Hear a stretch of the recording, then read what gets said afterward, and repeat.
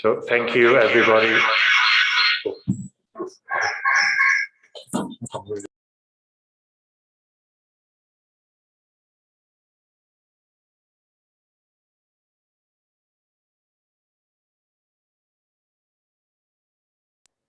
Thank you, everybody, for joining the session. We'll be starting in a couple minutes while we're fixing some technical details.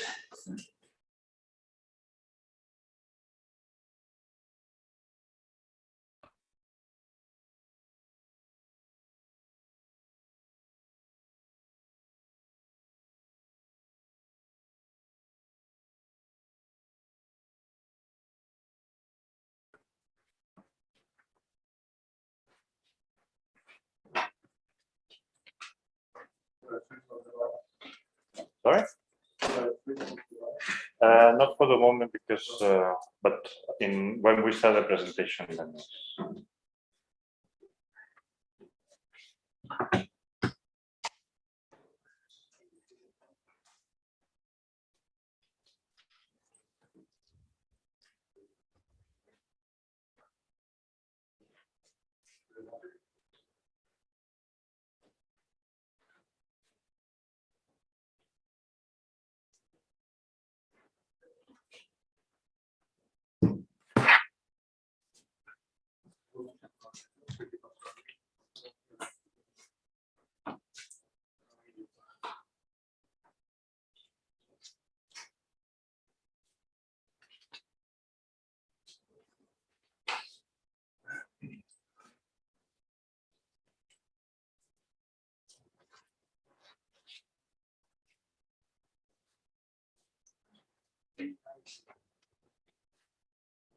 Okay, so I think we should be good to go.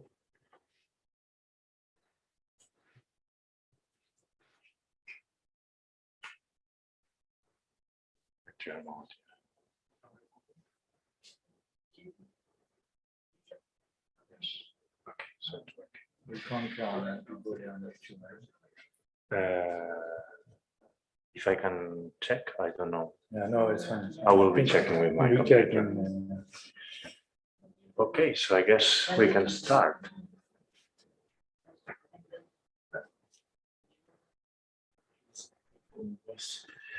All right, so welcome to the second EUTINN workshop on nanomaterials and nanotechnology. If there's any technical problem, please let me know. I think everything is working fine for the moment. But yeah, it's our pleasure to organize this meeting here in Cartagena. We're very happy that some of the speakers made it to the city today. It's a shame that not everybody could join. I hope in the next workshop it will be possible. And since we're a bit late, I wouldn't want to extend too much. I would like to present our first speaker of the session today. He's Christophe Couteau, the instigator of this meeting and the whole institute, actually. So he'll be giving some presentation remarks as well. But let me just set up the presentation, and we'll be starting in 1 minute.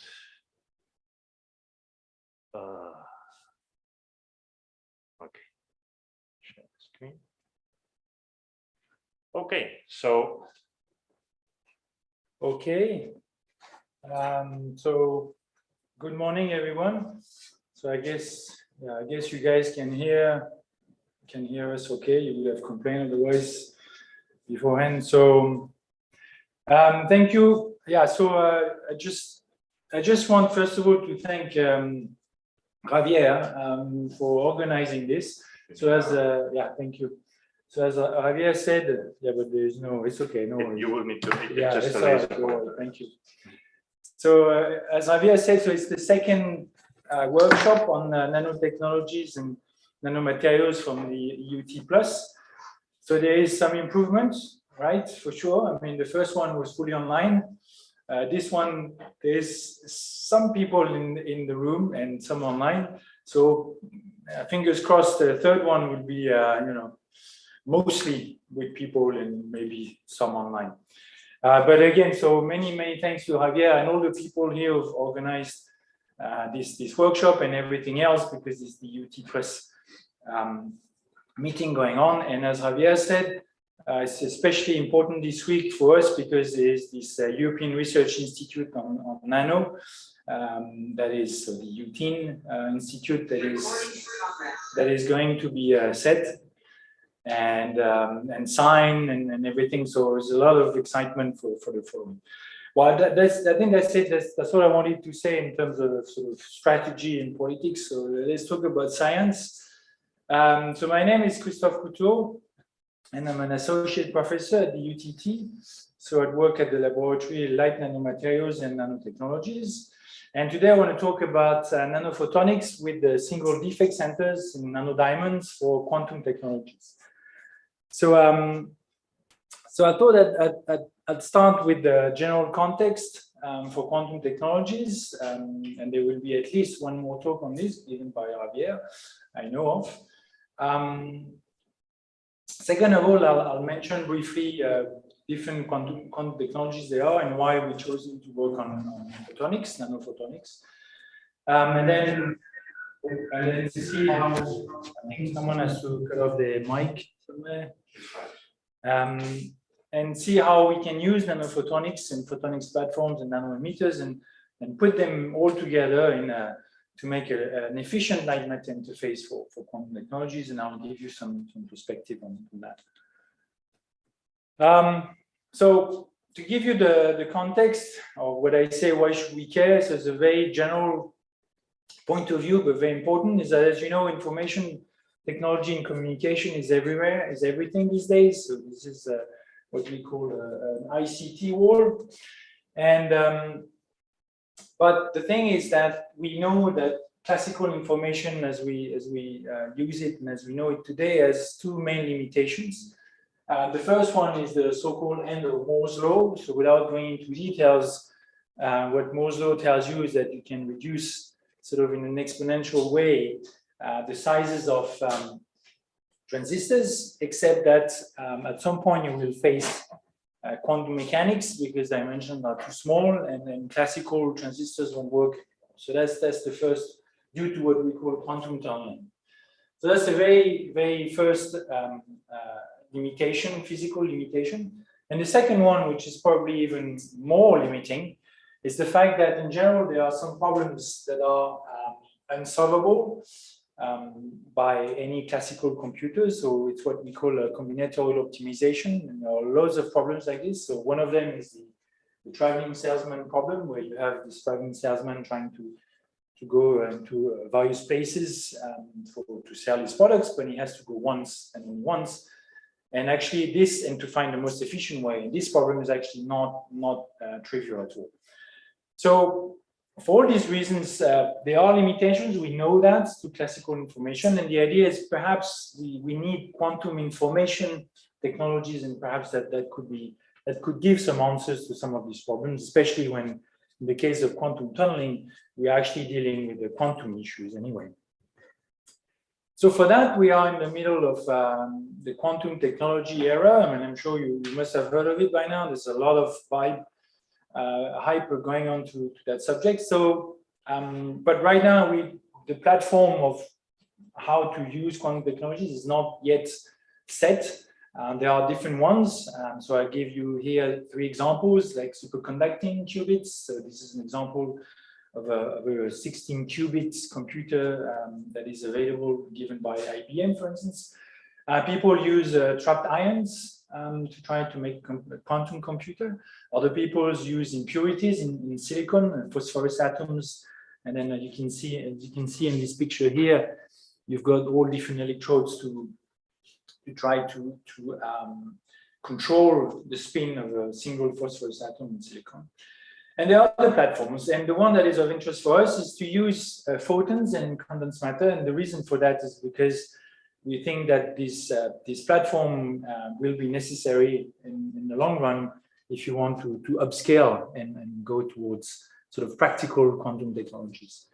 So for that, you need different things. So this is from an article was published in 2008 by Jeff Kimball, and he mentioned what he called the dream of quantum internet.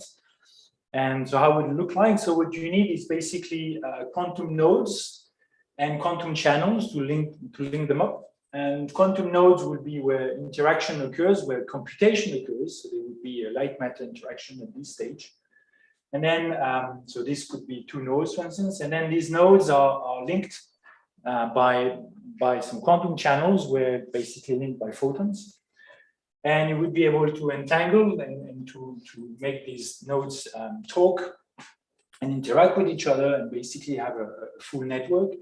At some point also you would need some memories, quantum memories. I'm not going to talk about this today, but this is also a very complicated matter to be able to have memories that can keep the quantum information alive.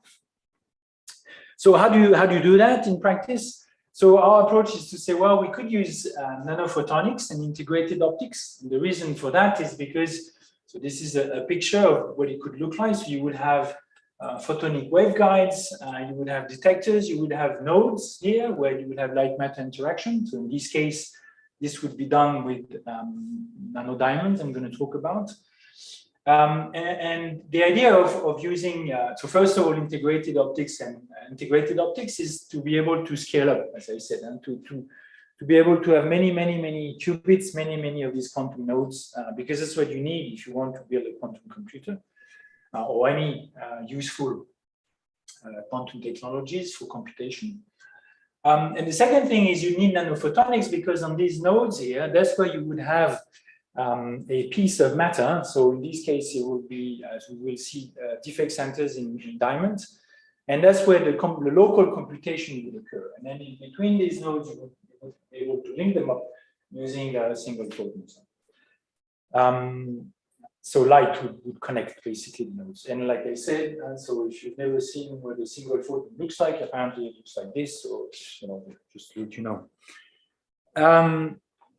So the platform we want to use, I'll be very quick on the platform, but the platform we use is glass. So it's a technique called ion exchange waveguide, and basically what you have is a full platform in glass.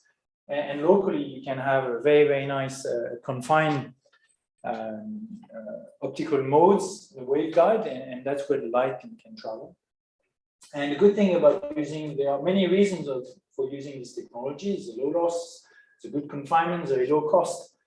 But more to the point, perhaps, is it's compatible with commercial optical fibers. Okay, and that's very important if you want to be able to link up and to have a quantum network at some stage. And as you can see, an example of a waveguide with two connectors and two optical fibers connected. So that's the first platform. So it's the sort of optical bus you want to use. And the second thing is you need the local interaction. You need the local piece of matter where the calculation would be made. And so there are many, well, not so many, but there are a few platforms. So the one we chose is to use what we call color centers in diamonds, and in particular for us in nanodiamonds. So what are color centers? So in diamonds, so you take the diamond matrix, and what you have is locally you have some defects, all right? And those are called colored centers. So they are deep defects. And so, for instance, you have the nitrogen vacancy center. So the nitrogen vacancy center is just that you replace one carbon atom by nitrogen, and you just removed another one. And locally, this envy center, this defect, has an internal atomic structure that looks very much like a two-level system, or even a bit more complicated, but more complicated in a good way, because that means that basically you can control the two-level system, you can control locally that artificial atom that is located in your crystal. And that's very good, because this you can use everything that you can use with a sort of standard two-level system in an atom, for instance. That means you can do quantum superposition. You can control the spin, the electronic spin of the center, and you can also couple this center with photons in and out locally of your defect. So what you see here, for instance, is the room temperature spectrum in the visible. You see in the red of an NV center. So the room temperature. You can also, so that's for NV centers. You can also have, so this is another one from an article where you have room temperature and you have low temperature. And you see in particular what we call the zero phonon line here, which comes out, which is the line that is sort of uncoupled to phonon vibrations from the environment. But whatever, the fact is that locally, this system here, as I said, can be seen as an isolated two-level system, quantum system that you can control, interact with the local computation on the electron spin, and you can couple in and out using light. So this is very good for quantum technologies, and it is used nowadays quite a lot. So this is one of the centers. But actually, the centers that we are interested in is another type. It's what we call silicon vacancy centers. So you have a picture here of what it looks like. So in this case, you remove two atoms and you insert a silicon atom between these two vacancies. And as you can see, perhaps the geometry of this center is slightly different than the NV center. The NV center is an asymmetric sort of local molecule. This one is completely symmetrical. And this is very good because that means that this center is actually more robust to the environment, to charges that can move around the crystal and so on. So that means that to preserve the quantumness of the system is much better. And as an example, you see again, similar optical spectrum of the center at room temperature. So it's not the same wavelength, it's about 737. But you can see, if you remember the one from before, it's a lot sharper here. Okay, so even at room temperature, it shows that it's a lot cleaner system than the NV center.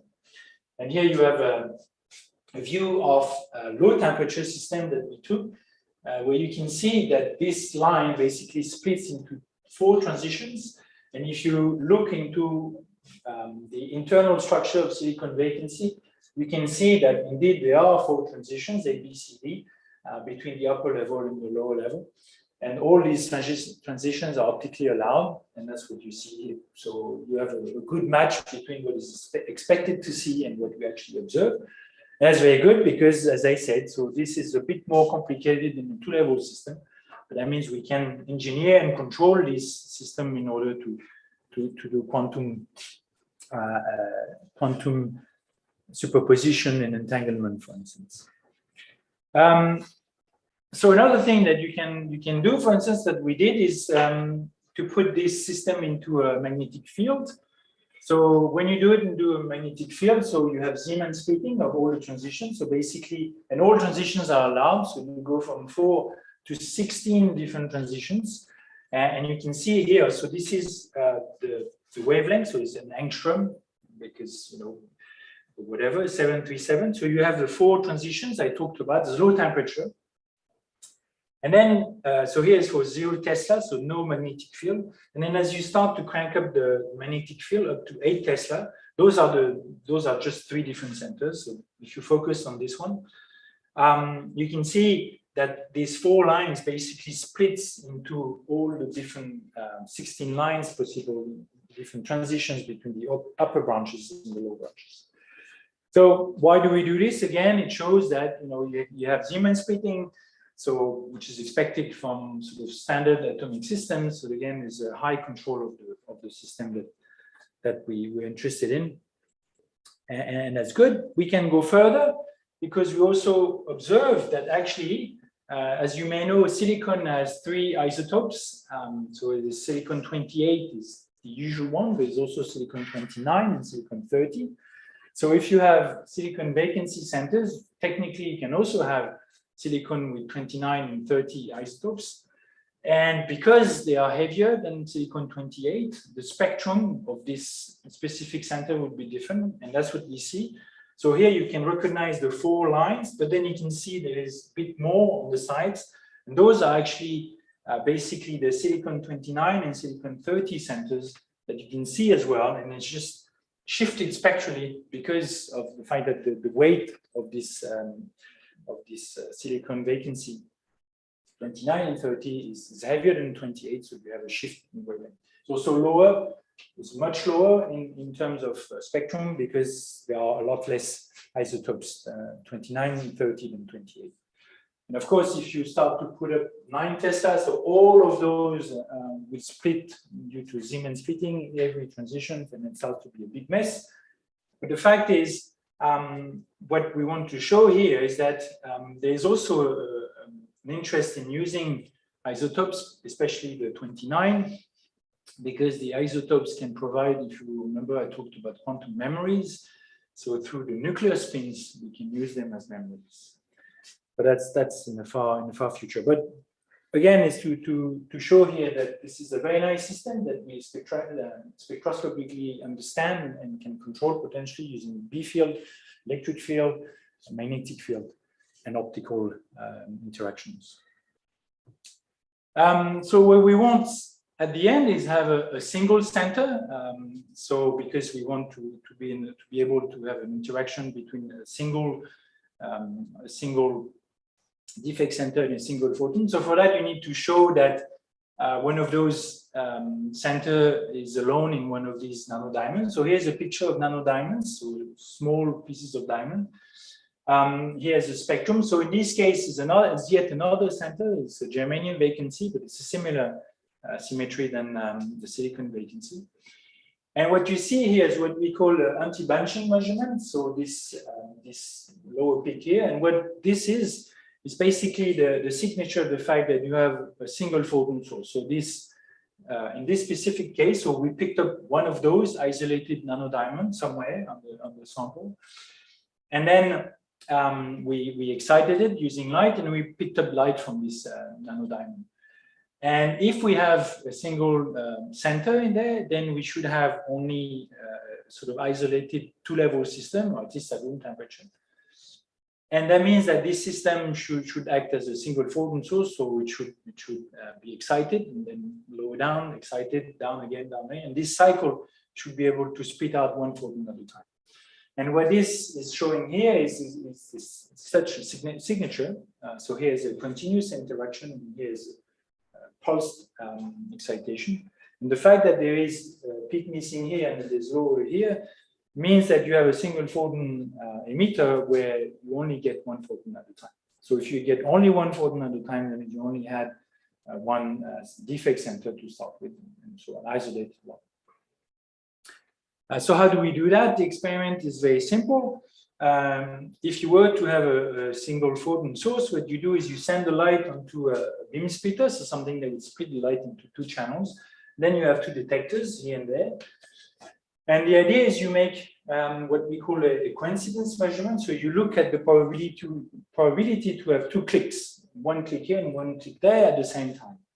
And because here we deal with single photons, and a single photon cannot be broken in half, that means that when a single photon arrives on the beam splitter here, it's got to choose whether it's going to be transmitted or reflected. But it can't be both.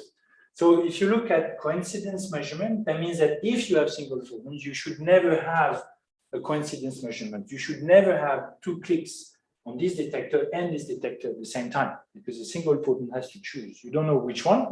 You may go to this one first or this one first. But fact is, it's never going to make the two detectors click at the same time. And that's exactly what you see here, because this function here is actually the correlation function, which is what you measure here of the light intensity. And what you see here, the fact that it goes down at zero delay, the zero delay is precisely the coincidence time of having a double click probability. So at zero delay, so this is a function of a double click. So when you're far away, so that means when you have a click here, and if you wait long enough, you will have another click here, no problem. So you can make an average of that. But as you go towards zero delay, so when you look closer, and ideally at the same time, you should have no coincidence event. That means the probability of having two clicks goes to zero. Okay. And that is the proof, that the only proof, that you have a single photon emitter and therefore a single isolated system. So, so next, once you have your platform, so this is the platform I mentioned briefly earlier on, so an optical glass platform. Then you have your emitter. So in this case, it's a single defect center in nanodiamond. Then you need to bring them together. You need to make an interface, an efficient one. And if you remember these quantum nodes I talked about, you have local interaction between light and matter. And you need to put that together. So for that, it's not a trivial work at all, because if you just simply take this optical waveguide and put your nanodiamond on top, this nano source, as I call it, the interaction between the photons coming from the nano source and the waveguide and the optical fiber afterwards would be very low. Okay, there'd be hardly any coupling between the emitter and the photonic platform. So you need to make some efficient interface, and that's where you need. So there are different approaches. So here's an example of one that was done some time ago, but now we have actually other designs where you have basically an interface or efficient interface between the waveguide and the emitter. And you need an adiabatic change between the two so that most of the light will be extracted from the emitter and be able to go in the photonic waveguide, and vice versa. If you send light into the fiber, the light will couple very efficiently to the emitter. So you have this nice light matter quantum node box. So how do we do that? So some of the recent work that was done. So what you see here, so it's not very we can't really see it, but you have to trust me on this one. So you have different lines here. This is a top view of the optical waveguide. So all the lines, as you can see or cannot see perhaps, are the optical waveguides seen from the top. And then you can see here there are some darker lines that are on top of it. And those darker lines are actually high index refraction layers of, in this case, titanium oxide. And then what we do now is we try to put emitters on top of these layers so that we have an efficient interaction between the emitters on top here and the waveguide underneath. So I don't have time to go into the details on how we do this. We have various techniques, but what you can see here is, at the end is you have, so here is the glass substrate, the actual piece of sample. What you see here is the waveguide, so half-buried waveguide that I showed you earlier on. What you see here, these sort of blocks here would be the high refractive index layers on top in order to have an efficient coupling. And these sort of T-shape, golf T-shape on top are representation of surface functionalization of single emitters attached to the top of the high refraction index layer. And of course, this is not to scale.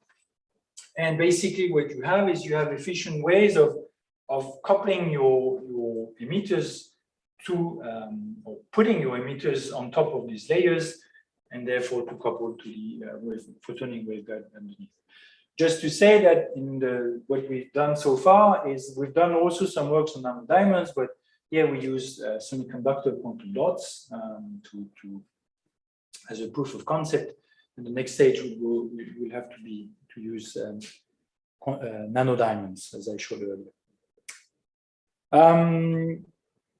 Right, and then just to show you some very recent results. So what you see here is it's a top view, so it's a scan view. So we use a confocal microscopy where we basically scan the surface of the waveguide, and specifically where there is this high refractive index layer. So it's a zoom in here. There's an optical zoom in. So you can see here the underlying of the optical waveguide of the high refractive index on top of the optical waveguide.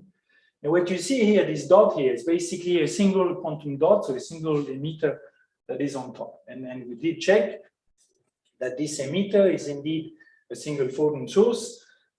So this we recognize that sort of, remember the shape that goes down here. So here's a pulse wave, but it's equivalent. And so basically we're ready to have a single emitter coupled to the waveguide. And the next step, hopefully this week, I don't know, we'll see. Already will have to tell me that there is something coupled into an optical fiber that is linked up at the end. So I think I'll stop here. I just want to give you some perspective, conclusion perspective on this work. So first of all, so hopefully this platform that we're working on is a promising platform. So what I mean by promising platform is a nice system, this quantum nodes I talked about. So it's a nice quantum node where we can locally couple photons with electron spins, in this case from the defect centers, so locally in nanodiamonds. It's a new quantum photonics platform because one thing that's for sure, at the end of the day, superconducting computers by IBM, for instance, are very good. I mean, they are excellent, but at the end of the day, they do not provide optical photons. They provide microwave photons, and those cannot be coupled to the rest of the world. So at some stage, all these quantum computers will have to be linked up. So quantum photonics will kick in for sure.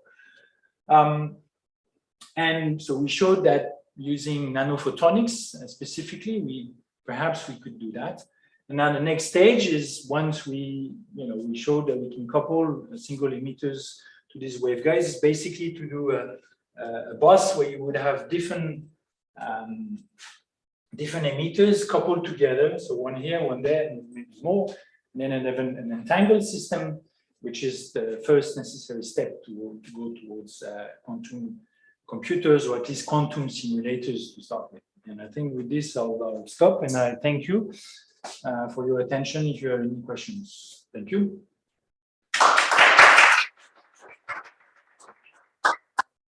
Christophe. So I have no idea time-wise. We're a bit delayed, but yeah, I'm sure. for the first session, it should be. We'll catch up. Okay. So we're ready to take any questions. If you want, I'm checking both Zoom and YouTube live session. So we have time for one or two questions. If not, I do have one question regarding this structure of the silicon vacancy. I'm familiar with the nitrogen vacancy center. There you have two electrons generating, let's say, two valence electrons, if you wish, generating the states, and then you have also some coupling possibly to the nucleus. What is the nature of these four states that you have showed for the silicon vacancy center? So the silicon vacancy, so as I said, is very nice because it's a symmetrical sort of molecule. So first of all, although that's the theory, in practice is not so clear, but the Stark effect, for instance, so any electrical field interaction does not occur because it's symmetrical. So that's good. That's the first thing. And the second thing, so it should be a two-level system. So nice can show that it comes down to a two-level system. But because we are in a matrix, so there is some more mechanical constraint. There's also a spin-orbit interaction that occurs. So that means that the two levels, that's supposed to be only two levels, are split into two more levels. So that's why you have this four transition due to spin-orbit interaction, basically. I mean, this is what you have in most of the condensed matter system, but it's okay. In fact, it's good because that means you can control some of the levels. You can do something on some of the levels and control the result on the others, for instance, these four transitions. So in a way, it's good. It's a chance to have more, in fact. Okay. Here there are questions as well. I have many questions, but I have maybe one short question. How robust is your system because you show that using with the Zeeman effect, you will have these strong splitting. So I am wondering if your single photon source is still a single photon source of the and apply magnetic field. Alors, it's a good question. So the answer is yes and no. So no, in a sense that, I mean, it's a mess. But yes, because what you do, so what I showed here is non-resonant excitation for most of what we do. But at the end, if you want to be serious about it, you need to be resonant. So that means that you would select a specific transition. So even if you have so it's more complicated with the Zeeman splitting because you have a lot of different transitions. But if you can pick up one of these 16 transitions, then you're fine. You're still in that regime. And then you can do that, but you need to have fine-tuning lasers to do resonant excitation, which is what people do anyway. You don't want to be off resonance usually for the system anyway. So the answer is yes, but you have to work a bit more. Yeah. Maybe if I can, I have another short question because at the end, the conclusion mentioned the fact that there is something with the spin and something with the photon. Yeah. Right? Yeah. So is it possible to induce spin polarized current directly by using polarized excitation? Alors, yeah, so you won't do spin polarized current. I don't think because, I think I understand this. It's not what you do, but what you do is you will be able to control the electron spin optically. Yes, that's yes. Okay, so I wasn't sure that's what you mean. Yes, so yes, and it's precisely what you want. So you want to optically control this and put it in a superposition state of the spin. So that would be your qubit. Okay, so yes. So people have done that with NV centers. There's some work with SIV, but not much so far. But NV centers, they do that all the time. Yeah, that's exactly. So yes, we can do this, and this is very nice. And that's why the systems are quite nice because they're quite isolated. So you can control the electron spin very easily. Thank you. All right. Thank you then, Christophe, Thank for you. your presentation. Thank you. We'll move on then to the next speaker, who's Panos Keivanidis, online directly from Cyprus. So if you can share the screen.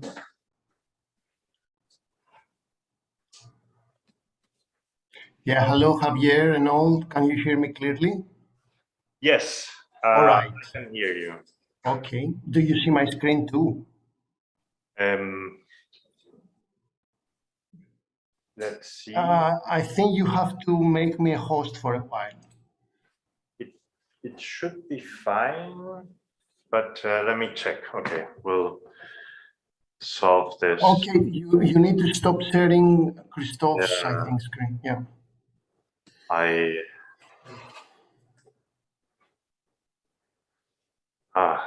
Finally, yes.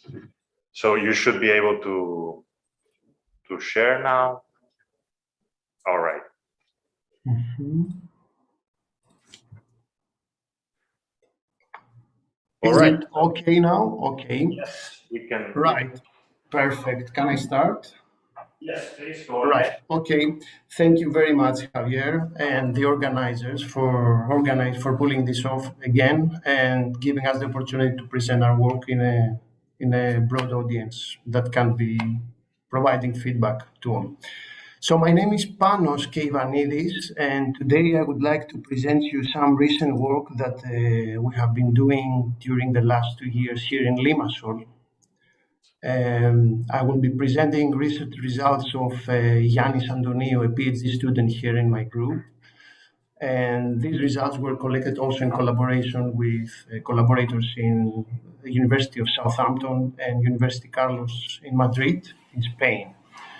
The topic of my work, I mean, if I would like to make a follow-up with Christophe's interesting talk, is a matter of, it's a topic of light-matter interface.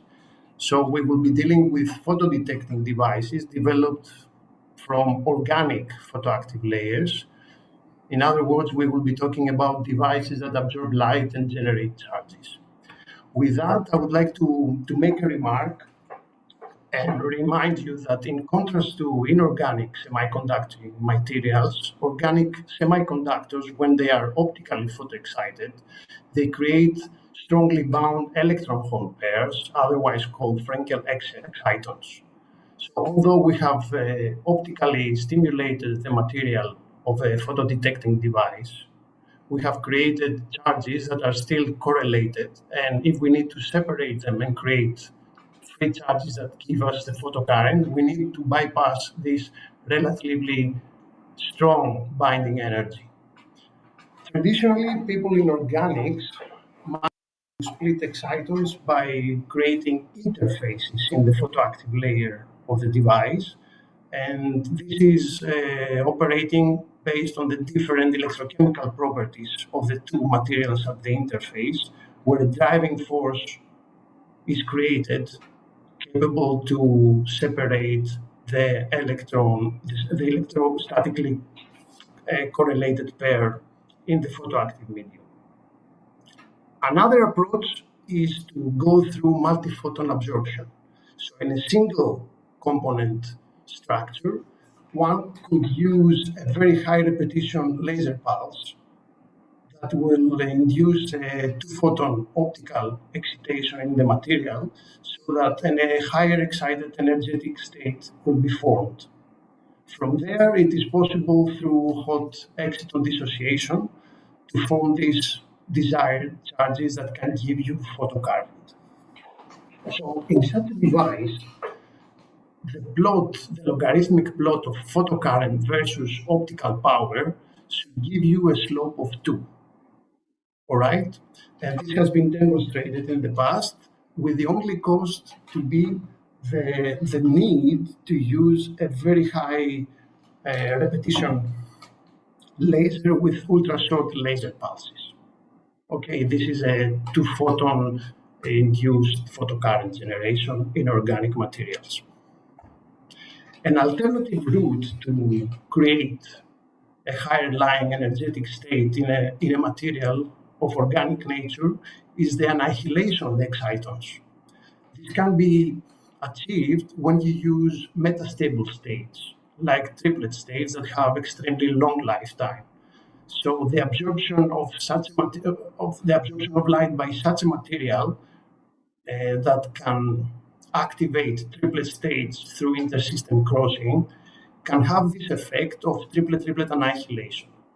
One molecule of each material absorbs a photon, converts the electronic state to a triplet electronic state that has a relatively long lifetime and gives the opportunity for two materials of this type to interact and annihilate.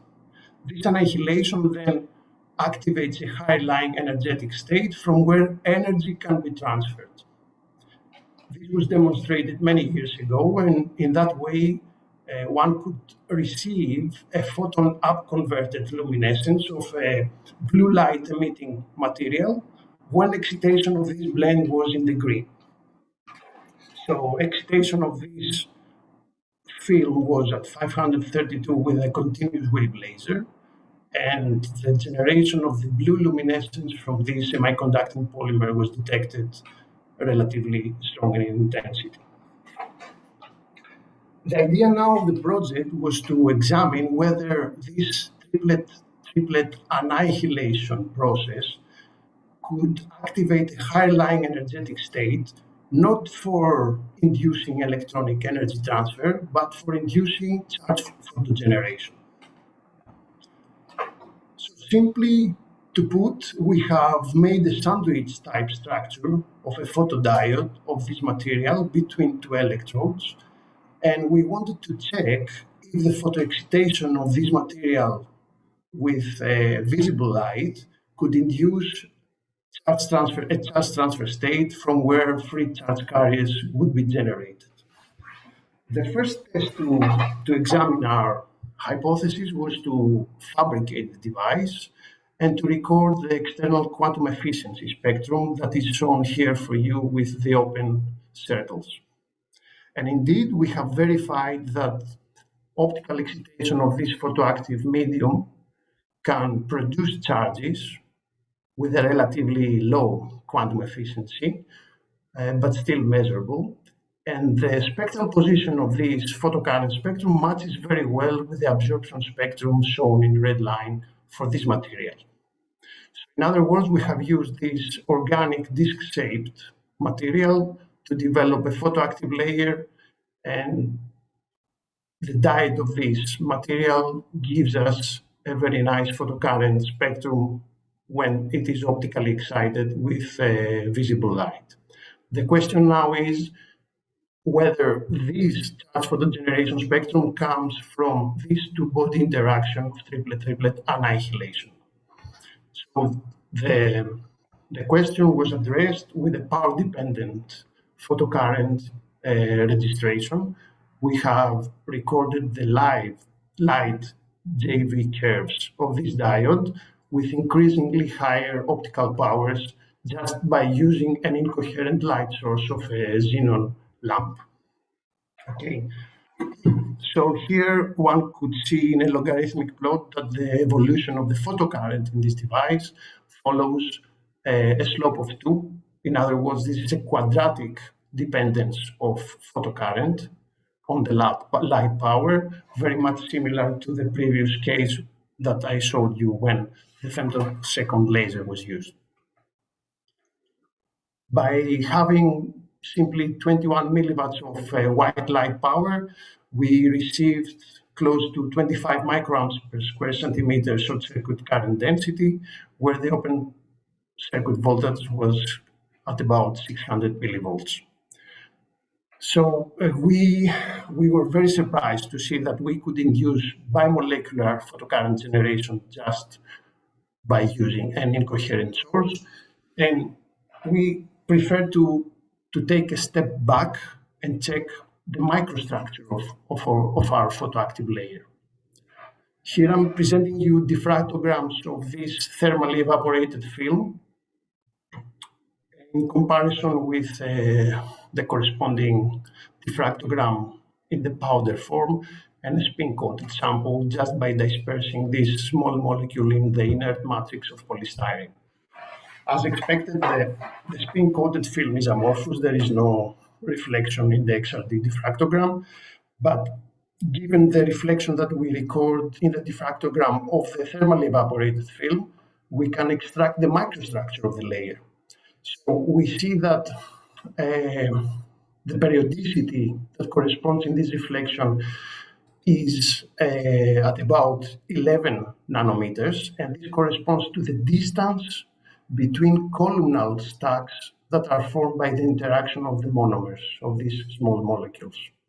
All in all, our crystallite size is at about 40 nanometer diameter, and this is verified also by the high-resolution atomic force microscopy imaging that we have performed for this film that gives us a size of these spheres close to between 45 and 60 nanometers.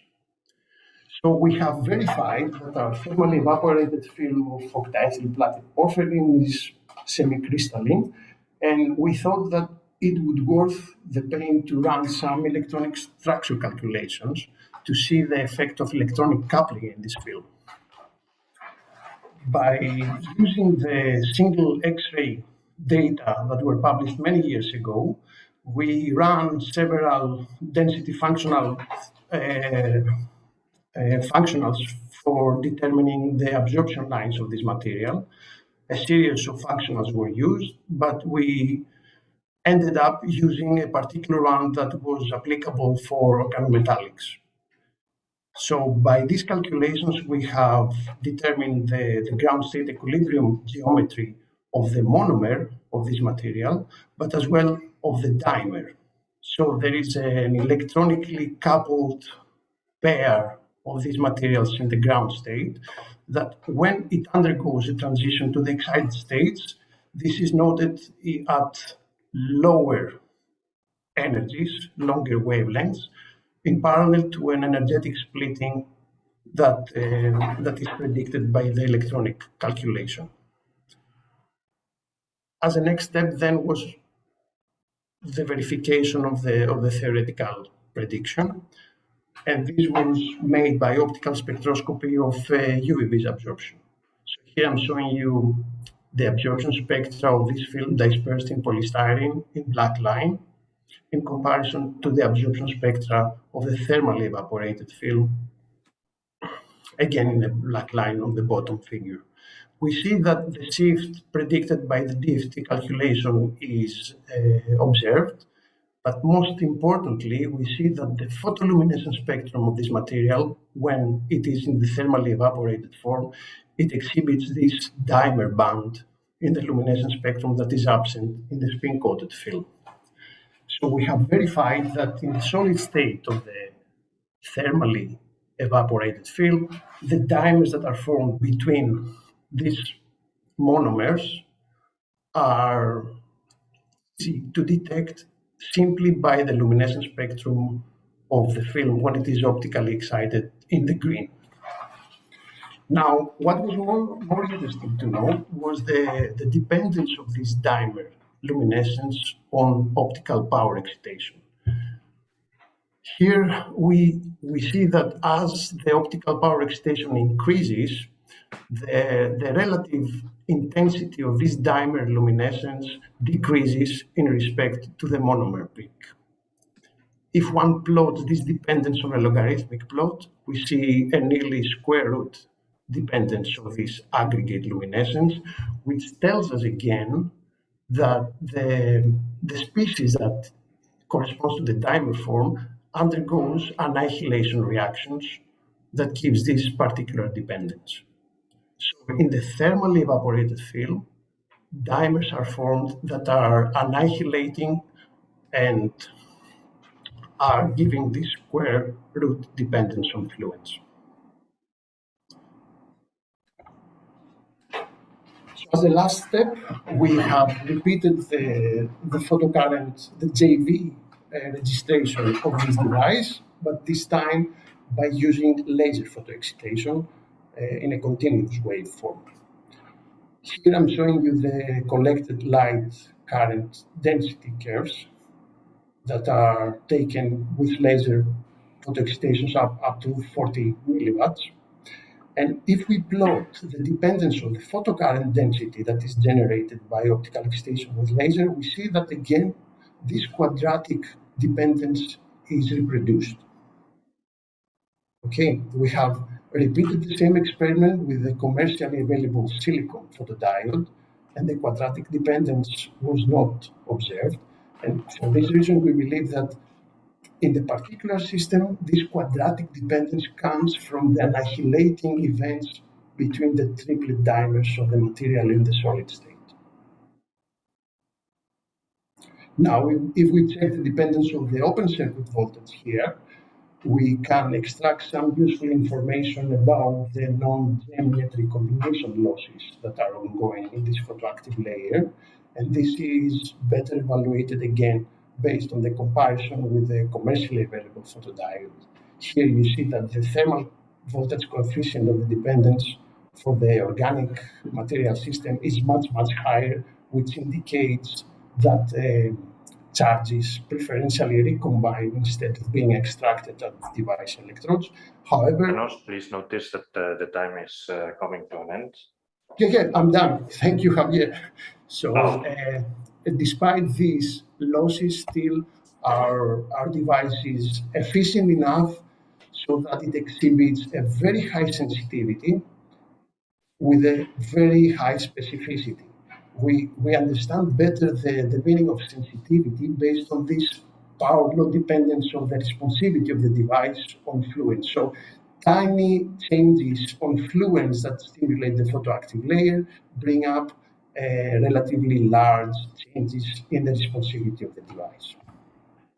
So if I conclude now, I would just give you the take-home message that is, we are capable of fabricating in-house organic photodiodes that we can characterize electro-optically, and we have verified that in these diodes, triplet annihilation reactions are responsible for the generation of photocurrent. We believe that this type of electronic device will be very useful in a handful of organic electronic devices, such as multi-state logic circuits and organic photodetectors. With that, I'm closing the contribution from our side by thanking again Javier and the people in Cartagena for organizing the workshop, together with the organizing committee, of course, and my collaborators for their valuable contribution. Thank you very much for your time. If you have any questions, I'm happy to try to answer.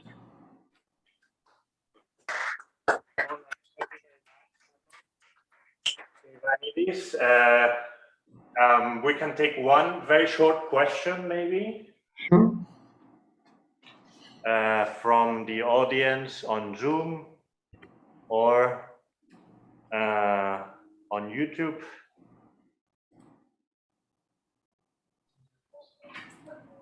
There was one question? No, that was a message I wrote before. There was a new one? Hand. I see, I was not checking that. Yeah. If somebody has a question, just turn on your mic. I can't see. It's not anymore. Okay. Well, unless there is a very pressing question, in the interest of time, because we're quite delayed, we'll go on to the next speaker. Thank you very much. Thank you so much. Thank you. Bye-bye. So I think Frank Schell can start sharing the screen. Okay, thank you, Javier. All right. There you go. Can you see my presentation? Yes, it's visible. Okay, thank you very much. Yeah, dear ladies and gentlemen, my name is Frank Scheel. I'm teaching chemical engineering in Darmstadt. Welcome to my talk on recent advances on continuous chemical manufacturing with million microreactors for fine chemicals and nanomaterials. We are not experts in physical properties of nanomaterials. As you can see in the cartoon, we are interested in reactor designs and scale-up procedures, which can be useful for manufacturing of nanomaterials. Let me with a short introduction. We currently observe changes in the way chemicals are produced in the industry. Two examples are shown here for the so-called factory of the future the industry is working on. First example is the Evotrainer, a process unit in a cargo ship built by the company Evonik. The idea is that container-based chemical plants can be set up on a more or less green field so that the amount produced can be more easily adapted to demands as with conventional plants. Similar approach was undertaken with Bayer a few years ago. When I was with the company, I was able to participate in two former FP7 demonstration projects, Polycat and F3 factory. Since now, a number of pharma companies entered into this technology. However, you need efficient equipment to be placed inside such containers. And one type of such equipment are microreactors. Well, microreactors contain internal structures with characteristic dimensions from micrometer to a few millimeters. And the most pertinent property is probably the high surface to volume ratio, which can be orders of magnitude higher than with conventional equipment. Microreactors are not necessarily small. They are not to be confused with lab-on-a-chip devices. These lab-on-a-chip devices are microreactors, but not all microreactors are lab-on-a-chip. For example, here in this image, I show you a microreactor which has a flange diameter of some 1.5 meter. It is designed for a throughput of 10,000 liters an hour. Well, the high surface to volume ratio leads to a number of properties.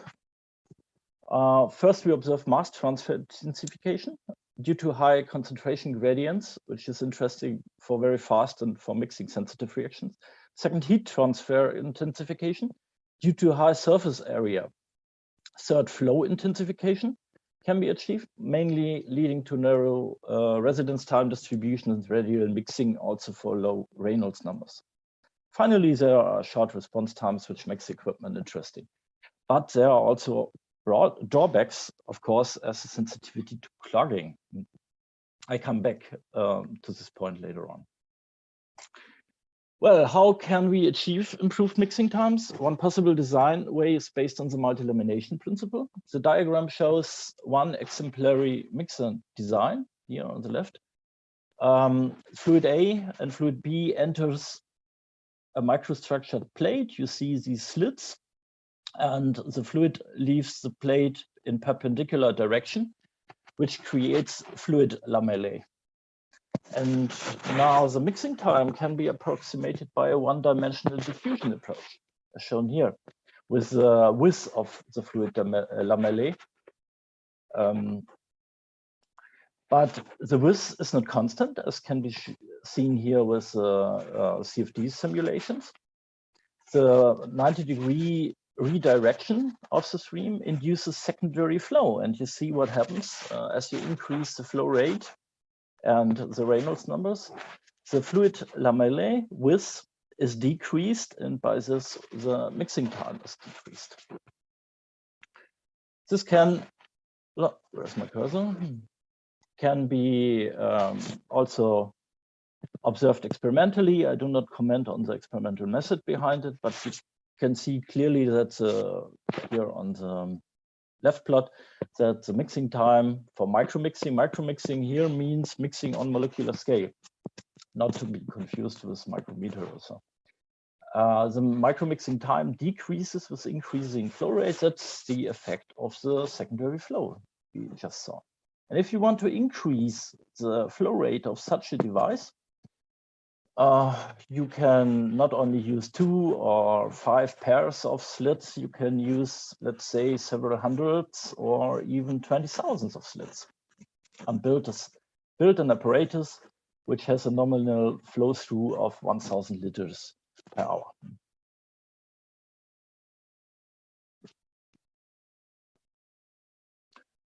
Fabrication of microreactors is not too cheap thing.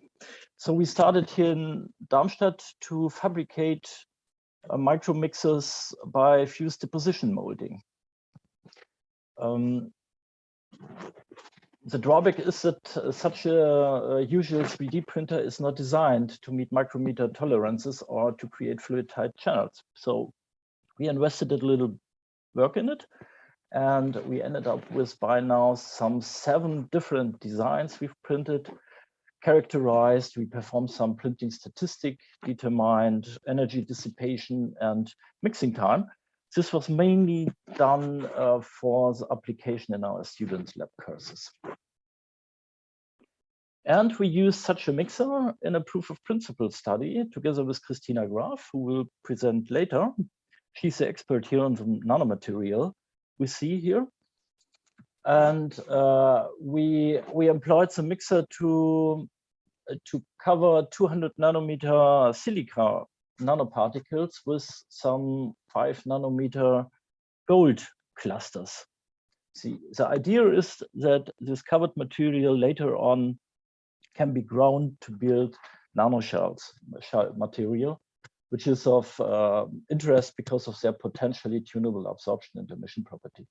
The main benefit here is that continuous operation may allow to produce a higher quantity of the gold cluster material than a comparable batch operation. Well, and the benefit of microreactors for particle generation lies mainly in the controlled preparation of supersaturation, for which, of course, thermal control and mixing might be crucial. The following steps of growth benefit from a control of residence time distribution as well as ongoing mixing of the particle dispersion. Usually our technical knowledge stems from investigations in steered tanks. And here we go. And I put just 2 exemplary reference on it from the 90s. There are many more by now. That's true. This is the classic work in this field, where you usually perform a few steps to model the situation of particle generation. You use a mixing series for the various length scales. You use the energy dissipation created by the impeller. And that's the main issue here with this approach. The energy dissipation inside the steered tank is everything but not equally distributed. That's the main aspect here. And this can be overcome by continuous operations, micro mixers and micro reactors. Okay, and the last point, you integrate models for the time scales of reaction. Here we go. Reaction, nucleation, particles growth, and so on. By the way, this is by no means the only models available. This is just to give an exemplary view of the situation we face here on the technical scale. Our approach here is to investigate fast precipitation with micromixers. So we are here for the first step of the procedure. And we investigate the hydrodynamics in so-called coiled flow inverter, shown here together with the inventor of this piece of equipment, Krishna Nigar from New Delhi. This piece of equipment is currently employed in the industry for continuous cooling crystallization. More recently, oh, sorry, I just mentioned one thing, that's the danger of clogging in microreactors. One approach to overcome this danger is precise flow control, in particular to prevent backflow. And this slide is a very old slide from my previous work in the industry. We employed this piece of equipment where a check valve is directly integrated into the microstructure. It's basically a multi-lamination principle where fluid lamellae are created, as can be seen here with the CFD simulation. And the piece of equipment you see here was used to produce catalyst material consisting of larger particles dotted with metal nanoparticles. The distribution and the main observation is shown here. The particle size distribution as obtained with a microreactor setup was more narrow than what was achieved with the batch reactor. This was a commercial application then, and this is the disadvantage. We cannot share too many scientific details on it. Okay, more recently, we worked in Darmstadt on micro nozzles. Micro nozzles is an arrangement of nozzles in the range of maybe 100 micrometer. And these nozzles are designed to be employed in reactors for continuous manufacturing of fine chemicals. You see here this image. The main idea of using multi-nozzles is that you would expect an easy scale-up by numbering up. The challenge is that the actual performance depends crucially on medium and flow properties as well as on the geometry. Well, what we performed is shown here.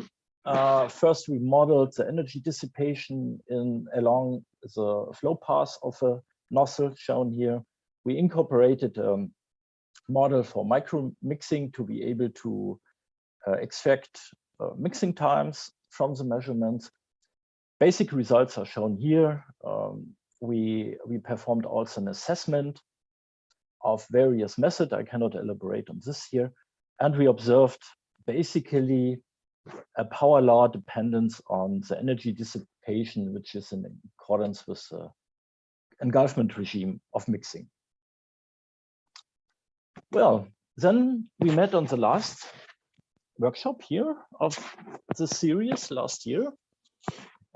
We met the group from Gilles Lerondel, and Anisha gave an inspiring talk last year on how self-organization can be one technique to make large-scale nanostructuring.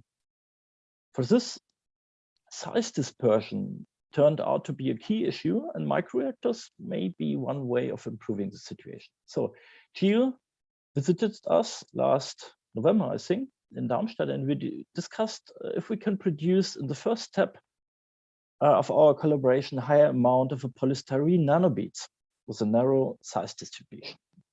So we started this little project. First, we selected the appropriate process. We decided to go for a fast precipitation.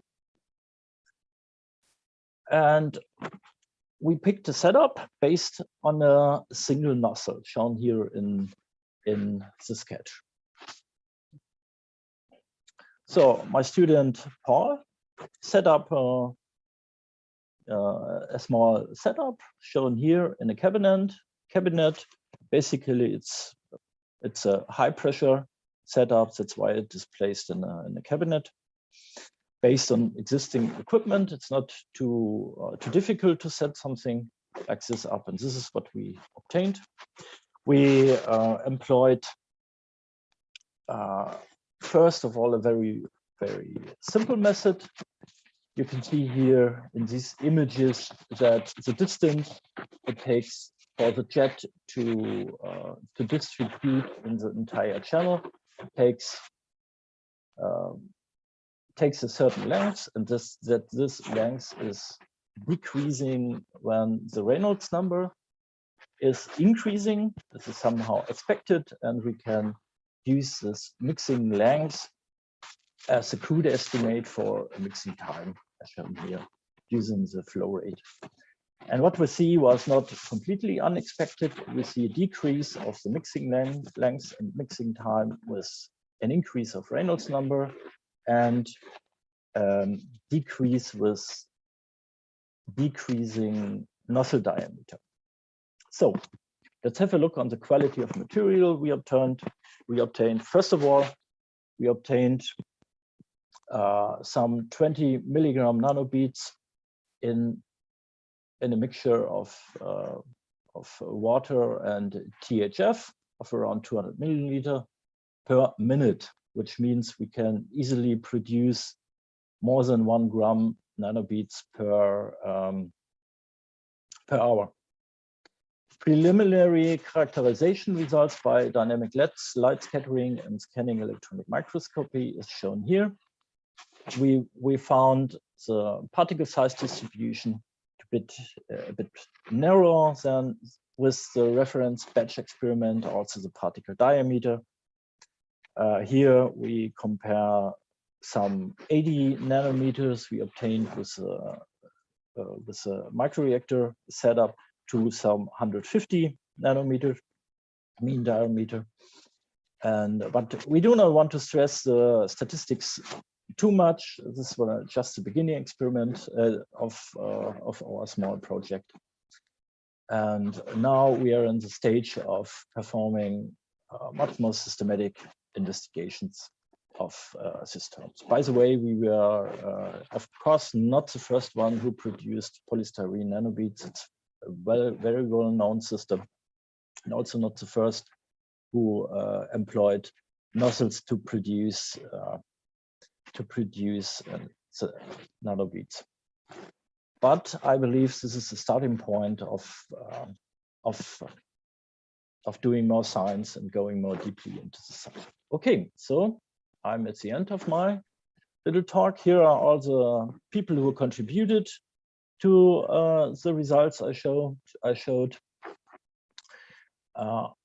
Many thanks to them, many thanks to the financial support, and of course, many thanks to you for your attention.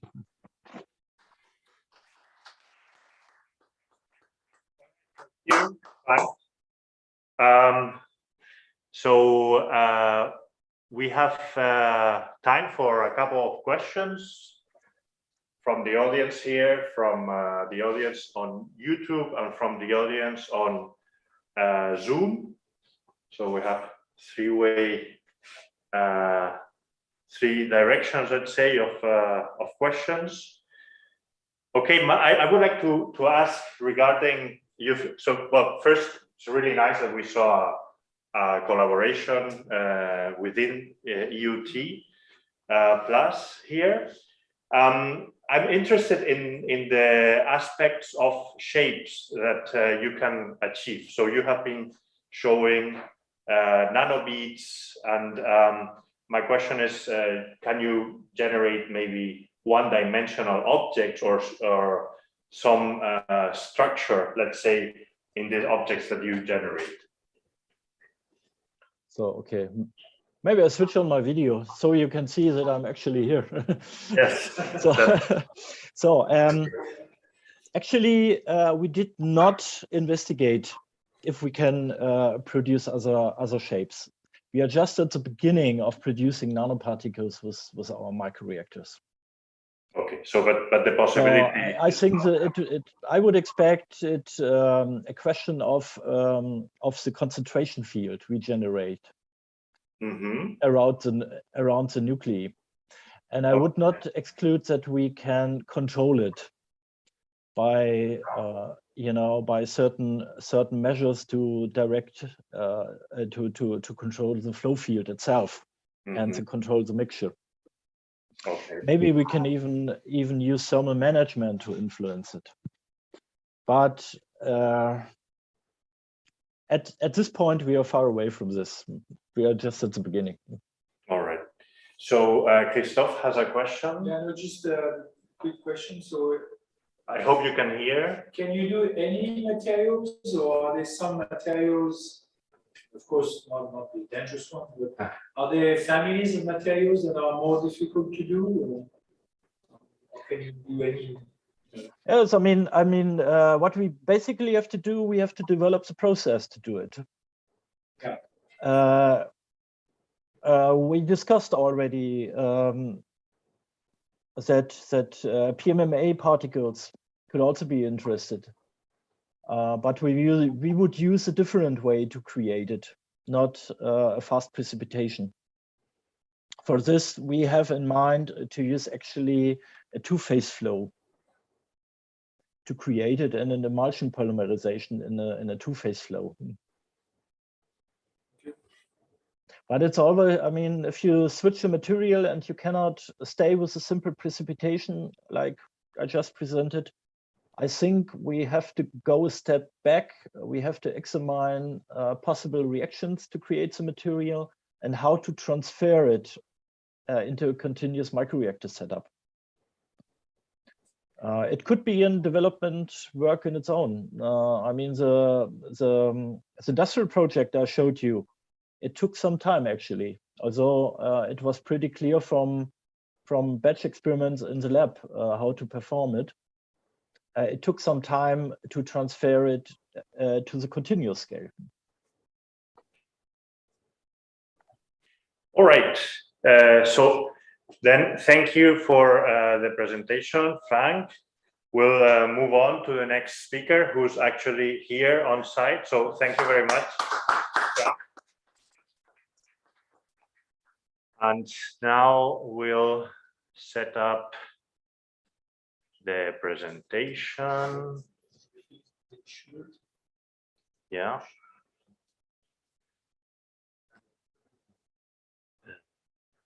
Share. Oops. So yeah, there is a laser, but you have to move the slides on the. Where is the? Ah, no, sorry, the laser is this one.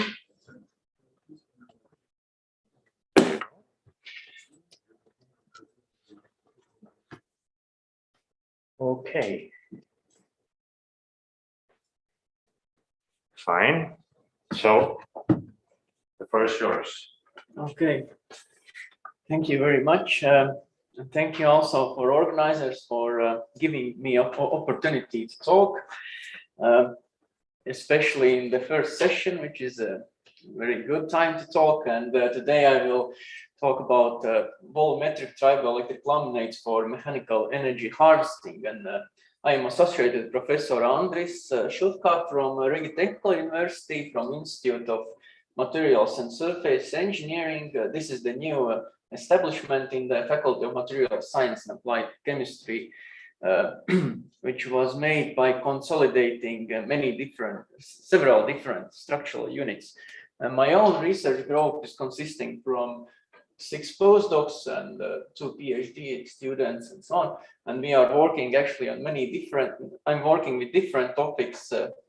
Perhaps I have too many research interests, but I will just show that what I'm doing, what we are doing. So one is the triboelectric nanogenerator topic, where I will talk today. Then there are photocatalysts, optically responsive materials. These are really nice photochromic colloids from quantum dot size nanoparticles. They are 3 nanometers in diameter of titanium dioxide, which can be doped with different material dopants.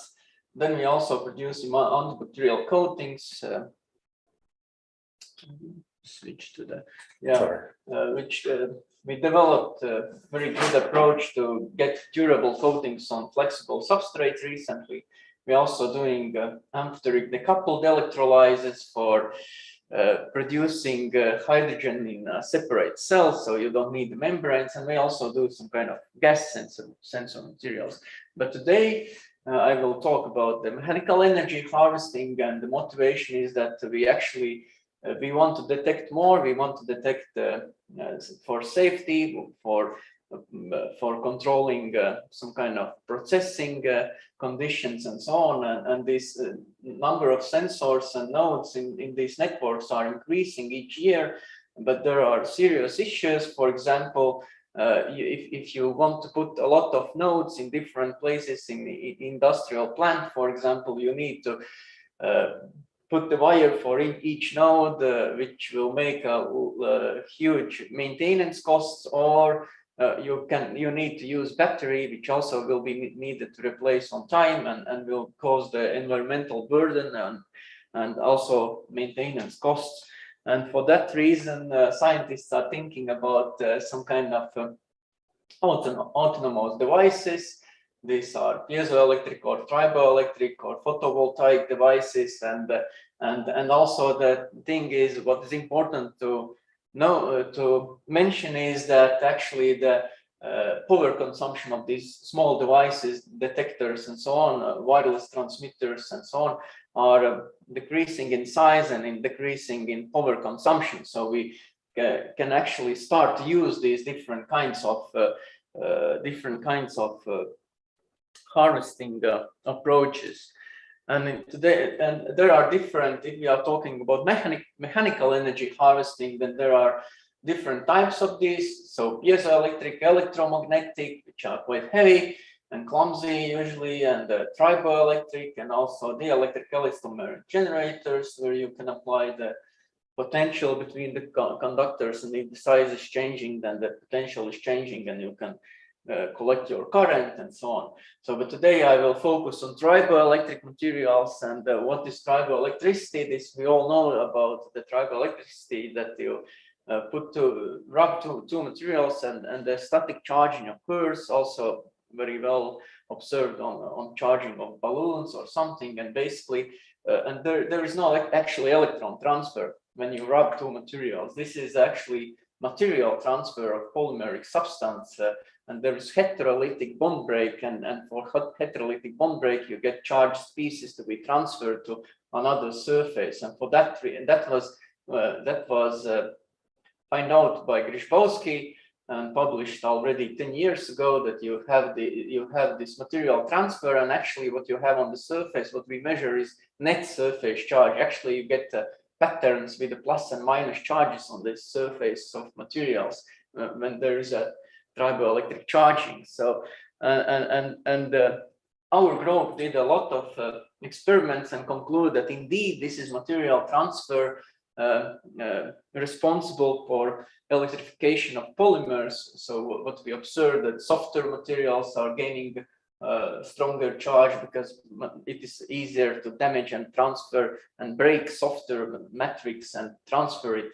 Then we find out that regardless of chemical composition, if you contact the materials with similar hardness, then there is no charging. And if the hardness is different, then you have a huge charging. We can also contact and separate identical polymers. And if the, for example, thermal history is different for, in this case, polypropylene, then we can get charging. The thermal history will influence the mechanical and deformative properties, and so we can get some kind of bidirectional material transfer, and can observe charging. And we also made this matrix where we contacted different polymers, and they are grouped with increasing cohesion energy. So we can observe this nice coloring. So again, indication for material transfer. We also noticed that materials which are more sticky will get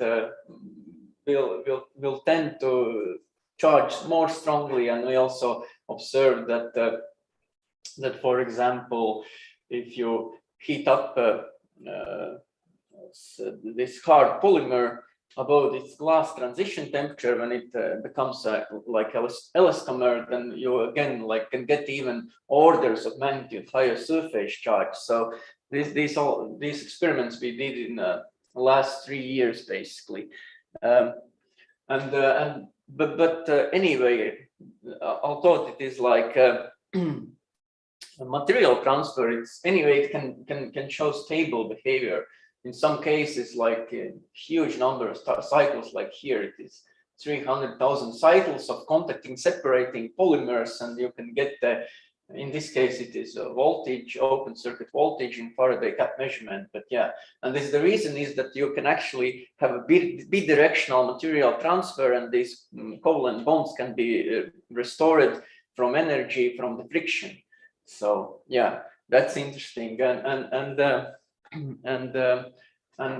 now closer to the topic, what is triboelectric generator? Triboelectric generator is a device which exploits this contact electrification of polymers. So you have two conductive plates covered with different polymers, and if you contact separate, these are charging, then you have electrostatic induction on these plates, and from moving, the potential of the system is changing, and then you can get your voltage and current peaks, and this can be used for covering the micro device. And there are many applications suggested for these triboelectric generators, like yeah. And for mechanical harvesting, there has been a lot of devices proposed to harvest mechanical energy. These are like quite old works already. I should update this slide, but anyway, the main drawback of these all these triboelectric generator devices are that they need these separable and movable parts, and this for that reason it is hard to integrate in the wearables, or sometimes they are needed to be implanted into the body and so on, and it makes it hard to do it basically, and for that reason we are developing volumetric triboelectric materials, which will act similar as soft piezoelectric materials like PVDF, for example. And this is the concept of triboelectric laminate. We have different layers from bilayers actually, and there is from between the bilayers there is loose interface where you can have a friction from the deformation, and both surfaces are gaining different charge, and there is no friction between them between individual layers in bilayers. And so in that case we get aligned dipoles. So to get in more details, for example, here these are 3 different samples. We have individual layers. In this case we don't have any signal because the dipoles are oriented in different directions and cancel each other. In this case we have an aligned bilayer structure, so we get these aligned dipoles, and we get nice nice electrical signal. And if we flip around the middle layer, for example, then again we don't see any signal because identical materials are contacted separated in this case, and we can't expect any charging in this case. Yeah, we already did publish this. First work on this we made from this was extremely simple polymer. You can make it in at home. We just make two polymer film, put the double adhesive tape on this basically, and add a mesh separator mesh, and then in this case we built such a device and measured in response to mechanical stimuli. We measured the voltage, current, like it's like works nicely already with in such by producing in such simple way. And Now what we are doing, we are trying to produce in a more sophisticated way. Here there are different scale bars. We just produce this laminate from 2 different diameter fibers. So basically, what is the idea here, that you have a large fibers with a large pores, and if you start to spun the small fibers on them, with the diameter in order of magnitude smaller than these fibers, then these small fibers get into these pores and make a fixed interface. And the next step, you spun again large fibers on these small fibers, and these large fiber diameters are larger than the pores of the small fiber mesh, and these can penetrate in, and in such a way you get loose interface. And so this interface will be responsible for tribal-istification. And in such a way we can produce these laminates and obtain again the electromechanical response. And here we keep the constant thickness, but we increase the number of triboelectric interface, and we get like almost linear behavior. In this case, we produced with 30 billiards of this keeping constant thickness. And as you can see, we get like really nice trend. And if we compare with a commercial PVDF device, then you can see that current we observe is almost with the first shot. We are okay. I'm finishing soon.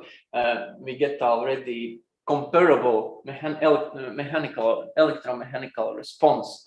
So we also tested our material for harvesting acoustic energy. This is response to acoustic signal with different frequencies. So yeah, it works nicely, and that's it, guys. Thank you for your attention. Thank you very much. So we have time for a couple of questions. Let's check if we have any online. Let's see, in the chat there seems to be. How can you induce macroscopic orientation in your bilayer triboelectric system? From Panos Kivanidis. So this is this align. This is introduced. You want the please slides? put my slides back. If I find them, yeah. I think it was on the slide here. So if you have these bilayers and there is no friction between the individual layers in bilayers, then in such a way you get these aligned dipoles across the volume of the material. I hope that I answered the question. Okay.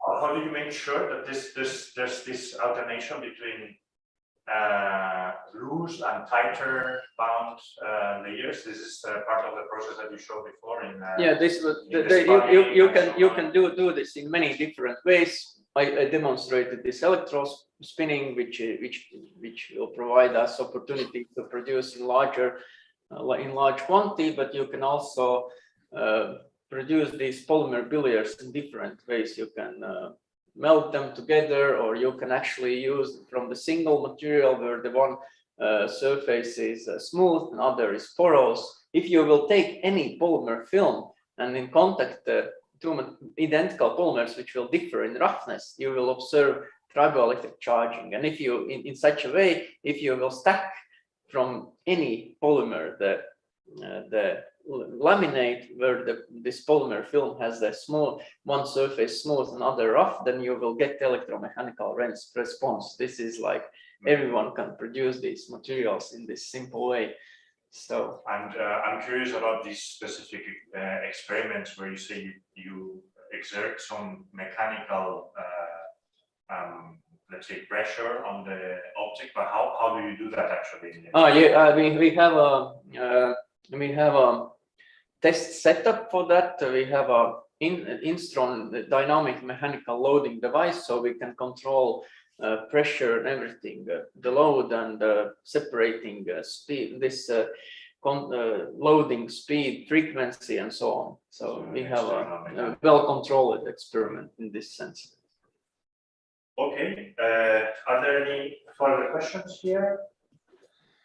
No, let's check, YouTube is fine too. So, unless there are any further questions, we'll go on to the next speaker. Let's. Thank you. Okay, well, thank you, Andres. So I'll stop sharing so that the next speaker, let me check.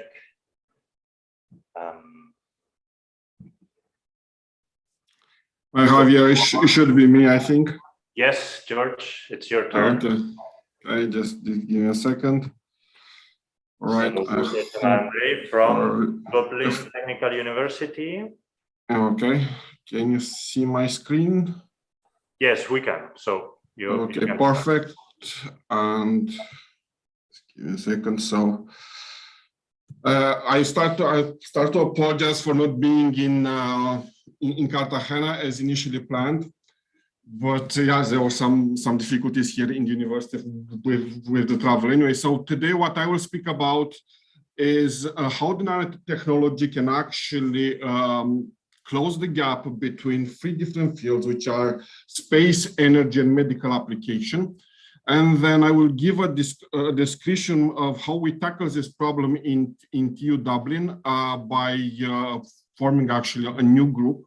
And then I'll go a little bit into science in looking in the particularly in the plasmonic in energy and space application and in the medical sensing. So if three people are coming, one from energy, one from space, and one from medical, at the first glance, what you might see is that they have nothing in common. But as you are looking closer, you will discover that in space, for example, you have a lot of applications that are common to medical sensing and to energy. The first thing that might strike you is the PVs. Then what you have, then if you look a little bit closer, you will see that you have a thruster here, and a thruster which it's used for propulsion using, for example, some nanofluids, and also or a plasma jet. A plasma jet, which is also can be used in medical application like treatment of the cancer. On the other hand, you have in the medical sensing, you have you can look on the interaction between the nanoparticles and let's say proteins to see how they aggregate. And again, I'm going to the cancer, the diagnosis. And the nanoparticles are actually formed in are coming as dispersion. Dispersions that, on the other hand, can be used in energy applications like the thermal photovoltaic.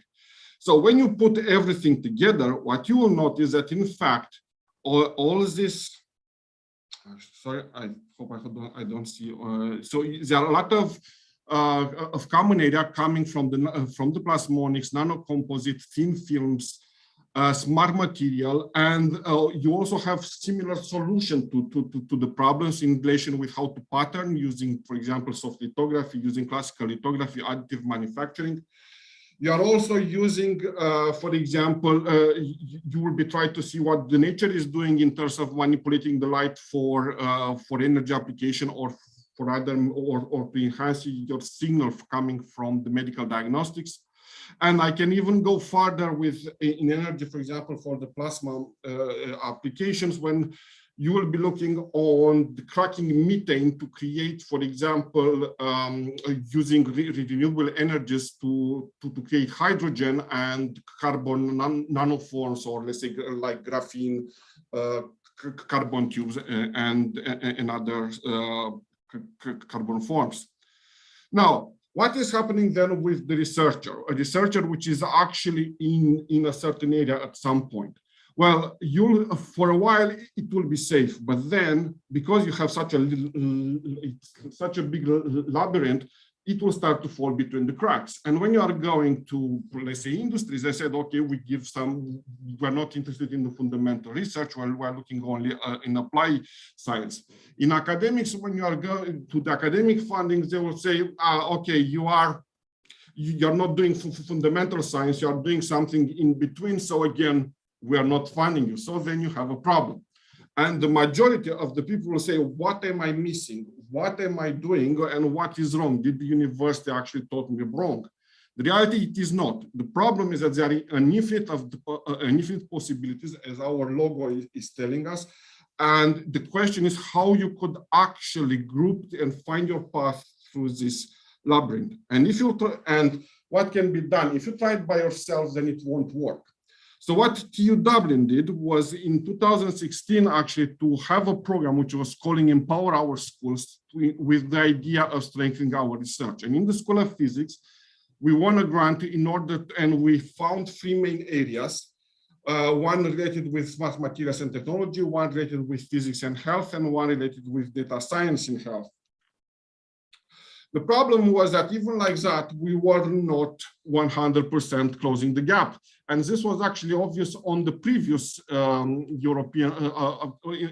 our previous meeting, where basically a lot of researchers didn't get the chance to present and they weren't seen as doing, for example, nanotechnology, although they were doing a lot of nanotechnology. They were seen like doing either energy or doing space or doing medical data diagnostics. So what we did in the School of Physics, 4 of us actually discussed it, and we formed a group which is called the Group of Applied Physics, with the aim of closing the gap between the academic and industrial research and in the areas of space, medical, and energy applications. And since we will actually launch it in November, the group developed significantly. So we are now with 10 permanent members, and we have also associate members and a lot of students coming in.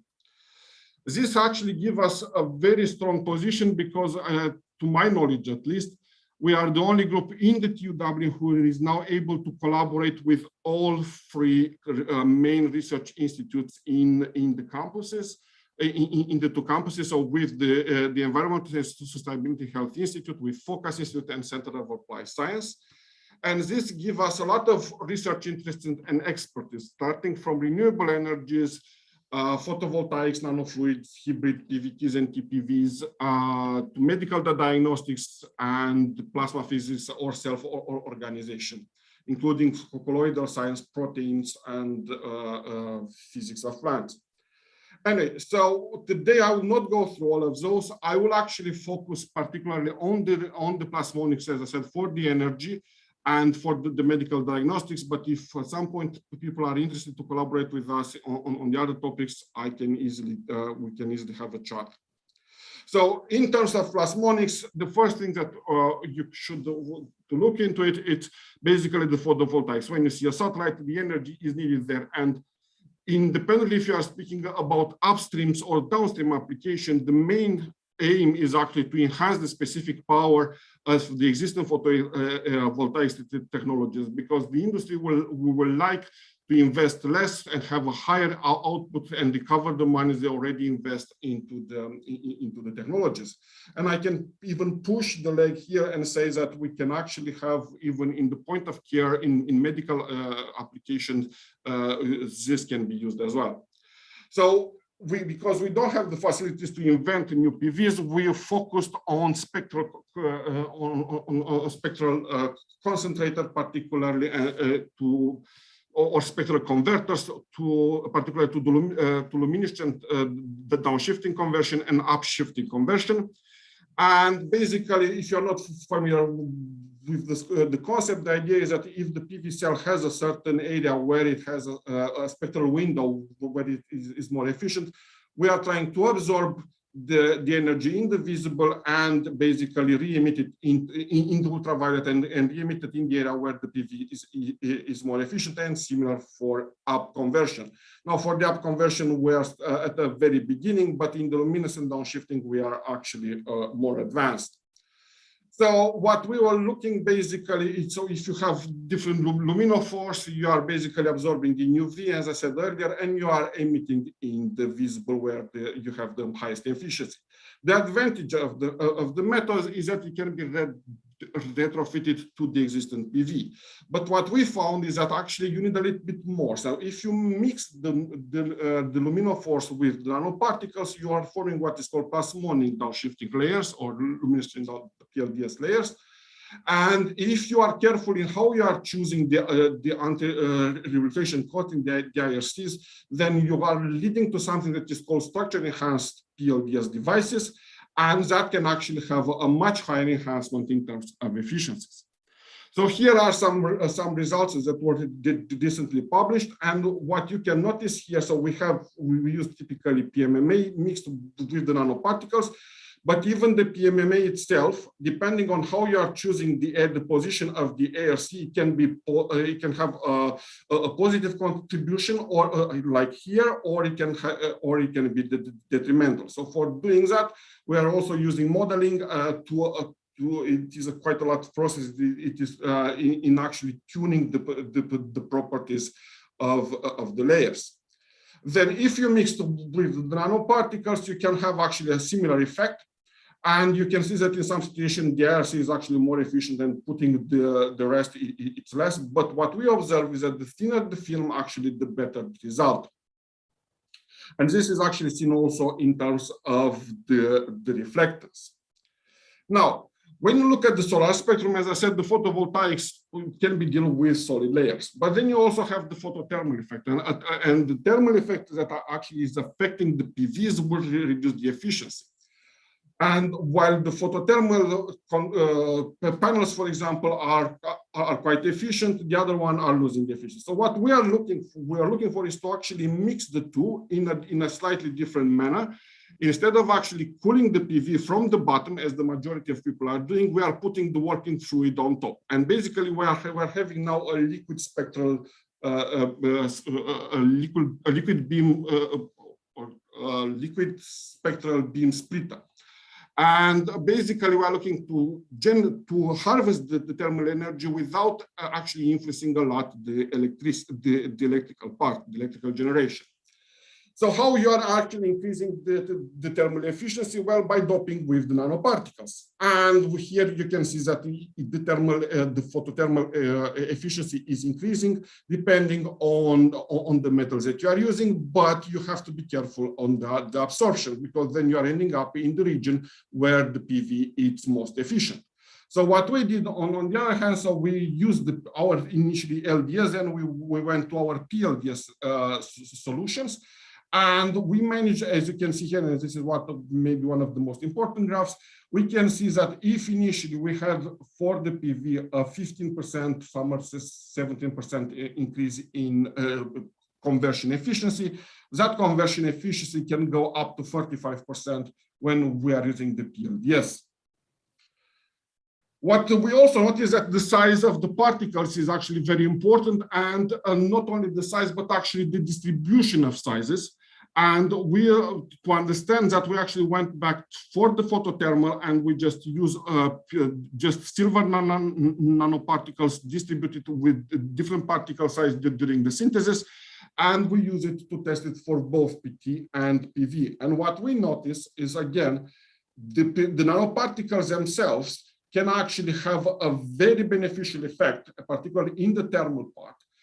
So you can actually go up to 45% in terms of conversion efficiency. But what is very important is something that is called the merit function. The merit function being related with the ability, the cost of implementing this type of system in the different countries in relation with the cost of gas and so on. So all the details will be found in this recent published paper. Now, to move on, so the plasmonics in the medical setting are still related with the nanoparticles, and the main thing that people will be thinking of will be the surface enhanced Raman spectroscopy. So if you have a molecule which fluoresces, ideally you put it between the particles, but as it was proven probably in 2011, the more particle size distribution you have, the better. And basically what we will be looking for here will be to use the surface enhanced Raman spectroscopy for cancer diagnostic, but we want to optimize the system. So to do that, we were looking to prepare the nanoparticle and the distribution of the nanoparticle across the surface in a uniform manner, but also having a different particle size distribution. And ideally, if you can have fractal structure, because those are seen both in liquid and on the surface, that can actually provide enhancements. And here it's an example where we use software lithography to control the distribution of the gold nanoparticle used on PMMA. And then you can see here the enhancements obtained. Then we try to understand how this, why do we have the enhancement? And we have in our group now, actually in Tallaght, we have a system called scanning probe energy loss spectroscopy, where basically you are biasing the tip between of an STM tip and the sample, and you are looking on the electrons that are field emitted from the tip and scattered by the sample surface, and then you are looking to see how they are losing energy. The idea being that you want to see where the plasmon losses are appearing, and in order to create, so on the polymer, it's quite difficult to do that because unless you are using conductive polymer, but we start with controlling the duetting of the gold particles on the substrates. And again, we saw that the size distribution actually is quite important in terms of the enhancement, and this can be seen here. And so we control the size distribution by controlling the adhesion between the nanoparticles and between the metal film and the substrate. And we can see, so these are preliminary results to be published soon, but there are some conditions where we could actually get for silver anyway a nice enhancement. We also look into the FTD simulation, and the next steps that we are looking to do, and this is something, a collaboration that we could develop with the university in Troyes. It's actually looking on fractal-like structures built either through photopolymer lithography or holography, and or Sierpinski carpets to actually see to localize the enhancement of the field. Finally, I will present another type of investigations that we are looking in terms of the sensing, and this is related with cantilever sensors. And this cantilever sensor can be used either as devices themselves to actually monitor the change, for example, in the photochromic or molecules on the substrate, and to extract information from them just by looking on the deflection. It's basically, it's working like an AFM tip, but you have now an array and you're looking on the deflection. Or if you put you are treating the cantilever with various monolayers, then you can look on the interaction, for example, with glycans, with lipids, with proteins, and you can change the state here and see different interactions. Now that for this it is required a special machine, but then we looked into something actually more simple, where we had a macro cantilever, where we have a hybrid sensor with a diffraction efficiency. So basically, we holographically patterned the cantilever, and then we looked at the interaction and the change in the diffraction efficiency. And what we observe is that we can actually increase by tenfold the sensitivity of the system, and all the details will be found in this recent paper.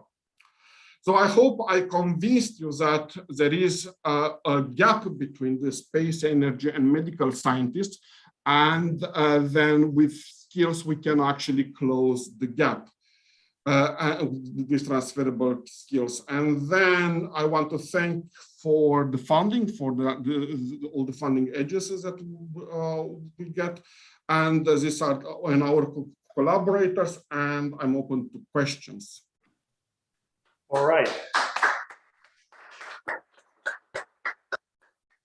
And I should stop sharing. Good. Thank you very much. It was really interesting talk, very interdisciplinary.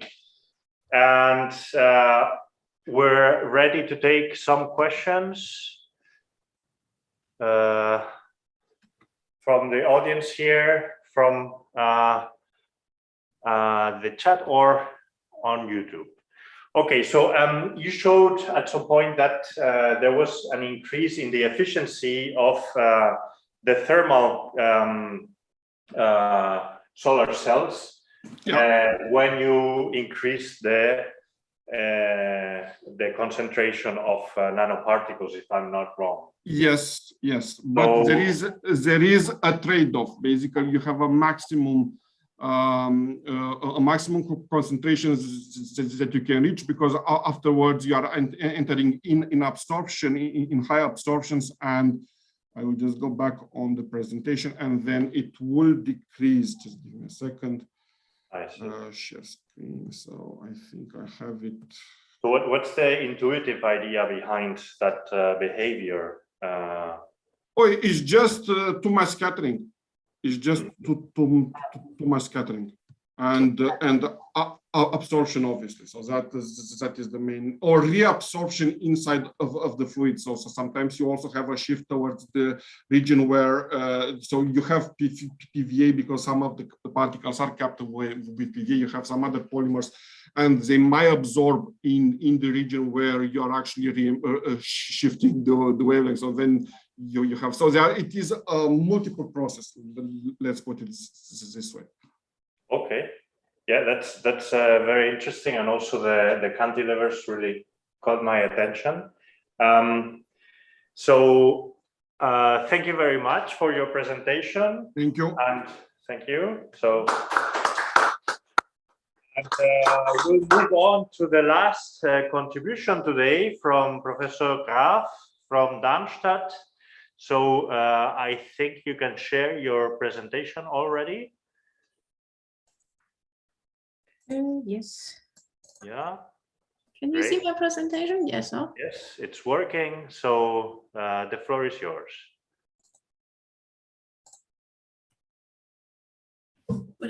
Thank you very much for the kind introduction. Thank you for organizing this nice conference. Good afternoon, everybody. In my presentation today, I will talk about metal shell silica core particles, it's the whole topic, and about the preparation and the applications and so on. So, colloidal metal shell particles, those are these particles. So we're having a dielectric core and a metal shell around. You can see how this particle looks like. This is an SEM image of these particles. You can see a little bit closer, the gold shell, for example. So why are these particles interesting? Because they have adjustable optical properties. So the plasma resonance can be tuned over the whole visible and a large part of the infrared region of the spectrum. And because of these particles are interesting for many applications, for example, in plasmonics, for luminescence enhancement, for SIRS, or for surface-enhanced Raman scattering, or for photonic crystals. I show you some older work we did many years ago, where we coat this particle as an additional outer shell and then prepare the photonic crystal out of this. And inside the distal, we can select some particles and then label them with a dye. So that's why that was lightning here. The particles are also interesting for applications in theranostics, so diagnostic and therapy. For example, the group of Hallas who initially invented this metal shells has published work on these. The particles are interesting at contrast enhancer. Here I show you one example we did many years ago, where we had this gold shell particles. So we wanted to investigate how particles with how silica particle penetrate into human skin. To see this, we need something which has a high contrast in X-ray microscopy, and therefore a gold shell is optimal. And we also want to have something which gives a good contrast in the fluorescence microscope. So therefore, we put a dye inside, and we still can see the dye when the metal shell is around. And then you could see here that these particles, well, they do not penetrate deeply in the skin, they're mostly on the thin surface. Particles are also interesting for catalysis, and they can use as adhesion promoters. Though the optical properties, the resonance condition, depend on the core shell ratio, as long as the metal shell is metallic. This goes back to calculation developed already in the 50s, and where we could now, which allow us to predict the plasmon spectra, the absorption and the scattering of the particles. So this is a typical calculation for particles with a radius around 200 nanometer, and the shell is always 40 nanometer. And you could see here that you just by changing the core radius, you could shift the absorption and then also shift, of course, the whole extinction spectrum. How are these particles prepared? This is usually done in a multi-step process. So first, some gold seeds are prepared, small gold seeds from gold tetrachloroauric acid and tetracyclic hydroxymethylphosphonium chloride as a reductant. And then these are attached on a amino functionalized silica particle. And then these seeds act as a nuclei for growth of a gold shell. And usually we need a mild reduction agent so that the metal is only growing on the surface and no new particles are formed. Then you can get those gold shells. And if you use silver nitrate instead and formalin, you get these silver shells. By changing the size of the clusters, we can change the roughness of the shell. One can also get more spiky shells when we change this process here. And this is also some older work we did. When the particles are hit by an ion beam, they can be deformed from a sphere to an ellipsoidal prolyte or plate one. So one attractive property of these particles is that they allow +1 enhancement of luminescence. Here I show you some older results where we had a dye inside. So the lifetime of the dye can be changed depending on the position inside the particle. And when we shorten the lifetime, we can suppress photobleaching. You can see how normal rhodamine is bleaching out when the particles have a gold shell. They're much more stable. This tuning of the luminescence of dyes and objects inside is also attractive for upconversion nanoparticles, which are now studied in many works, but they have usually a low luminescence because the quantum unit is rather low. So these can be also in principle enhanced inside, but there are two challenges. We have metal quenching effects, and so it comes too close to the shell, and usually one wants to have a thin shell so that a lot of light is still coming out. For an optimal, so there are different enhancement modes. We can use a dipole mode, we can use higher order mode, or using cavity mode where the whole particle acts as a resonator. And this happens when we have thicker shells. Sometimes it's very hard to make very, very thin shell, especially I'll show you on the example below. So we wanted there where we choose to use this cavity mode. And then we want to have an enhancement of the absorption as well as of the emission. So for upconversion particles, the optical properties change when we increase the excitation power. So for low power, the emission can be enhanced and enhance the field, and the radiative field both can be, this gives us enhancement.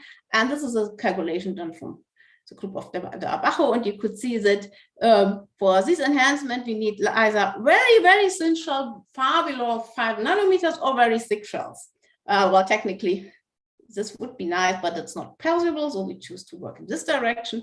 For high power, that looks a little bit different, and we have a different enhancement mechanism, but still we need either very thin or very thick shells. So how can we make such particles? We can make very precise structured particles. We can put a conversion core inside, grow a silica shell, and then do the same as before at gold clusters and make a gold shell. And then we developed the method how to make this very large shell, because the calculations are told we have to have a very large particle, we have this enhancement. And then we make these particles more or less exactly the calculated structure. Anyway, the enhancement was in this case rather weak, or mostly it was weakened, because it's difficult to exactly hit the perfect structure, because there's only a small region where we can get an enhancement. So besides the use in optical enhancement, this particle can also use for other applications. One example is they use as an adhesion promoter. This also work together with the company Atotech in Berlin. So when we have a printed circuit board and a mobile phone, this is an old one, it's not how it looks today, but when we have a mobile phone, this would be flexible polymer, and we need very thin metal on it. Well, when we want to put metal on a polymer substrate, this is mostly difficult because it does not adhere very well to the substrate. So what do people do? They roughen it and they put a metal on it. Well, one wants to skip the process and put directly the metal on it. When we want to do this, we need an adhesion promoter. In an earlier thesis, the idea was, well, put a particle, attach it to the polymer, functionalize it with some palladium and double step, and then grow a metal layer. This works well, but it would be nice if we could do it in one step.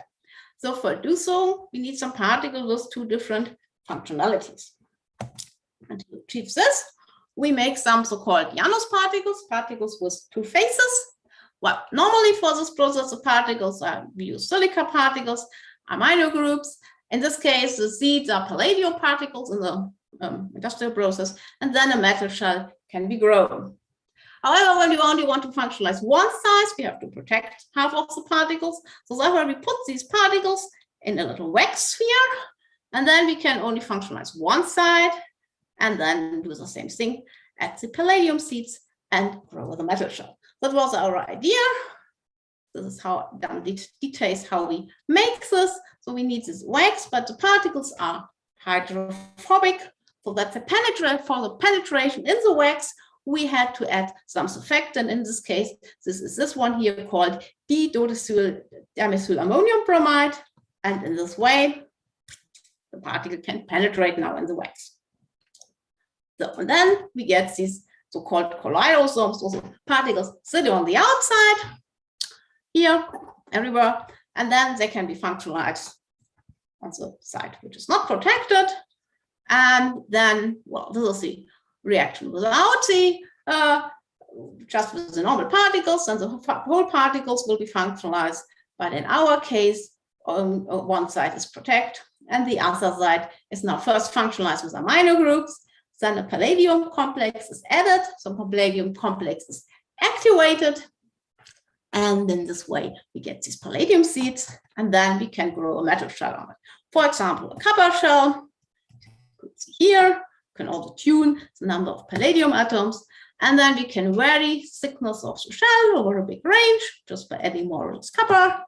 And we can make a half shell. So this is a full shell, and this is now the half shell when it was done with wax. And then we have palladium seeds, and stepwise we add the copper, and then the palladium seeds grow. With the copper, the seeds grow and grow and grow, and then they merge together to a shell. And here you can see image from a focused ion beam microscope. You can see that they have really nice shells. So this is not restricted just to palladium. We can use to copper here. We can also use other metals. For example, we can use nickel or gold. Use the gold full shells, half shells. We can use nickel full shells, nickel half shells. And this was done with the company. So first they used some commercial electrolyte for the reduction process, which is not useful because which is very useful for them, but it's not publishable because it's secret. So we also use the alternative in both cases, a well-defined known electrolyte. In both cases, we get nice coating. So it works. And the same works also with silver, full shell, half shell, and this palladium. I could nicely show with EDX that the particles are coated with metal. Although in this case, we succeeded with two different electrolyte systems, a commercial one run in the company and a well-defined one so that everybody can reproduce it. So I showed you now something about how to make these particles, and you see that's a laborious process. And though, well, what you already heard in the talk of my colleague, Frank Scheel, well, there's the idea, how can we make such process more simple? And this is by using a microreactor. You already heard about those advantages with better mixing and the avoidance of laborious purification steps. We were not the first people who did this. There was a group of Watanabe who published a paper in 2015, and they do two advancements. So first, one thing, they directly make the clusters on the surface without this step of first producing the clusters. They use here sodium borohydride as a reductor. And the most important new thing here was they use a microreactor. So they have an inlet for the particles, for the gold, reductor. And then this is here, very complicated central colossal microreactor. You see this is a complicated structure with a lot of openings, a lot of streams out, and then it's mixed here and a mixing zone, and they get particles coated with small clusters. This is nice, and this works well in that case. They showed nice results, but it's a very expensive reactor system made of stainless steel, and the shell control is not so well. This step is nice, the second step is problematic. And therefore, we start to work with Frank Schell, who makes these very nice 3D printed PMMA microreactors, which are compared to stainless steel much cheaper, of course, and they have also much simpler structure. So there are just two openings, and then we can mix the particles and with a reactant, and then the particle should come out. You see what we do. So we just need two syringes and these printed micrometres. And then we have the particles, the minor functionalized particles, and the gold on the one side, and then the other syringe we have a reductor and the sodium hydrochloride, sodium hydroxide, sorry. And then we can mix this with the help of the syringe, and this works very well. So faster, we have a much faster nucleation absorption step.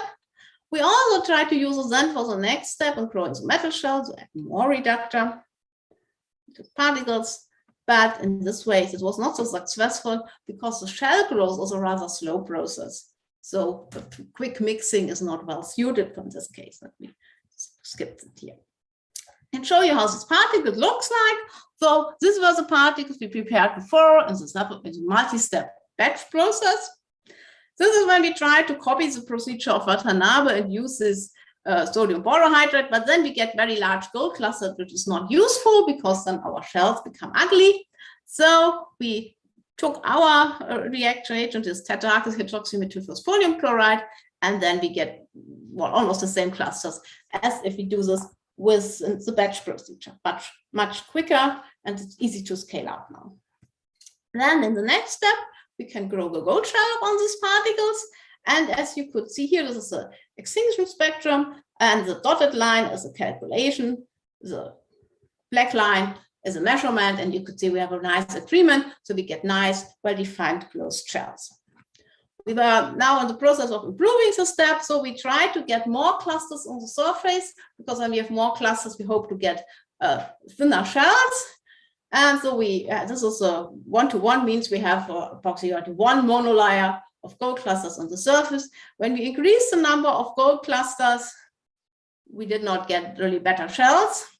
We just get more excess gold clusters. And when we have less, we get incomplete shells. So this was the optimum. Other cases, we have too much gold clusters, which are not grown on the particle. We also check the mixing rate, but above some threshold, well, also number and size of the clusters is independent of the mixing rate. So this was now of making shell particles. I showed you before the half shells, but these half shell particles are very interesting. We can use them for optical enhancement. But if we want to use them, for example, for a sensing array, where we want to put a dye inside, then it's better to have an array of half shells and then place later the special particles inside.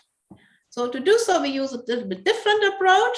We make a colloidal crystal of polystyrene particles as a template, sputter it with gold, this is a crystal, this is a sputtered structure, transfer it onto a substrate with silyl group, so that it binds well.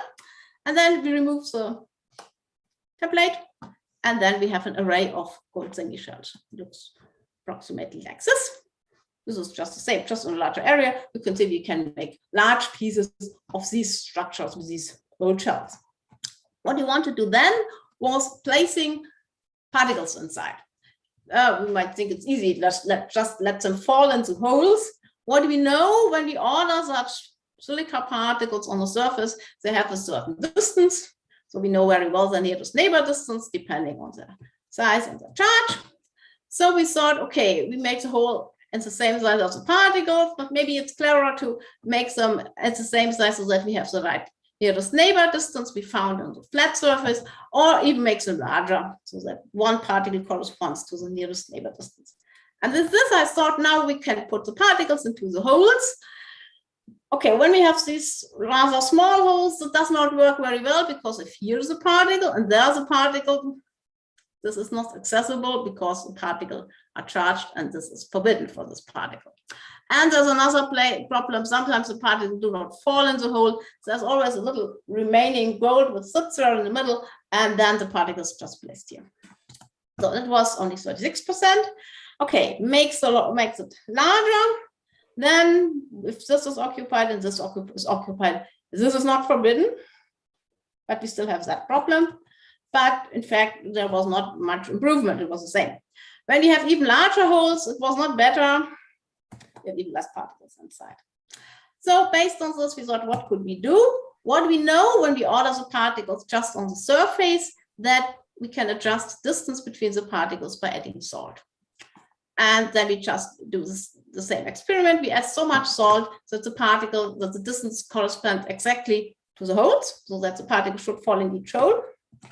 We try this, and then we see, yes, in most holes on our particles, now we have up to 60% in the holes. There are still some particles who are in the wrong place. They didn't know that they have to fall into the hole. So to do this, we take a short treatment with ultrasound, and then we have all particles in the holes. And then we have this nice structure. And with this, I come to the end of my presentation. I hope I could show you that metal shell particles are attractive for various applications, in plasmonic enhancement, contrast enhancement, or adhesion promoters. We can tune the shapes, the roughness, the coverage. We can make full shells and half shells and use a lot of different methods. When we use 3D printable microreactor, we can, with a low-cost approach, reduce the preparation process, and we can also make ordered array of gold bowls and fill them with particles. And with this, I come to the end of my presentation, and I thank all collaborators, and I thank for the financial support, and I thank you for your kind attention.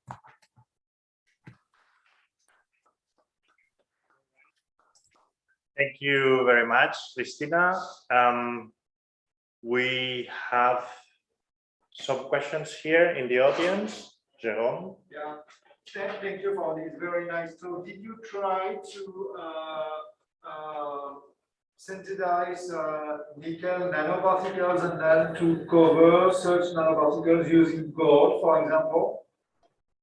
If you do nickel nanoparticles and then gold, no, we only make one metal layer. We did not try to make a second metal layer.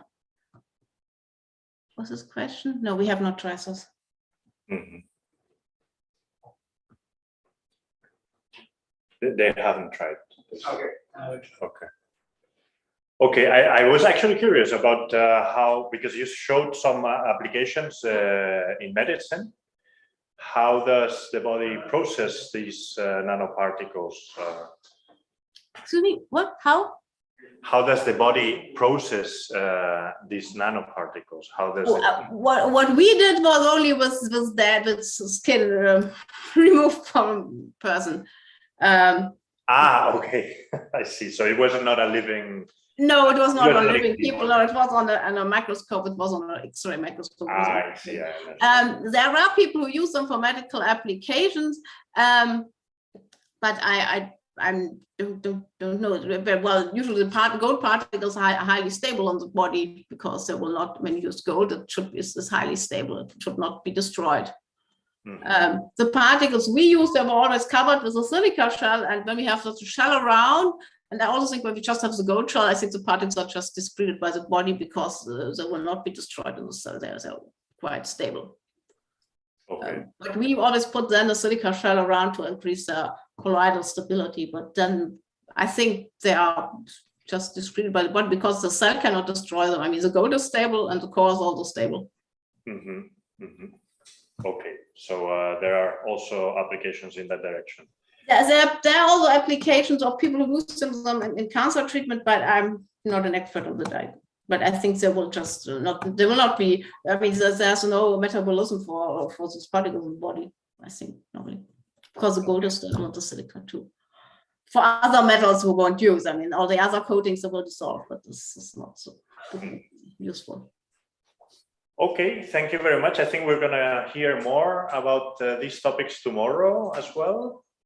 In the second session or this afternoon. Sorry, this afternoon actually. So we're looking forward to that. Thank you very much for your presentation. And this is the end of the first session of the workshop. We'll continue at 2:20, so in 1 hour. So see you in a bit. Thank you very much.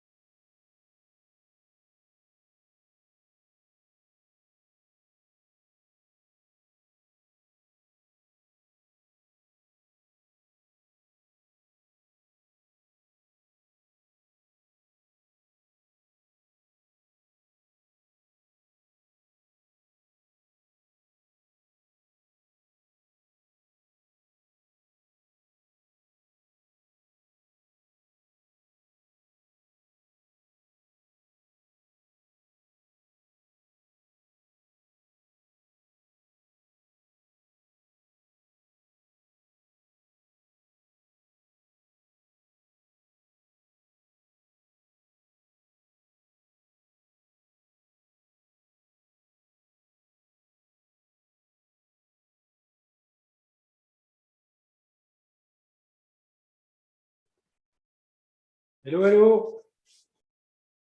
You guys here?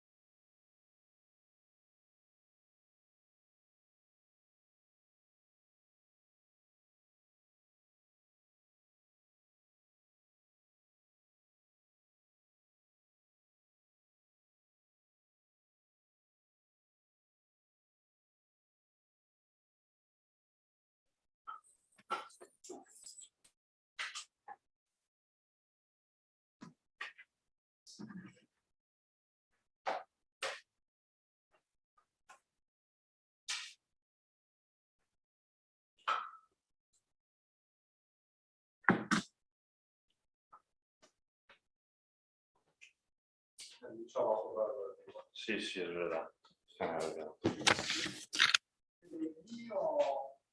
Es HDMI. Si lo vas a hacer con tu ordenador, tienes que iniciar la sesión de estudio. Vale. Entonces, solo hay que conectar esto de aquí.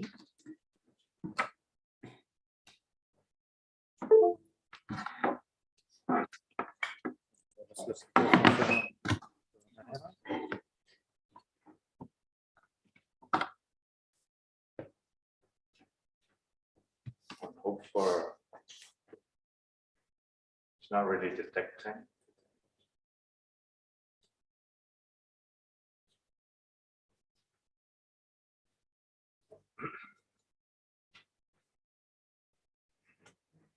No sé si va a, tienes la posibilidad de cambiar la pantalla o algo así, porque no está detectando el monitor.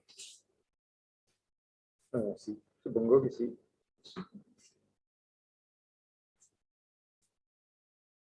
Y si no acaba de funcionar, habrá que pasarlo a este ordenador, porque yo estuve haciendo pruebas con Mac y no lo conseguí.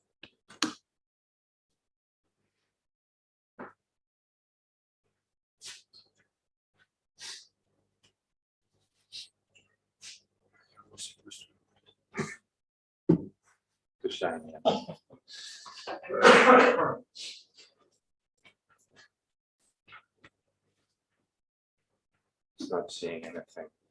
Is there a chance?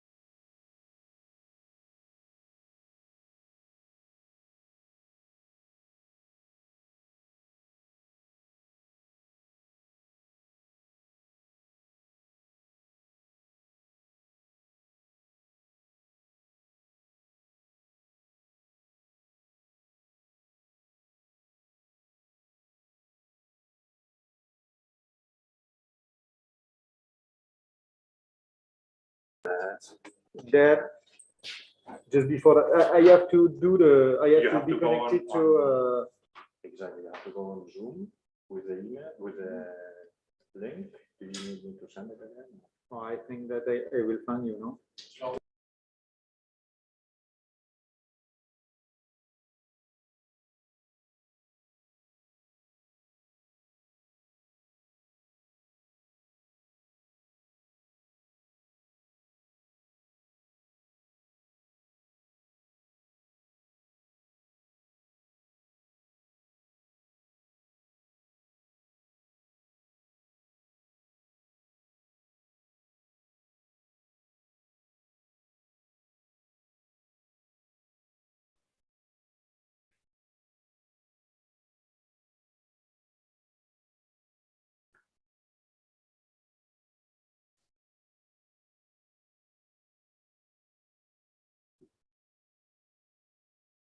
Okay, one thing that is important. What do you want? No more time. It's taking from the.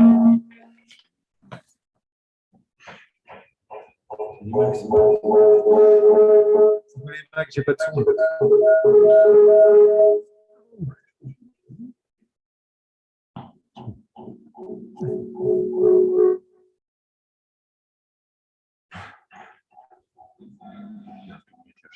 Yeah. Yes.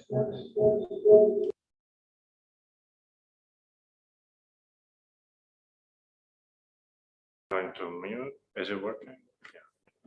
Normally it's okay.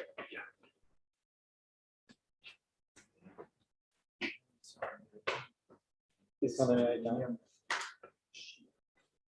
Ah oui, je parle pas anglais. Oui, c'est le Sherman. Ah, c'est vrai, le Sherman, tu vois, si tu veux. Okay, so good afternoon, everyone. So we'll start the second session of our workshop, and the first talk will be given by Jérôme Plein from the University of Technology of Troyes. And Jérôme will talk about colloidal aluminum nanoparticle synthesis for UV plasmonics. So please, Jérôme. Thank you, Mr. Chairman, for the presentation, and thank you, Javier. Real pleasure to be here. So I'm very happy to be here in Cartagena, and I hope that all the people will be able to come. So today we'll quickly discuss about aluminum colloidal synthesis. We use this synthesis to do plasmonic in the UV. So this work has been made in collaboration with my colleagues from EUTINN and with the group of Jim Markovich in Tel Aviv University. So I think that quickly maybe I will discuss a bit about plasmonics. So when you shine a metal nanoparticle, you will have some kind of excitation. Okay, you will get a collective oscillation of the electrons. So we can call that a particle plasmon. And this particle plasmon, when excited, will disexcite. So you can have some kind of radiative disexcitation. We know this as the scattering. You will have parts of the energy which will be absorbed by the system through intra or interband excitation. In that case, you will induce a heat generation, and finally you will have very close to the nanoparticle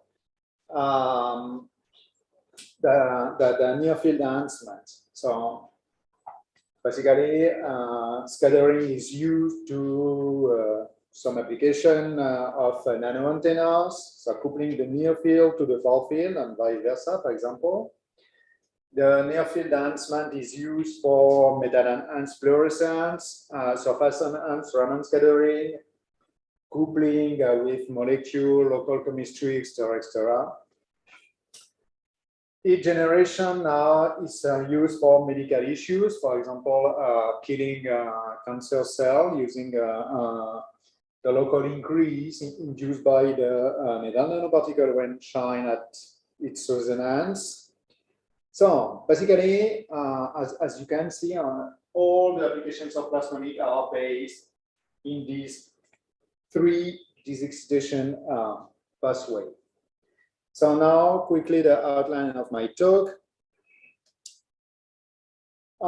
First, I will discuss a bit about aluminum plasmonics. Why aluminum for plasmonics? Aluminum as a metal for UV plasmonics. And then I will try a very short review on fabrication of aluminum nanostructure. And then I will present you the things we do to synthesis our colloids.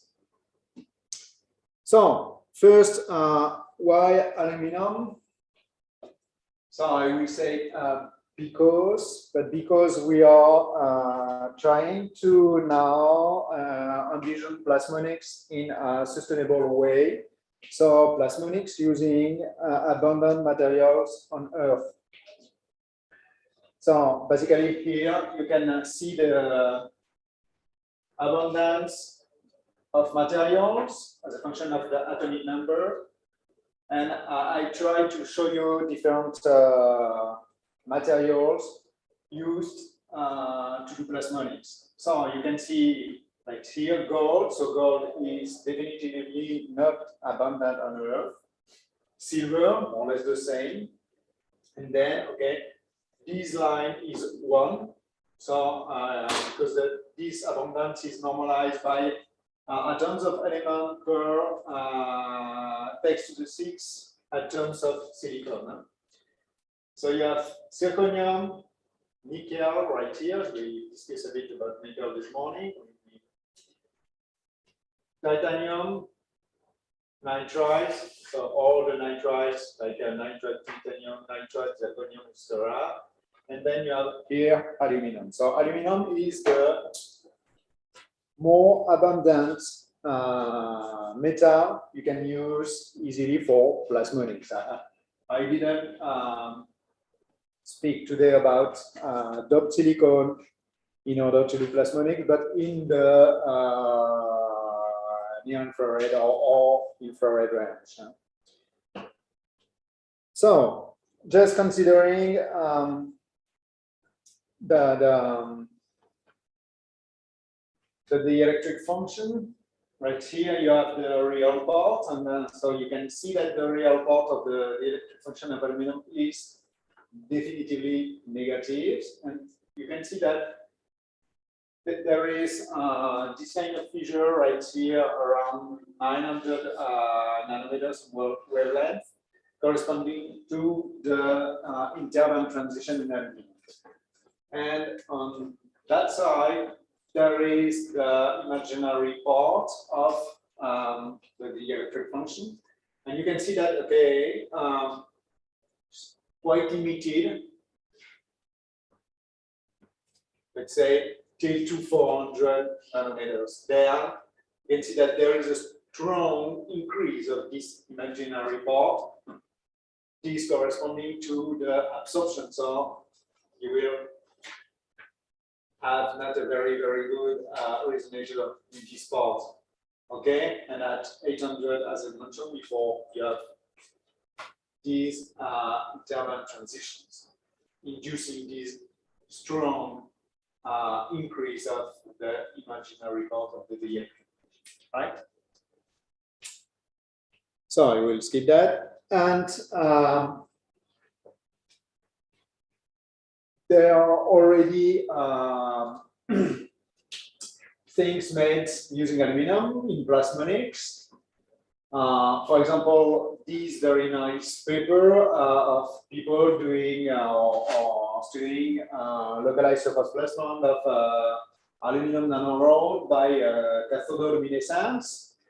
then people working on different arrangement of aluminum nanoparticle on a substrate in order to create structural colors. So you can see, I hope that in the online things is better, because here it's not very powerful, but we have a red, a green, and a blue pixel using aluminum structural colors.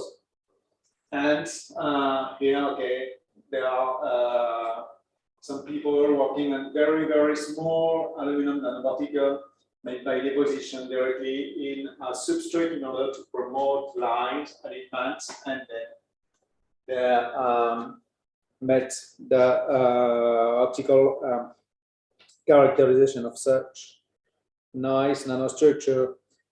So when I discuss about aluminum, in general, the people said, aluminum is very interesting, but what about the oxidation?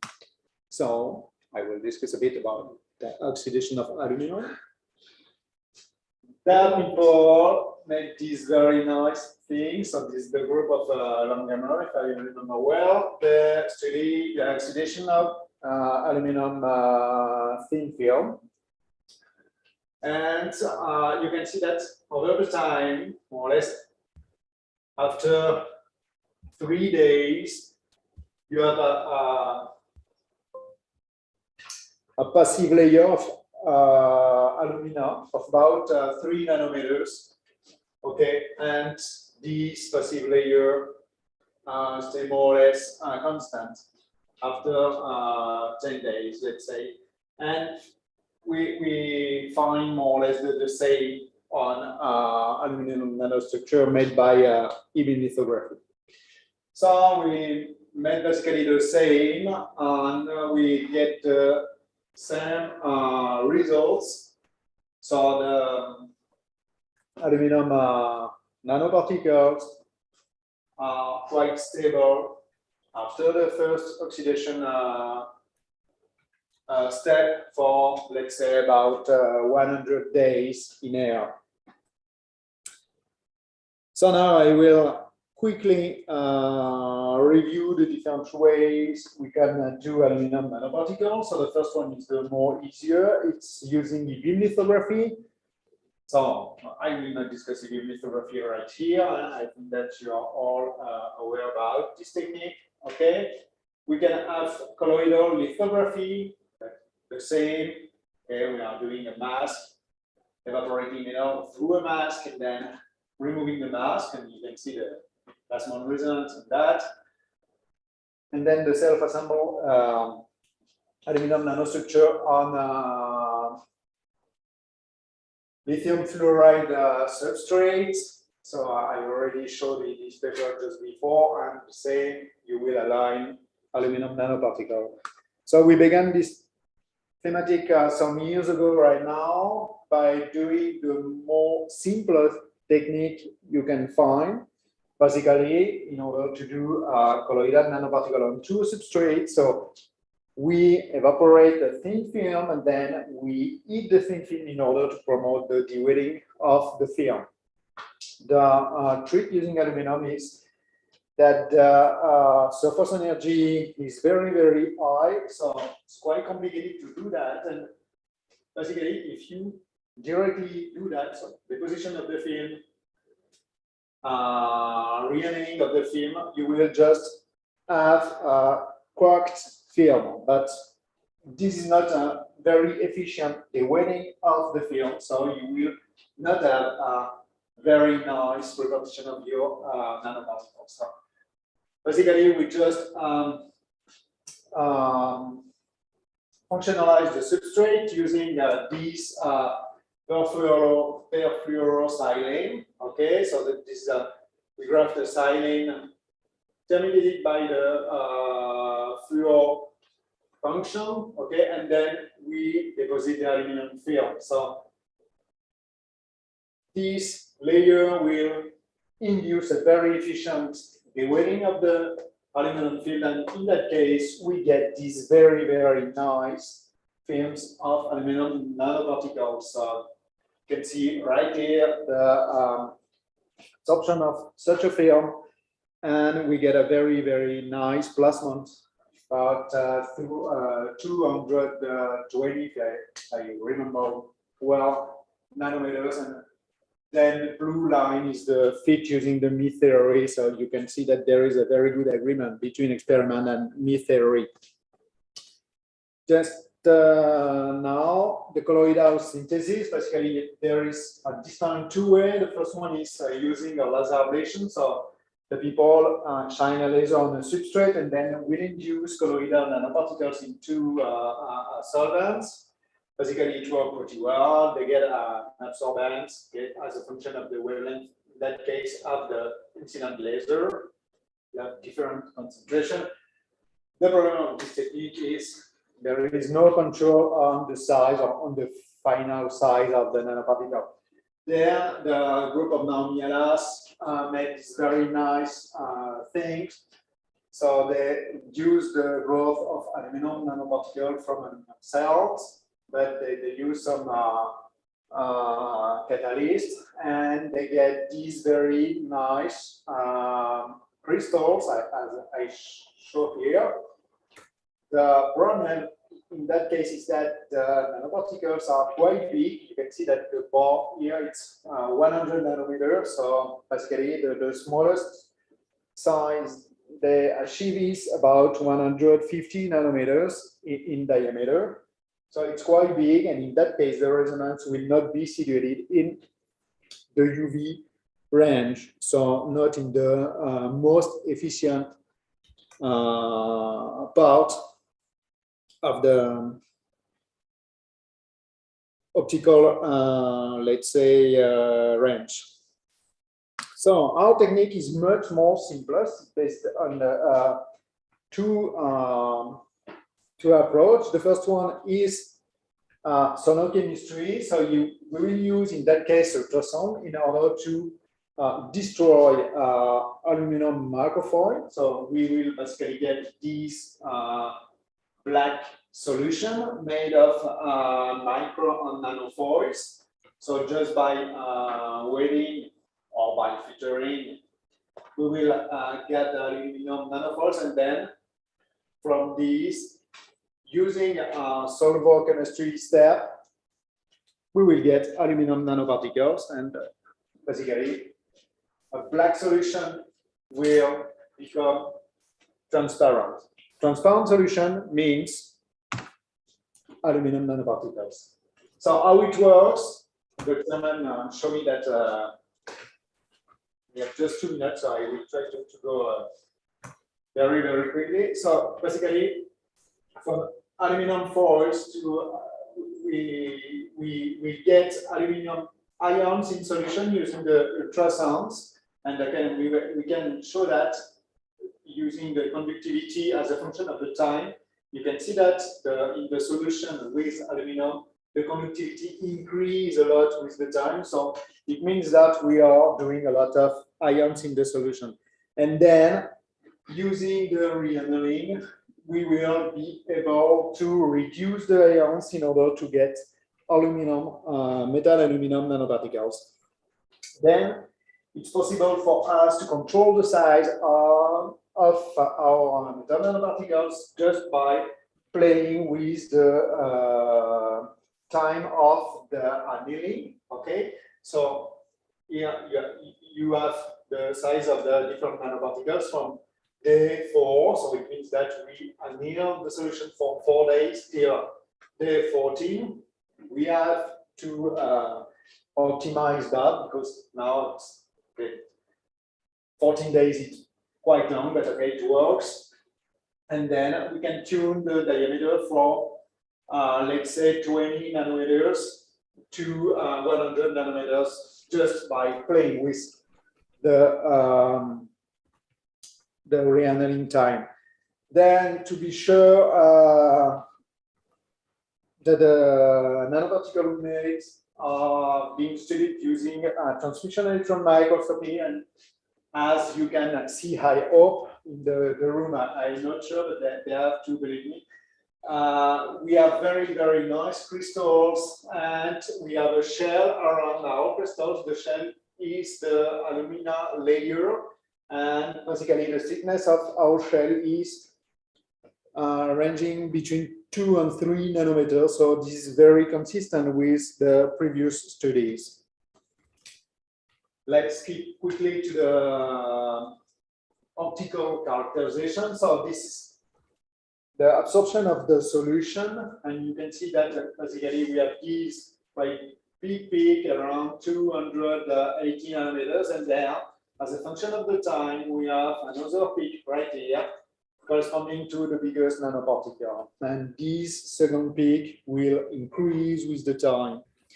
So then we just made a single nanoparticle characterization. So we develop a microscope able to do a single particle measurement in the UV range.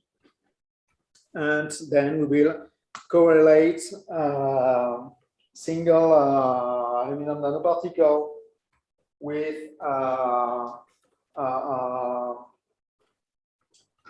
electron beam microscopy, SEM, scanning electron beam microscopy, sorry.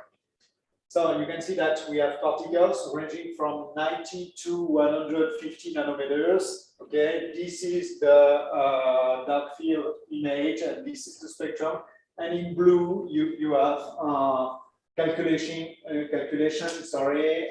made using the Mie theory, and you can see that for the 4 nanoparticles, we have a very, very good agreement between our measurement and the Mie theory. Just to finish, my last transparent, what about the stability of such colloidal nanoparticle? Because this is a very, very important point. And you can see that we store our nanoparticles in ethanol. And this is the absorption or extinction spectra as a function of time. Okay.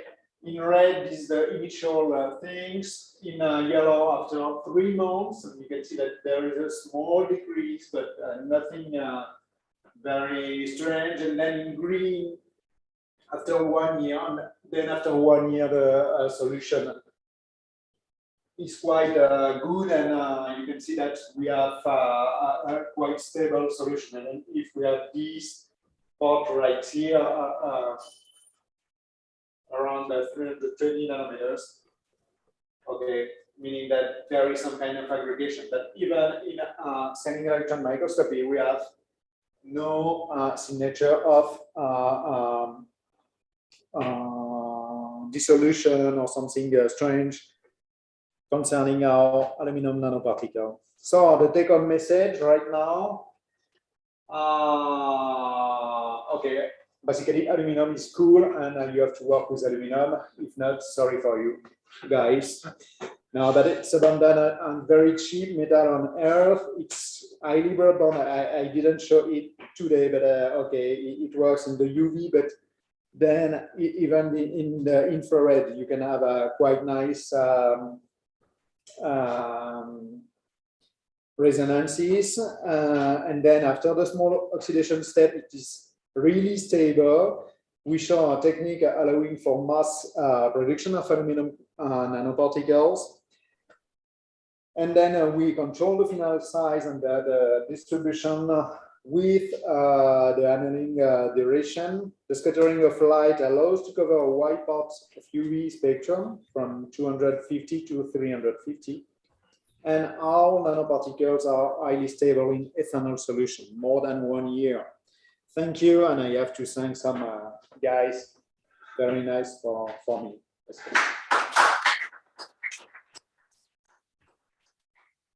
Thank you, Jérôme. So we have time for a very quick question, perhaps. No more than 10. No more than 10? No, I think that'll be fine. Javier, you have a question? So very quick, you mentioned that the growth of the nanoparticle depends on the annealing time mostly. Is there something that you can do about the sonochemistry? So I don't know if there is an influence that can be exerted with the frequency or the length of the time that you can, or do you expect that this will play any role in the final sizes? Okay. On the frequency, we tried because we have made this is not the sonochemical machine you can have in your chemical lab, generally speaking. At the beginning, we began with that, but now we have a dedicated machine with different generator of ultrasounds. And basically, we didn't see any differences.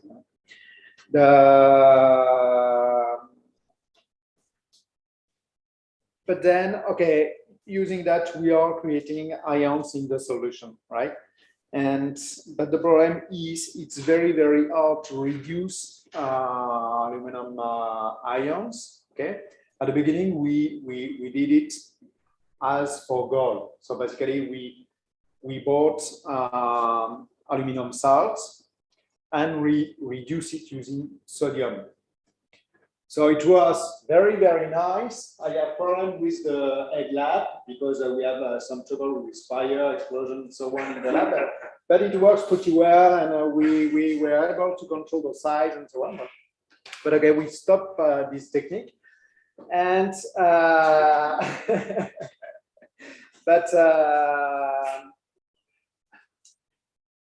it's quite complicated. So we have to do it by giving, I think, maybe many energy to the system. For this reason, we have to anneal for a very long time. Now, if we try to anneal at an higher temperature, we will transform the solvents to, and we try to avoid that. So it's quite, okay, you have to deal with different things. But we are working in ethanol or in glycerol, and at the end you have some kind of caramel of this solvent, you know. So we try to avoid that because even we discover that using these simple things we can do other very nice nanoparticles. So we use it, but not at the same time now. And it's quite complicated. Now we will try with some catalyst in order to see if it's possible to work on a shorter annealing time. Sorry for this very long response. So there is another question, because you have a very short response to give. Okay. So the question is, do you think we can have the same stability in time for silver nanoparticles in ethanol? Very short. Yes or no? Yes, no, maybe. I think that yes, but not like this. Not like this. No, but if, for example, you use the things shown by Professor Graf, which was this morning, I think that it's possible in that case to grab some kind of oxide shell around the silver nanoparticle. I think that, okay, aluminum oxide would be nice, silicon oxide too. And in that case, I think that it may be possible to stabilize the silver nanoparticle. So the answer is yes. Yes. All right, thank you. Thank you. You're very welcome. Okay, so the next speaker, so Javier, we need, because now Jérôme is Yes, so it's fine. There's no need. Okay, so the next speaker is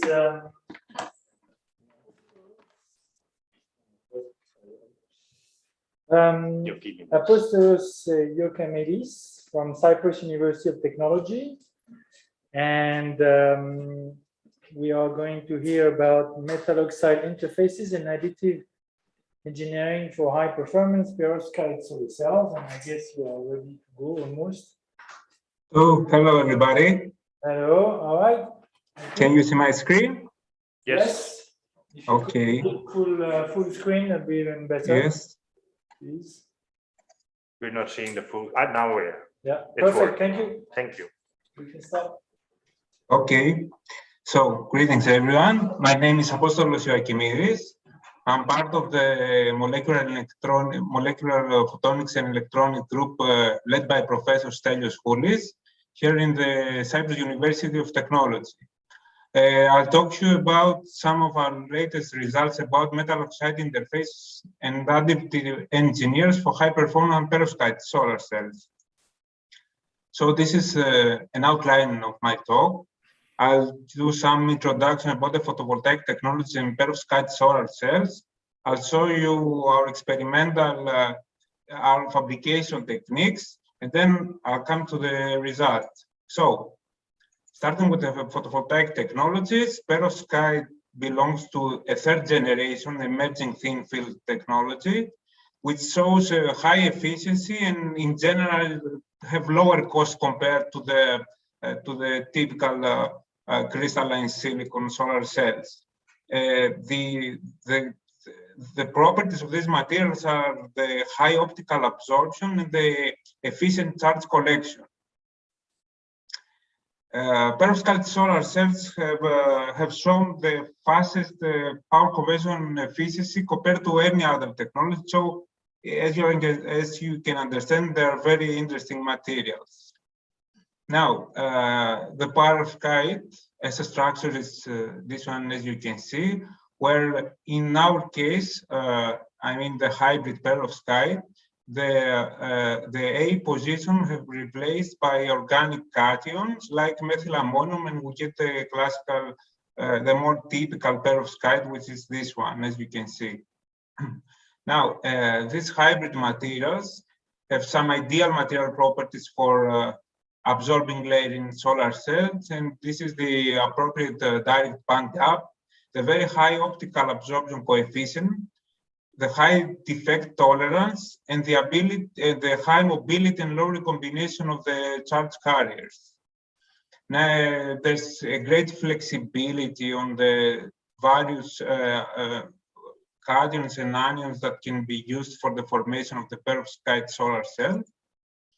And this is the most typical configurations that you can find in the literature. In our case, all the results are in a PIN structure, and I will focus at least in the two first section of the results on the whole transporting layer, which requires to be a compact layer with high optical transmittance, high electrical conductivity, good energy level alignment with perovskite, and as possible chemical inert.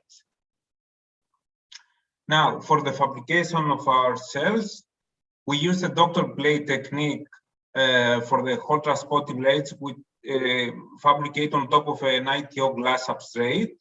Then the perovskite layer, the active layer, and the electron transporting layer fabricated by a spin coater. And finally, the bag metal was thermally evaporated. So, on the first of the results, I'll show you some findings about the spinel nickel cobaltite used as whole transporting layer, and then I'll show you some results how we code up to increase the efficiency of the devices. Now, this spinel nickel cobaltite is synthesized by solution combustion synthesis process, and as you can see, the material consists of small nanoparticles, and it was fabricated in relative low temperatures of 250 degrees. So this precursor was fabricated by blade coating on the ITO substrate, and then was synthesized, and this it was heated to synthesize the spinel cobaltite.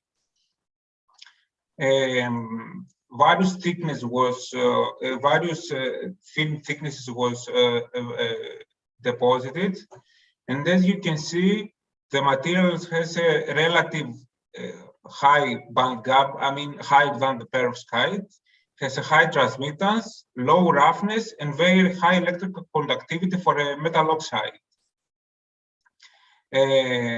By building the device on top of the ITO and the various thickness spinel whole transporting layer, you can see that for 15 nanometers we achieve the better results with a reduced hysteresis, which it's a main problem in the perovskite, the hysteresis. As you can see the JV curve here.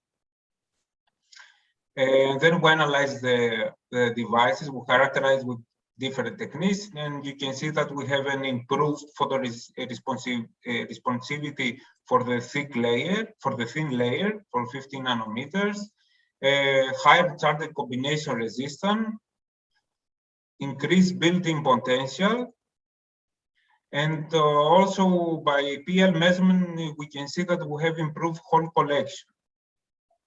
Next, we decided to increase the thickness of the active layer, so to increase the photo-generated carriers. But as you can see, the power conversion efficiency of the device decreased, and this was attributed to the inefficient hole extraction and collection due to the higher photo-generated charges that reach the interface between the active layer and the hot transponding layer.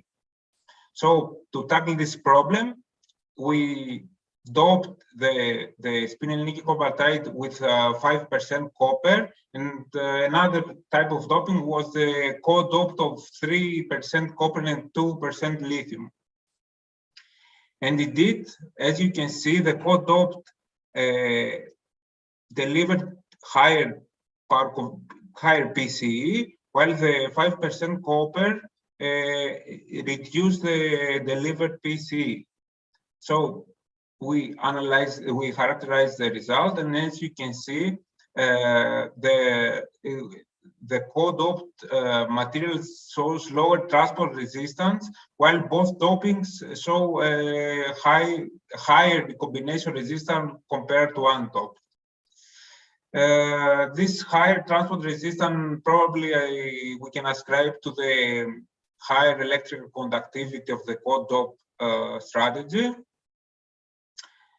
Both dopings shows that have induce a higher built-in potential in the device, while comparing the co-doped with pristine materials, we can see that we have no space charge limited effect, and also we have an improved hole collection. Then we try to find out what is the lowest temperature that we can achieve this combustion process synthesis. But in this case, we examined another metal oxide, and this is the copper doped nickel oxide. So this is the chemical synthesis process, as you can see here.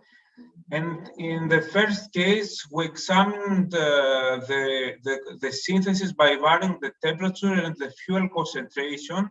And as you can see in the mass loss, we identified two stages of gradual mass loss. And this means that suggests that there's a limited combustion process. On the other hand, by varying the thickness, we found out that actually we can get a full combustion process even at 130 degrees, but this can happen only in very thick films. So we analyzed with XRD the thin layers in order to incorporate it in the perovskite solar cells. And as you can see, in any case, regardless of the fuel concentration, the nickel oxide crystallizes only at 300 degrees annealing.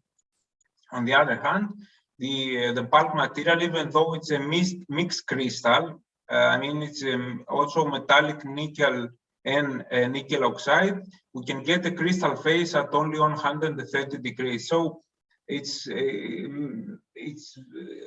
can say that there's a difference on the films and the bulk material synthesis.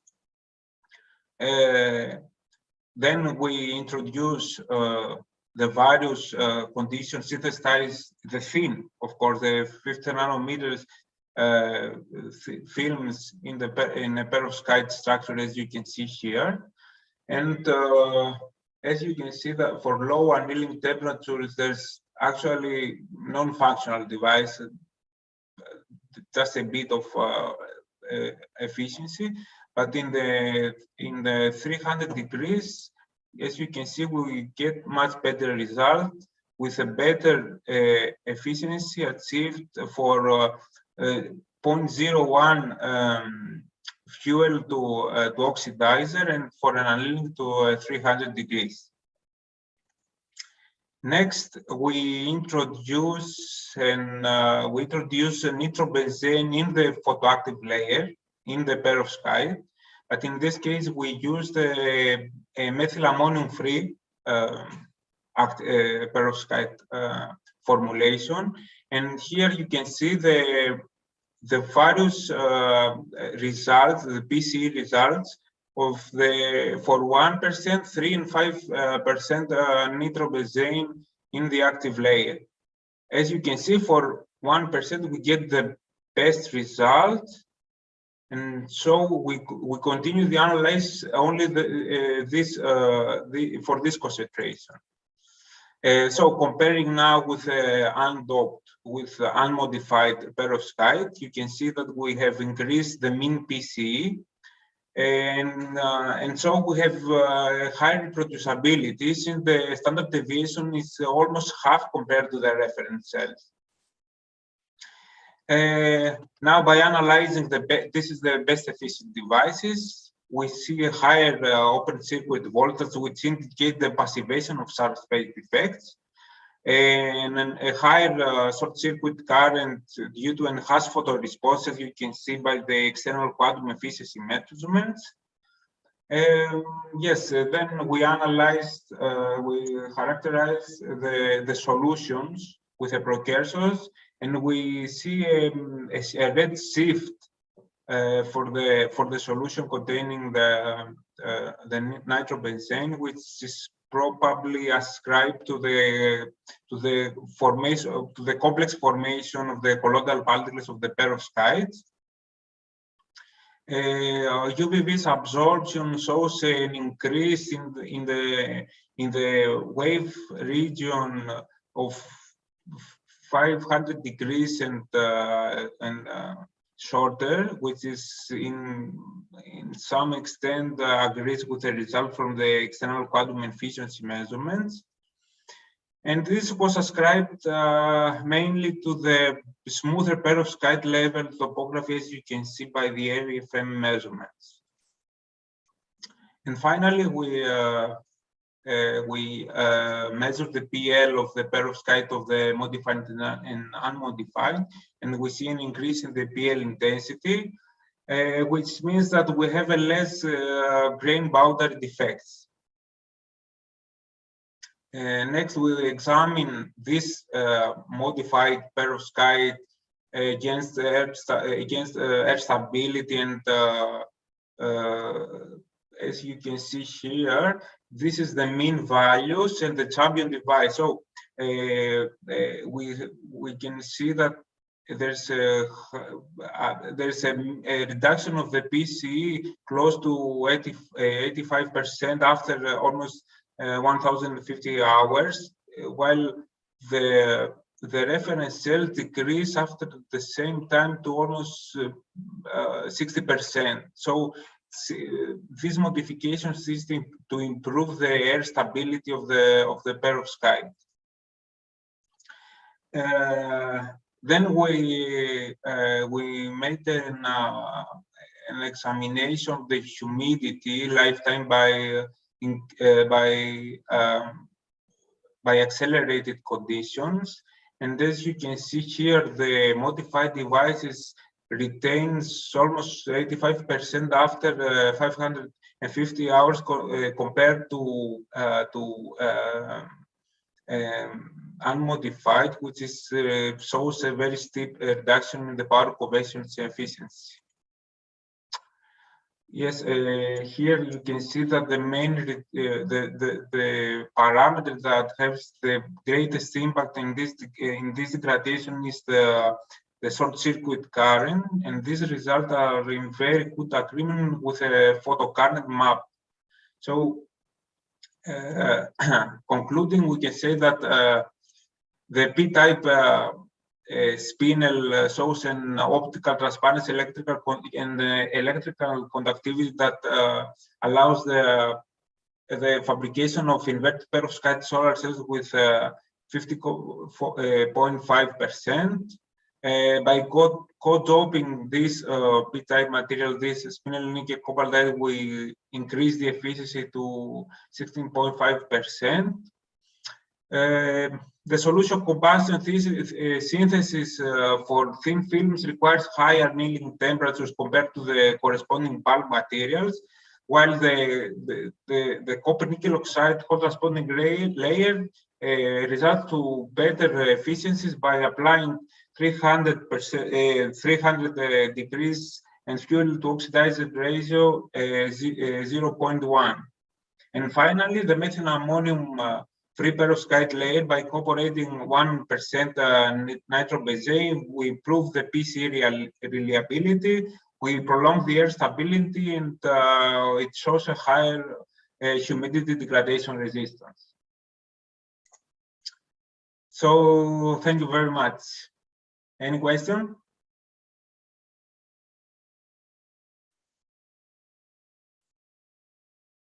Are there any questions, whether from Katarina or online? Yeah,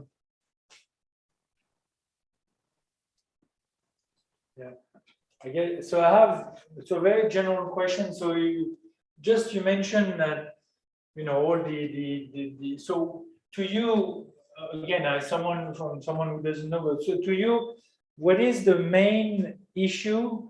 You talked about stability and humidity, and so what would be the issue that seems to be the most troubling for perovskite solar cells? I mean, is there one that we already know it's a big problem, or I mean, as in we're not quite sure how to deal with? I mean, you showed some improvement, but yes. In principles, we can say that perovskite has a lot of issues regarding the stability. The triple cations in general, we can say that shows the best stability in all degradation parameters. I mean, even in light, but especially this methyl ammonium free. Maybe it's better in the humidity. It's more stable under humidity conditions. But in general, yes.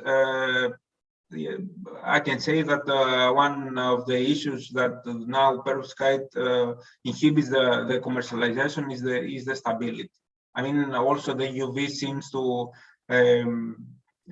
damage the organic part of the hybrid material. I see. Thank you. Is there any other questions? They're online, maybe, or you guys? I can't see any. Oh, well, then if there isn't, then let's thank Apostolos again. Thank you. Thank you. So next speaker is from Hochschule Darmstadt. So it's Maximilian Joschko, who is going to talk about systematic studies of the formation mechanism of some nanoparticles. So sulfur. I'm not quite sure SB or is, but I should. An influence of ligands and precursors on the high temperature synthesis. So please, Maximilian. Yeah, thanks for your introduction, and hello and welcome to my talk. And today I want to talk about the, as you just said, systematic studies of the formation mechanism of antimony sulfide nanoparticles and the influence of ligands and precursors on their high temperature synthesis. So let's first discuss, why did we choose antimony sulfide? Well, as a semiconducting material, it is suitable for photovoltaic and optoelectronic application. But for this, it needs to fulfill some requirements. And luckily, antimony sulfide fulfills a lot of them. So it is a low-cost, abundant, and non-toxic material. and it has a high absorption coefficient and a suitable band gap for light harvesting in the visible region of the light. So we could possibly create, for example, highly efficient solar cells. Getting to the application-related properties. When we create such a theoretical cell, we have our photosensitizing layer in the middle, consisting of, for example, our nanoparticles, in between a hole transport and an electron transport layer. Quite famous is mesoporous titanium dioxide as an electron transport layer, which is mesoporous. So we want to fill these pores to avoid dead space or short circuit when it touches the hole transport layer. And we want to create small particles to fill these pores. And optimal way, we would also have spherical particles as we would get the best fill factor. And thinking further for the industrial scale, smaller and spherical particles are also easier to apply on large plates or in a high amount. But we still have some challenges when we're looking at the antimony sulfide. But at first, it exists in two known phases. At first, we have the crystalline phase, which is also known as stibnite. And this is usually large and rod-like structures. So we have the problem with the application, but it has a narrow band gap of about 1.7 electron volts, which corresponds to roughly 700 nanometers. And it has a high absorption coefficient and a preferred direct band transition. So when we're looking at the band structures of semiconductors, we have the valence band states and the conduction band states. And the direct transition just means the electron gets excited by a photon and is directly injected into the conduction bands. If we would have an indirect transition after the excitation by a photon, the electron would also need to undergo a phonon-assisted transition. The second is the amorphous phase, which people were able to yield small and spherical particles, which would be good for the application part. But these particles have suboptimal optical properties. As they have a mobility gap of around 2.0 electron volts, it will be still suitable for light harvesting, but the mobility gap in amorphous semiconductors is consisting of delocalized states, which we can imagine as our bands, and localized states, which are in between the gap and act as trap states. So we would trap our electrons and decrease our efficiency. To create small, spherical, and crystalline nanoparticles, we chose to use the hot injection approach, which is commonly used in the literature, and chose as basis a mixture containing sulfur and oleulamine. We heated this up to 150 degrees, and then we injected a solution containing antimony chloride and 2-ethylhexanoic acid. The reaction temperature is quite low compared to the commonly used temperatures, which are usually in between 180 and 240 degrees Celsius. But we could slow down the reaction by this and were able to get a better insight in the different reaction steps as we wanted to see how the mechanism works. So the most obvious thing we noticed was the color change. Right after the injection, we got an orange-red solution, which we could confirm with XRD is containing the amorphous phase. The solution was changing to a brownish color after around 8 hours, and finally to black, where we could find crystalline phase. So when drawing the different samples, we, as I just told you, have at first amorphous phase, which is consisting of spherical particles. However, we could only find distinct sizes. So at first we found very small particles, which are roughly around 8 nanometers. Then we could find particles which are around 26 nanometers, and the phase which is consisting of around 220 nanometer sized particles. I hope you can see this in the middle image in here. they also seem to consist of smaller particles. You can see also in the graph on the top right part, we have these 3 jumps, and then the size stays constant for some amount of time, namely until the particles start to crystallize. When they start to crystallize, you can see the crystals growing quite evenly, while on the other hand, the spherical particles are decreasing. So we suggest the following growth mechanism. Right after the injection, we create some seeds, which are consisting of these 8 nanometer size particles. These assemble and merge, and we yield the 26 nanometer particles. We undergo a second assembling and merging step and create the 220 nanometer steps. So in total, we have a doubled hierarchical growth mechanism.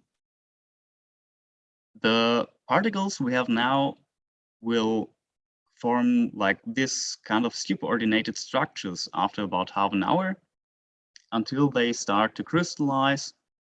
And while the spherical particles are decreasing, the rods are growing. So it is quite obvious that we have an Ostwald ripening process in here. We also check the optical properties after each step, and we found that the band gap or the absorption, or in our case, the reflection spectrum, is shifting towards high wavelength as long as we have the amorphous nanoparticles.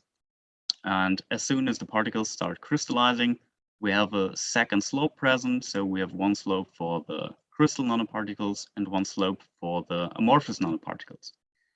After all the particles has crystallized, we only have one absorption. This is not shifting anymore.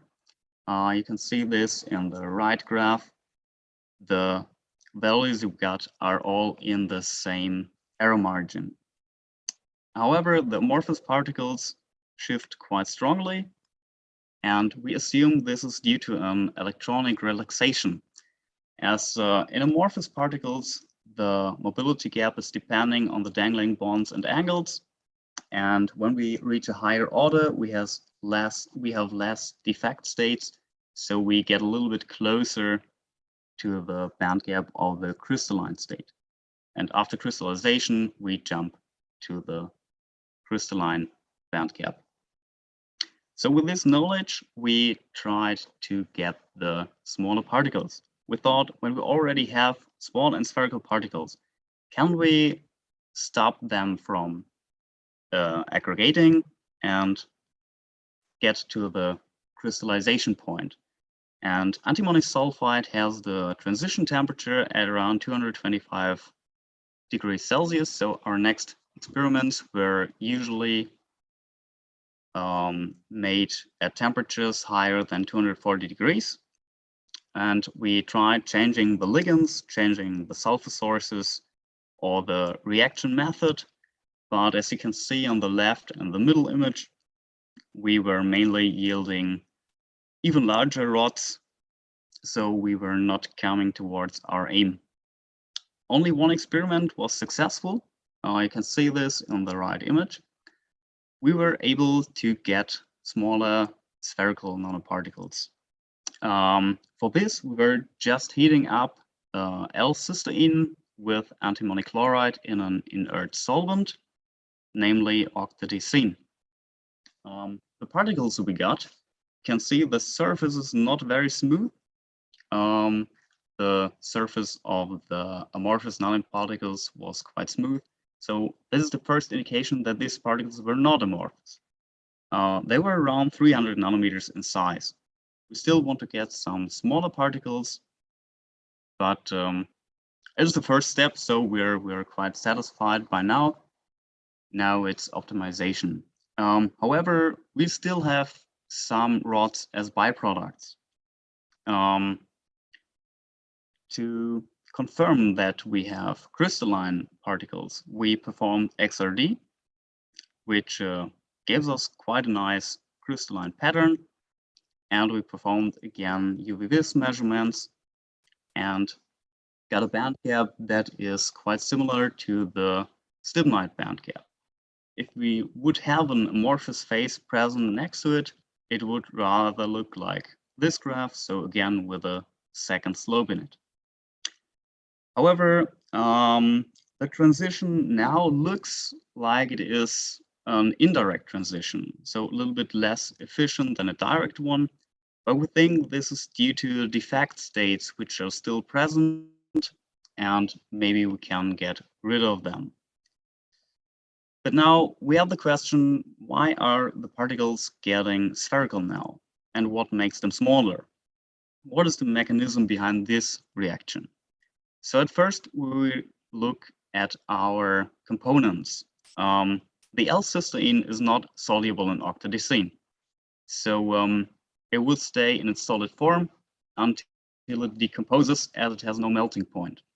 We were performing the thermogravimetrical analysis of this and compared it to some literature, and we were finding that it starts decomposing at 200 degrees Celsius, and yeah, it decomposed until roughly 225 degrees Celsius. We had a mass loss of 80%, so the 20% remaining mass would correspond to 2 molecules of carbon in the cysteine molecule. So we will probably just have elemental carbon left. The gases evolving are ammonia, carbon dioxide, and dihydrogen sulfide. So the H2S will most likely be our reactive sulfur source. The second component is our antimony chloride, which is also insoluble in octadecene and has a rather low melting and boiling point at 73 degrees Celsius and 223 degrees Celsius respectively, which means we will melt our antimony chloride. And we were testing what is happening when we heat only antimony chloride without the cysteine present. So at first we got this milky solution, which still confirms us that it is not dissolving. And when we heated it up to 260 degrees, it was starting to form this grayish solution, which contains elemental antimony. So after we reached the boiling point, because we're boiling this under reflux, we got the elemental antimony. And now we're trying to find out, is it emulsion-based mechanism? Is it maybe a gas-gas reaction, as the small droplets are going into the gas phase and then react with the H2S? Or is it maybe some different mechanism?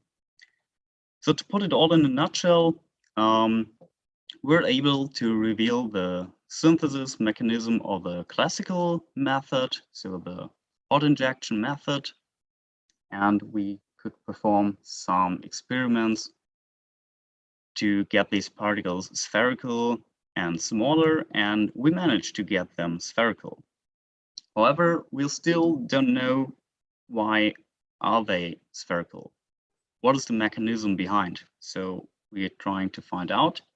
And when we know this, I'm quite sure that we will also be able to reduce the size of the nanoparticles and get rid of the minor fraction of the rods which is still present. Yeah, now I just want to recognize all the people that helped in this research. So of course, our research group with my supervisor and my students, our collaboration partners in Serbia, of course, the financial support and other people who are involved somehow in this research. Thanks for your attention and feel free to ask any questions. Thank you. Thank you. So are there any questions? The audience or otherwise? Well, I'll start. So I have one. Do you know if, so you did say, right, these particles, so sulfur antimony, and now the SB antimony, I had a blip there. So do you know if these particles, so they do fluoresce. I mean, they can emit light as well as absorb and so on, right? So do you know if there are any studies on these nanoparticles on the individual level, like trying to optically study single ones? Do you know of any studies on that? They are thought to have a quantum-sized effect, but this would be at a rather very small size level, which I'm not sure anyone has reached so far. But you showed at some point you showed that there are different sizes, right? You can get down to 8 nanometers. I saw at some stage. Yeah, these are the first seeds we're getting. So so this could be small enough, right? I mean, I think it looks interesting. Yeah, this might be small enough, but I'm not sure if the amorphous phase has the same quantum size effect as the crystalline one. I see. So by ourselves, we did not perform these studies yet. No. Thank you. Is there any other questions in the audience, maybe?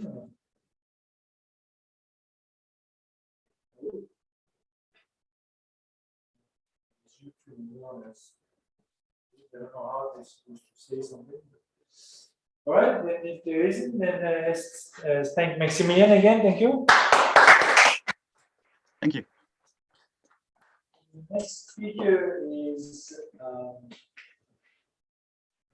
from here. Physically, I thought so. I wasn't sure, so it was good. Let me see. So from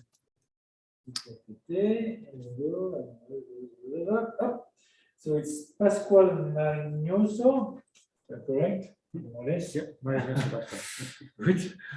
And so he's going to talk about this one is even okay. Some oxygen, selenium, titanium kind of mixed nanoparticles for photovoltaic and photocatalytic application, right? So what's the name of that? This is the name. What's that? Sorry? What's the name of this compound then? It's the name of the compound. made of fabricated synthesized. Okay. Anyway, I'll let you. Are we okay? Yeah. Just one thing. Just to load the presentation. On his own. It's nice to have online, physical, online. It's good. They say, okay.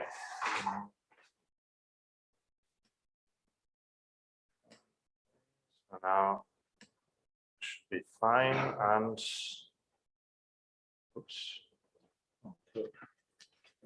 Okay. Okay, so please. Well, good evening. My name is Juan Manuel Marignoso. I'm a researcher of the research group of nanoparticles and dispersion from this university, UPCT. I'm going to present this last work. Is a part of a special work. We are now working about it. So we have more results, but this one part of this work is no report. So it's the first time we present here.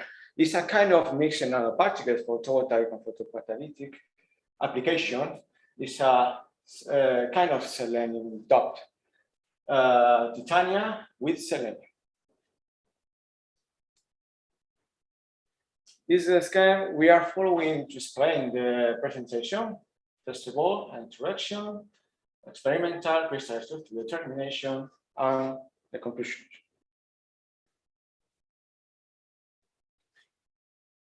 We usually to use a task for this kind of application, photocatalytic and photovoltaic purposes, and it's a good election because it's an eco-friendly material.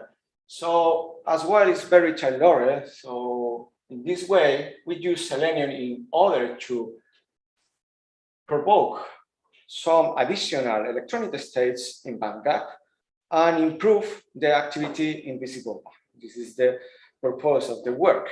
When we synthesize this material, an enough quantity of selenium doped provoke a change of crystal structure. So one of the aims of this work of course, is explain the synthesis of this material, and after explain the new crystal structure. It's a new phase.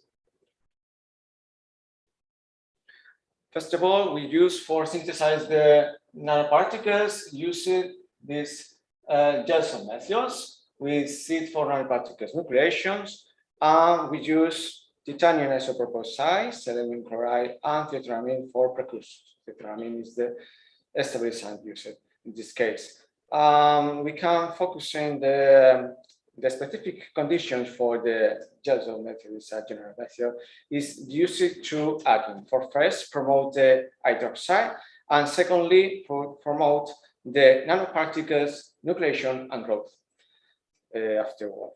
And then the doping level uses 3.5%. In order to know the experimental data to perform the crystal structure determination, we use a refraction geometry by X-ray powder diffraction with a Q alpha radiation, and this is the range of angle used with a narrow interval. And this is the data of the X-ray powder diffraction spectrum. We can see in the circles is selected ones of reflections not matching with the blue pattern is the expected pattern will be perfectly matched because it's the anatase reflections. And the other one is the selenium reflection because it's expected to be this kind of patterns. In this case, you can see in these selected positions with a match with anatase reflection. So this is the interpretation maybe changed the crystal structure because the inclusion of selenium in anatase structure, changing the pattern. In order to determine this crystal structure, we use this known scheme. First of all, indexing, second label, afterwards Patterson map in order to know possible number of sites to occupy these atomic elements, and simulating analysis was used in order to model the nature of the cell units. So afterwards, validation by group. When using indexing in order to know the new unit cell, we have this program known called 91 and I212 with more than 33 reflection and with a very high function of merit. So we can see here more than 1,000 value and a very the minimum reflection calculated. And this is the result, the square in blue. We have the selenium titanium unit cell phase as P91N monoclinic phase. Is expected because we pass from the various unit cell. Is the first unit cell is the anatase unit cell is the tetragonal, so it's more symmetrical than the monoclinic. So it's expected changing the symmetry, and we can see the change as well. The form, the shape of the unit cell is pressure for the bottom and the top, maybe because the synthesis process provoke this changing in this tab, and of course the skew changing the angle in the a-axis. And one important thing we note here is the volume of the new cell is 4 times the volume of the unit cell. Maybe could be the possibility we have as well, the same 4 times nature of the anatase unit cell of the whole unit cell solver. Okay, this is the settings for the level refinement used in order to extract information and use for simulation learning. Briefly, we use an instrument function, linear interpolation for background, a kind of pseudo void for function peak. And as a general parameter refinement, background, zero instrumental, lattice parameter, and FWX. FWHM parameters, and one generalized parameter for slide. We can see the result for level refinement. We highlight in a square in blue and in a square in red the phases match perfectly well with a very low RF factor. We can see it's close, very close to 1. Indeed, in the new unit cell, the new phase is less than 1 in this case. So it's a very good fit. We can see the matrix on PAP in order to know the possible sites to taking up the possible atomic elements. The results of the Patterson model is 25 peaks in 4 week of sites. I mean, it's more or less 100 positions. As expected, maybe we have, or could be, have 12 expected atoms per unit cell at the square here in red.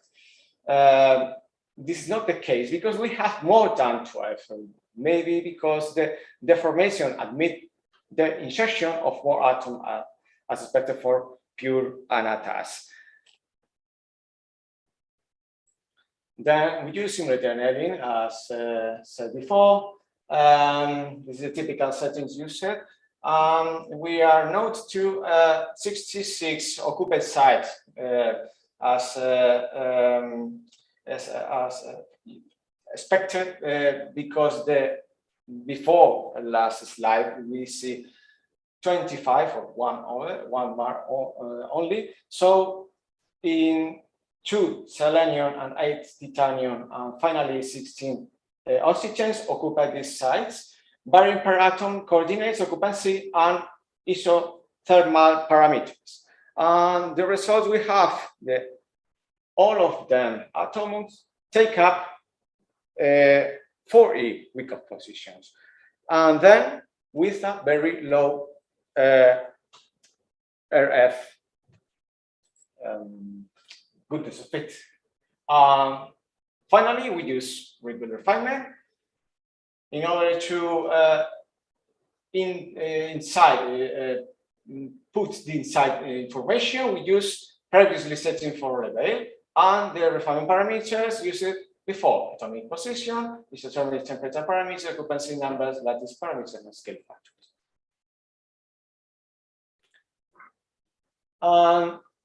This is the Ripple results. We can see here as a square in blue as before saw in the slices we saw before, and the square red the selenium crystalline phases and the selenium dot crystalline phases respectively. We can see the R factor is very close to 1, so we can conclude it's a very good fit. And this is the unit. You can see the model of atomic as a balls in red, the oxygens, green, the selenium, and finally in brown, for example, there is the titanium. You can see the differences between Shannon ions because it's different gravity. Of course, we have a Fourier synthesis position here in order to know if there are some positions unknown or is overlapped, and it's practically overlapped all but. So it's we conclude it's a good solution. This is the conclusions for the work. X-ray powder diffraction spectrum was successfully solved by Ripple refinement with a very accurate fit. At the slice selenium injection anatase cell induced a deformation. The volume occupied by 4 anatase cell matched that of selenium dot unit cell. And finally, selenium doubling cell admits more than expected atoms. In 4 atoms in cell as atomic occupancy numbers, as probably owing to unit cell deformation. If I have some time, I want to explain a note. We are working in this kind of nanomaterials, but we have another nanomaterials with titanium, for example, and attached for photocatalytic application with platinum, another as well for photovoltaic with praseodymium, and as well other nanomaterials, gigolytic materials, and oxygen, zinc materials, nanoparticles in order to use for device in piezoelectric devices. Okay, this is I think it's a family, a pool of material used and synthesized because we are an expert to synthesize nanomaterials with our research group. So thank you for your attention. Are there any questions?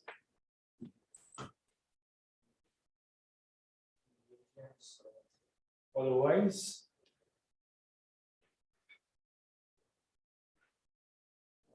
so just to the XRD. So is it where we saw this morning? We visited some labs. Was it there? No, was it there?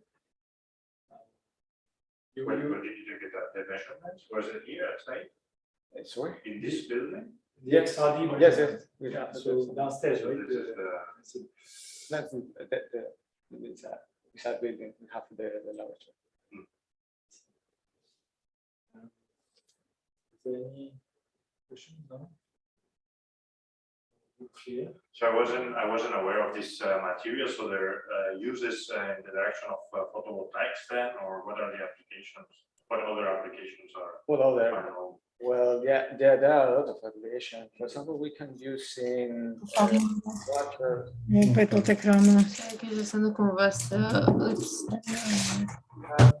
Let's put the mic on.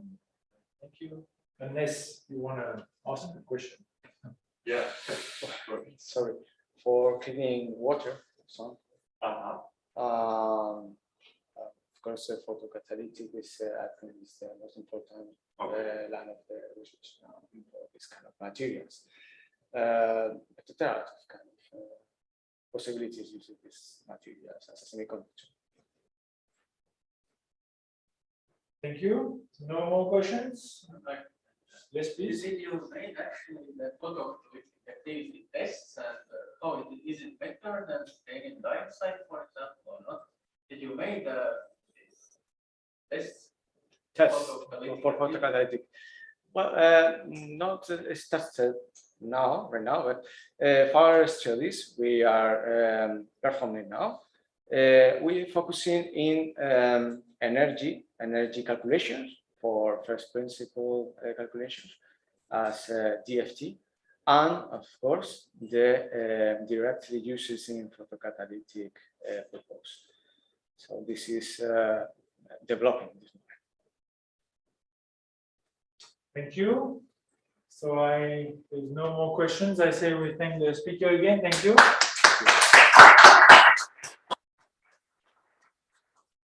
The last speaker for this session, we have program again. We have Sini Sao from Technological University of Dublin, and it's about optimization of gold nanoparticle synthesis for lateral flow immunoassay. So we all know about lateral flow tests these days. So yeah, so please. Can you hear us? Okay, yeah. Hello. We can see you, but I'm not sure we can hear you. Yeah, and we can't see your presentation either. Now you're sharing the presentation, but we cannot hear. Can you hear us? Hello.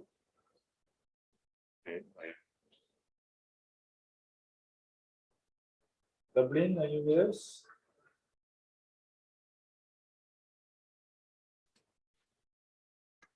Xinyi, we cannot hear you. The microphone is not working, maybe.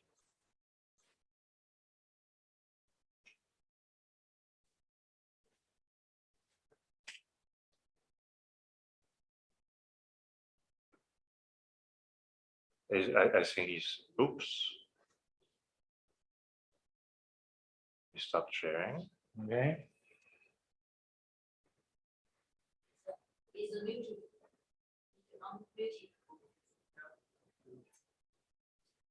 He's muted now.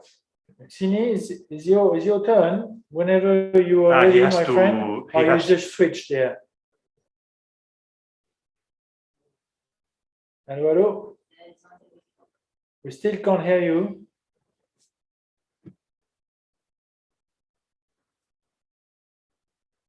Huh. Interesting.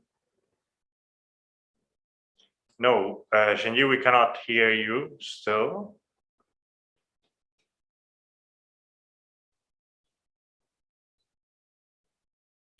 Your mic is, it seems to be on, but we can't hear you, so. Yeah, you're unmuted, but there is something going on regarding maybe the volume of your mic that is somehow set to very low, or that could be an option.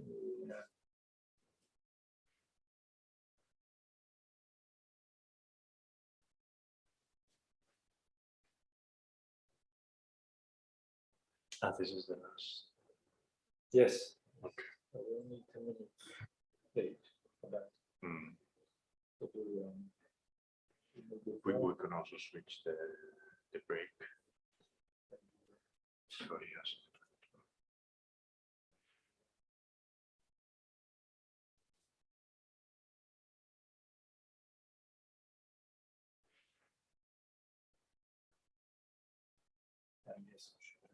Yeah.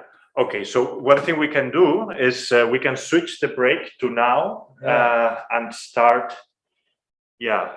There's some 4:10 problem or with it, and then we can start at 4:10. So in 20 minutes we'll start the last session. And so that will give you some time. And in the meantime, we can try to solve this technical problem. Okay. So see you in 20 minutes. See you in 20 minutes. Thank you.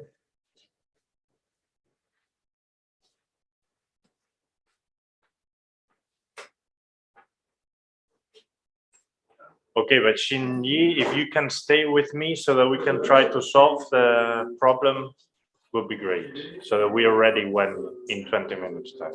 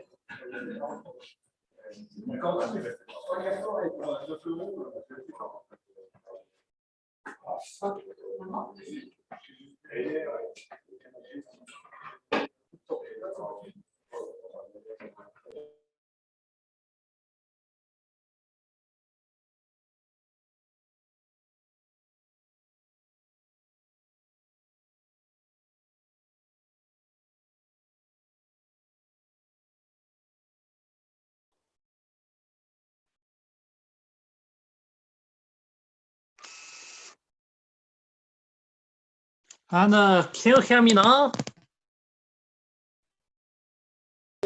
Now I can hear you, Xinyi, so that's great. This means, but you're on your phone, I guess. Yes. You're in your phone. So one thing we can do, no, don't go. Are you still there? Yes, I'm on. I said I can use my laptop to upload PowerPoint and use my phone to speak. Perfect. That's the perfect solution. So we'll do that, and we'll resume then. The next session will start at 4:10. So we'll do the arrangement. Awesome. So see you in a bit. Okay.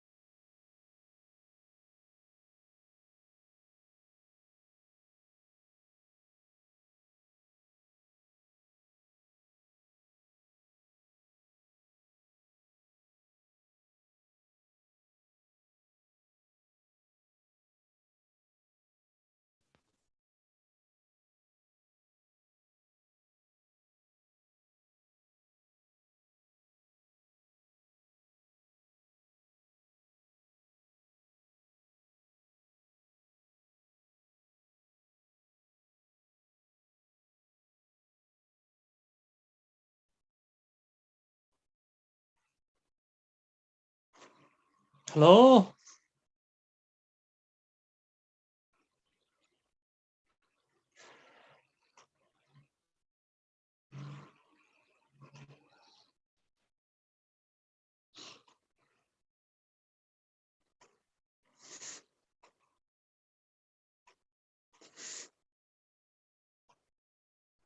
Can you hear me?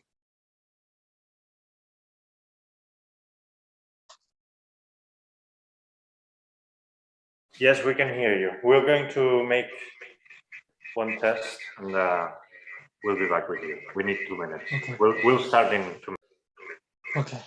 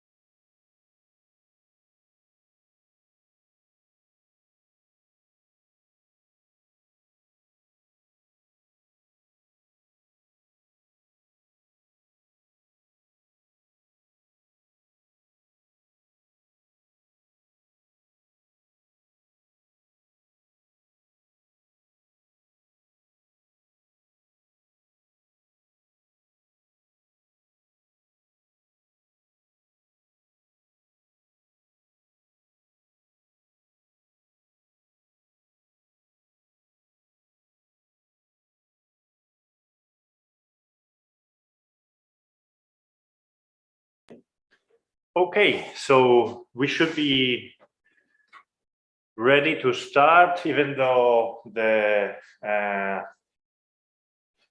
chairman, who is Professor Shell, is not. He is ready. Okay, so I was here. okay. I was going to start because we had to change one of the break.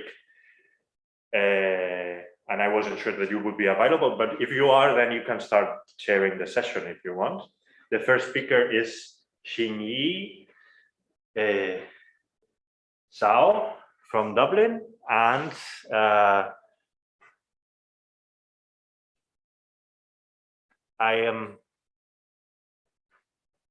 there's some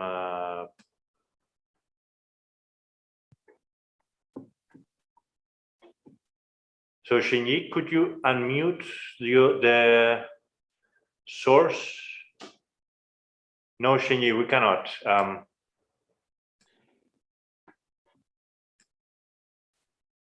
You should unmute one of your now. Okay, can you hear me? Yes, now you can share your screen if you. Okay, yes.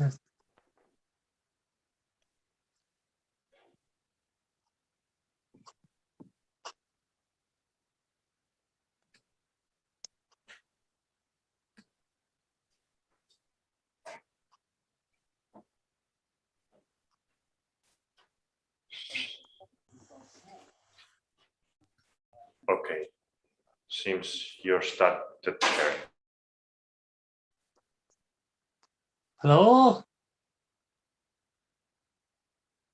Yes, we can hear you. Okay. Yes, it works. You can start if you want. Hello, everyone. Welcome to attend the second European Union workshops on nanoparticles and nanotechnologies. My topic is optimization of gold nanoparticle synthesis for lateral flow immunology. My name is Xinyi Zhao, and I'm from Technological University Dublin. in Ireland. First is the introduction. Firstly, we need to know what is mycotoxins. They are produced by fungi, and some of them they are poisoning to humans and animals. Among all the mycotoxins, the aflatoxin B1, which is the most commonly found mycotoxin in food, is highly toxic. Mycotoxins are regulated under Commission regulation in countries in European Union of 1881/2006 EC. And currently, I'm doing a PhD in the food science department in Technology University of Dublin. And my project aim is firstly to develop a multiplex analysis hydroflow immunochromatography assay of detect 2 mycotoxins in one test. The strip with gold nanoparticles of different shapes and sizes can display different colors for different mycotoxins in one strip at the same time. How we do it? After we add a small amount photo extraction to the strip, the user can see positive and negative results of mycotoxins at once. If we want to know the accurate quantitative concentrations, we need to first scan the strip to get the photo of it and upload it by smartphone app to the analysis system. And why we need to do this research? Because firstly, unsafe food with toxic fungi and other harmful substances cause more than 200 diseases. Globally, around 600 million people fall ill, 420,000 people die, around $110 billion lost every year due to contaminated food. This is updated information from the World Health Organization, and most of them are vulnerable people. For example, children, elderly, people with chronic illness, and so on. And among mycotoxins, which are produced by fungi, they cause the majority of foodborne disease. We have some traditional standard ones such as HPLC, which can provide us with accurate results. However, most of them, they are slow, expensive, complex, and labor intensive. As a result, we need a quick, cheap, accurate, and convenient method and devices for mycotoxin detection. Some novel strips are cheaper, quicker, and need less cleaning than traditional HPLC. And it can be widely used in daily food, detect different mycotoxins on different food under different conditions. And firstly, what should we do? And we need to do firstly, we should do a synthesis of nanoparticles. This is what we should do. Firstly, we start from carboxy terminated bit, and we add some EDC to it. After some time, it becomes some unstable reactive or alkali ester. After that, we add some sulfur NHS and then become the semi-stable ermine reactive NHS ester. So, and since we need to detect 2 mycotoxins at one time on one strip, we need to use 2 nanoparticles of different colors and shapes and sizes. The last one is the UV absorption spectra. First, we can use the blue one, which is from the solution, we can see it's blue, and under the SEM photos, it has star shapes of size of around 75 nanometers. And it has a peak around 600 nanometer. And another one is the red one. It has a UV peak around 540 nanometer. And in the SEM images, we can see that they are the spherical ones, and they have the size around 30 nanometer. So how do we preparation of these strips? Firstly, we need to conjugate with some conjugated pads and NCM attached to PVC backing. And then we use some biojet dispenser on it. After that, to put the protein on this strip. After that, we use the cutting machine to cut into these strips into the size we need. And how does the strip work in theory? It's like this. Firstly, a strip have a sample pad.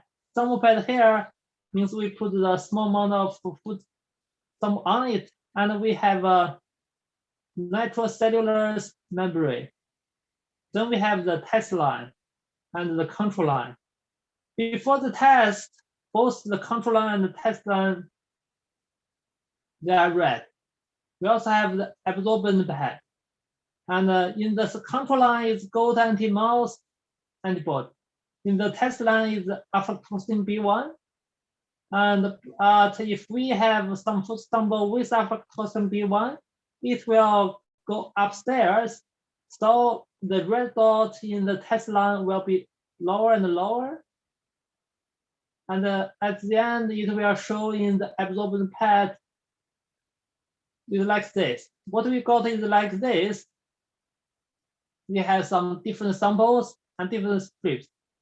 And this one is 0, means there is no aflatoxin at all. We can see that both the control line and the test line are red.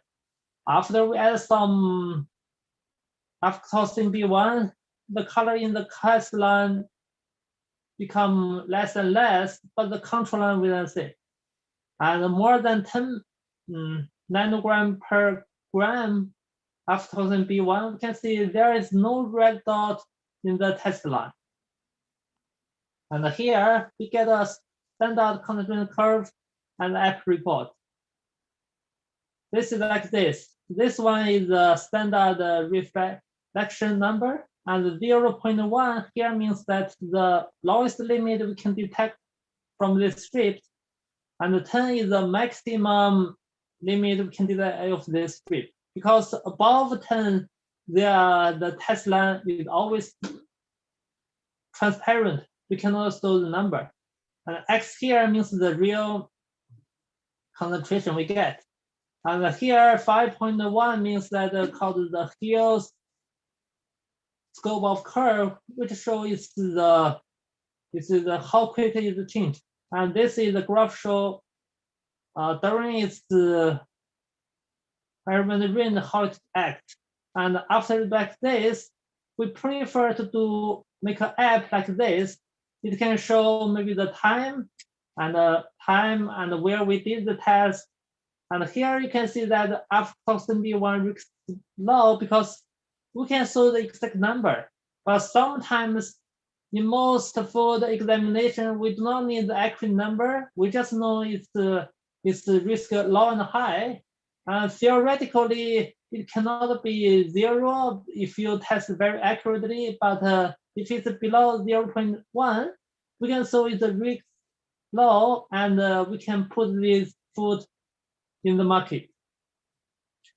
And what I have done is that firstly, I synthesize radical nanoparticles by reducing method. These particles have the round shape and diameter of 30 nanometer of the SPR pan of 525. How we do it?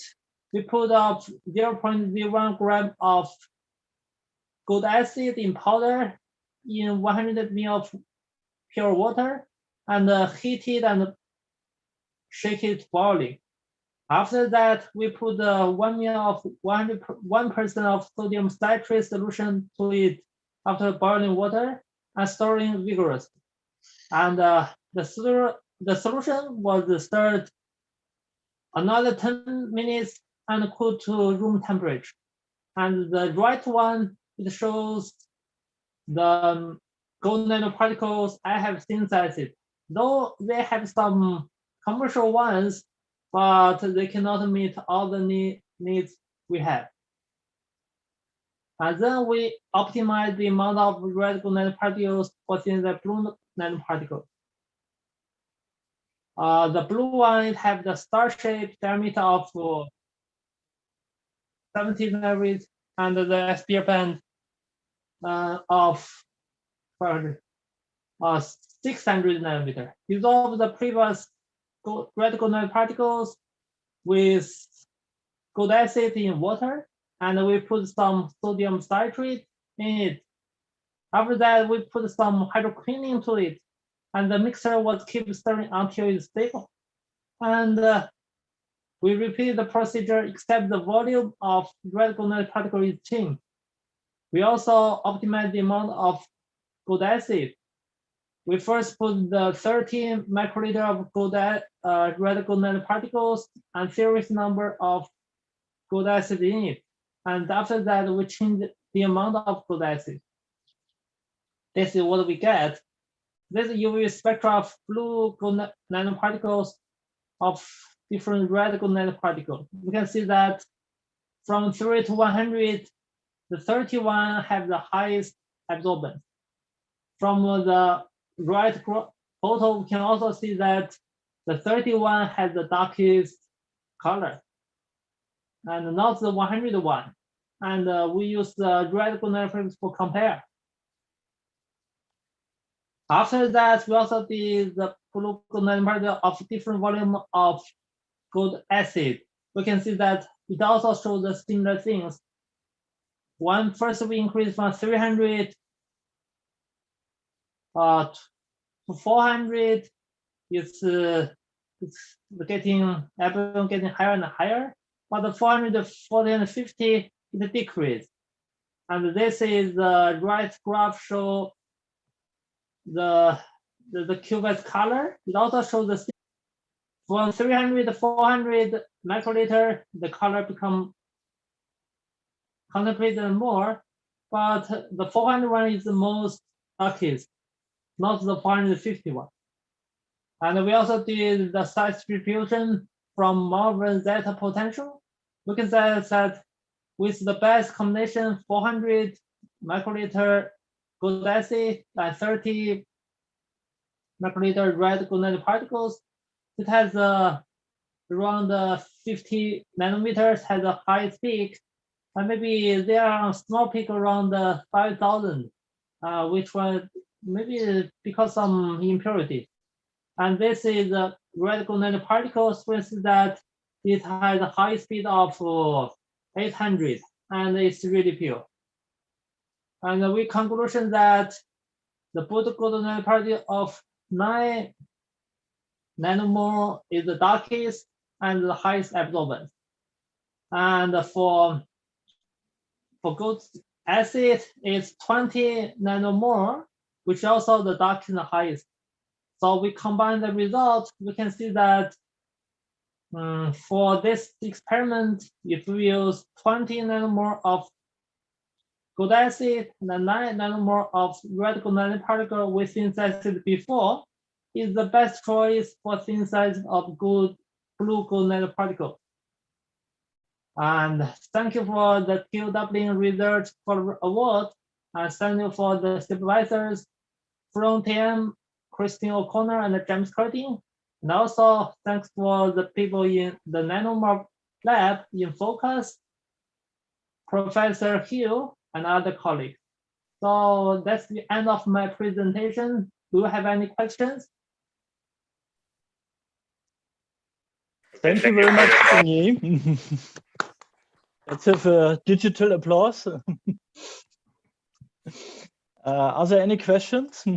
from the audience? Not here, maybe online.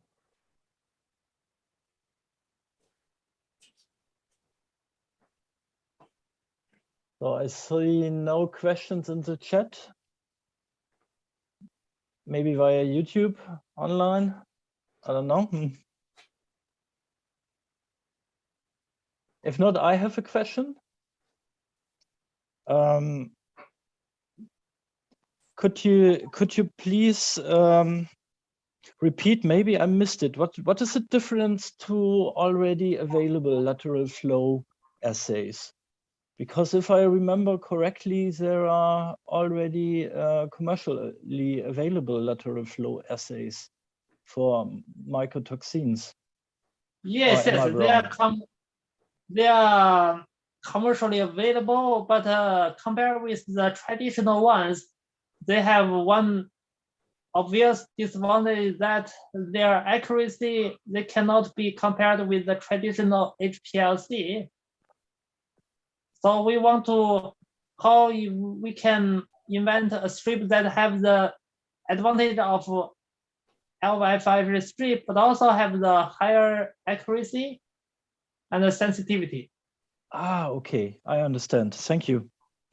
And the other aspect I didn't get was how the result is displayed. You talked about that you plan to display the result as high risk, low risk.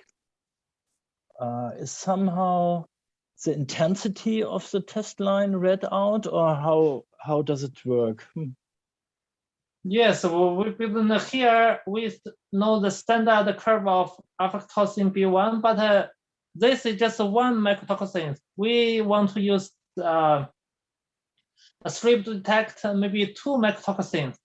Or if ideally, you can see that here we have 3 lines. It means 3 times mycotoxin. If we can detect 3 mycotoxins at the same time and show the result here, it will be even better.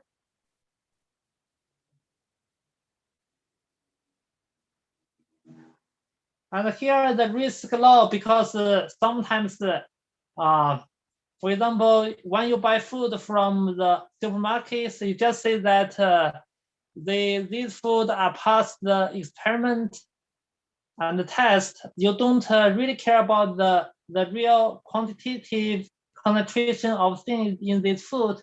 So this maybe mobile can just say aflatoxin B1 risk low. And maybe the same concentration for different food, their standards are different. Okay, thank you. Are there any other questions from the audience?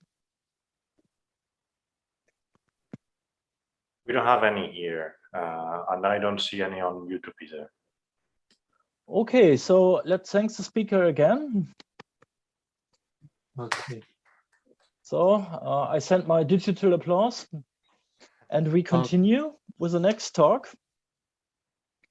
We will hear Anthony from Technological University of Dublin. Anthony, are you there? Hi, I'll be doing it on behalf of Anthony. My name is Kevin Joe Korean. So wonderful. Please, the stage is yours. Yeah, sure. Just give me a second. Let me put the presentation up. Is it visible? Yes. Okay, perfect. Yes, it works. Yeah.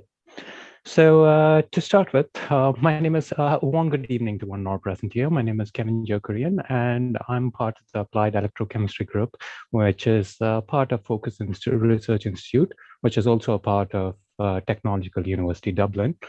And I will be presenting detection of low levels of organic contaminations in water using mesoporous screen printed carbon electrode.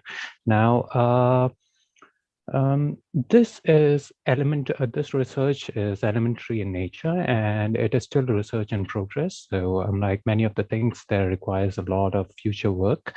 But that being said, The main technique that is actually used in this presentation is something called as cyclic voltammetry. Now, the cyclic voltammetry works on a 3-electrode cell setup, which involves a counter electrode, a reference electrode, and a working electrode. Our main electrode of interest is the working electrode, where the reaction actually takes place. And this is the electrode where which actually makes contact with the analyte and forms the reaction. Now, if you look at the right hand of the screen, which is basically a plotted graph is indicated, which shows the oxidization and the reduction of 1 millimolar ferrocene carboxylic acid in 0.1 molar phosphate buffer solution at a scan rate of 100 millivolt per second.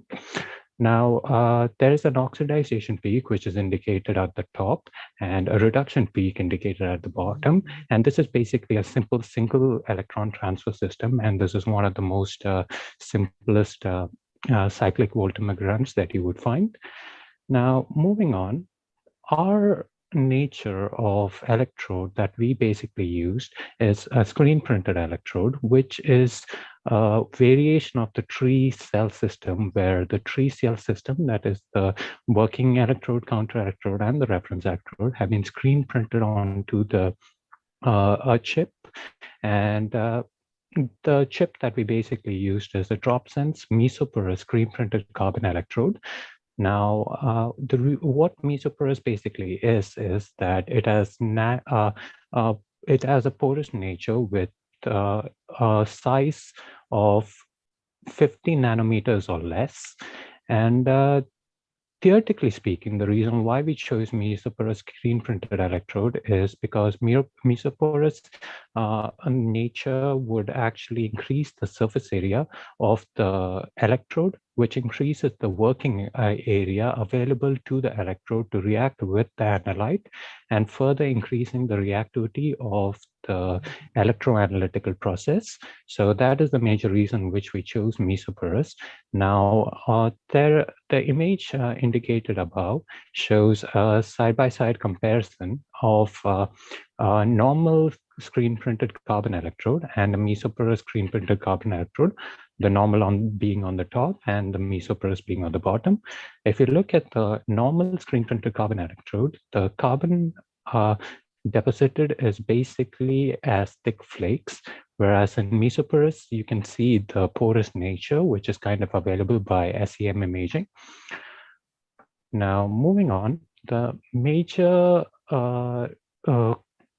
compounds that were utilized in this experiment so far were ascorbic acid and diclofenac sodium, and the structures are both indicated here.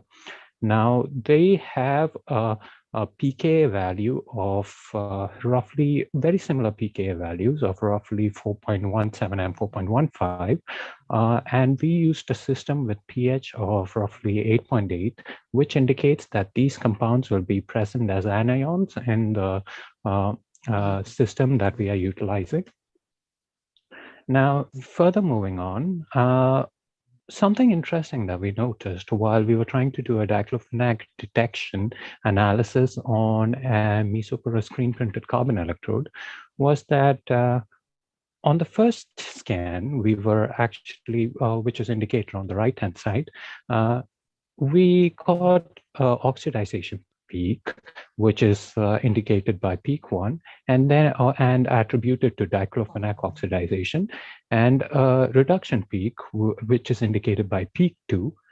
But on subsequent scanning, repeating using the same same carbon electrode, we noticed that a layer was being formed, which can be dubbed by peak 3, and that all of these electrodes, I mean, like both these were done in 3 different electrodes, and we obtained very similar results, which indicates that we obtained very similar results, which indicated that these were reproducible in nature.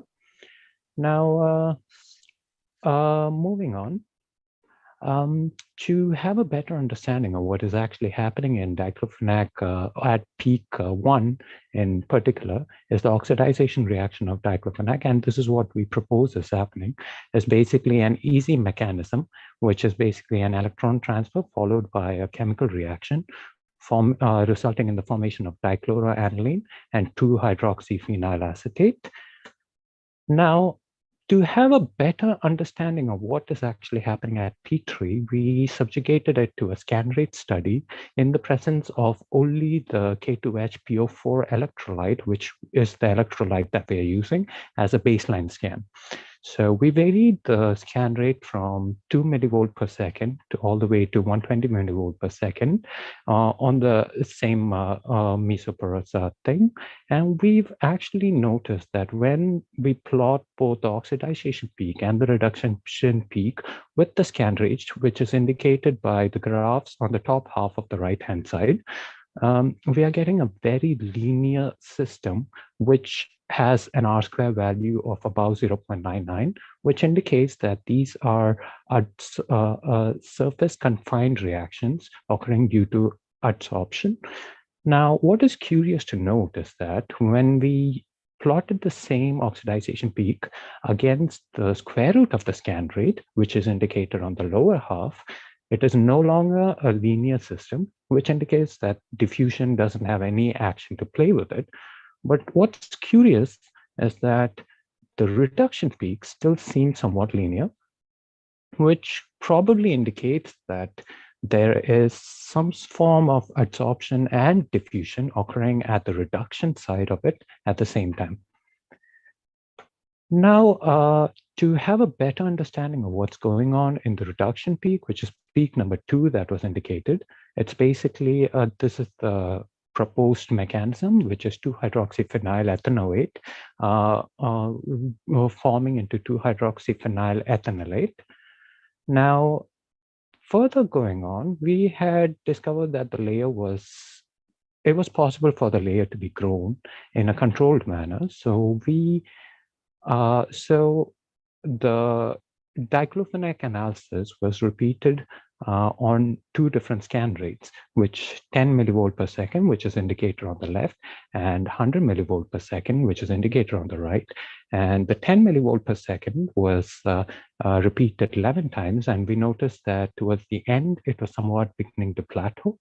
But when we were doing it at a much higher scan rate, we noticed that it took much longer for the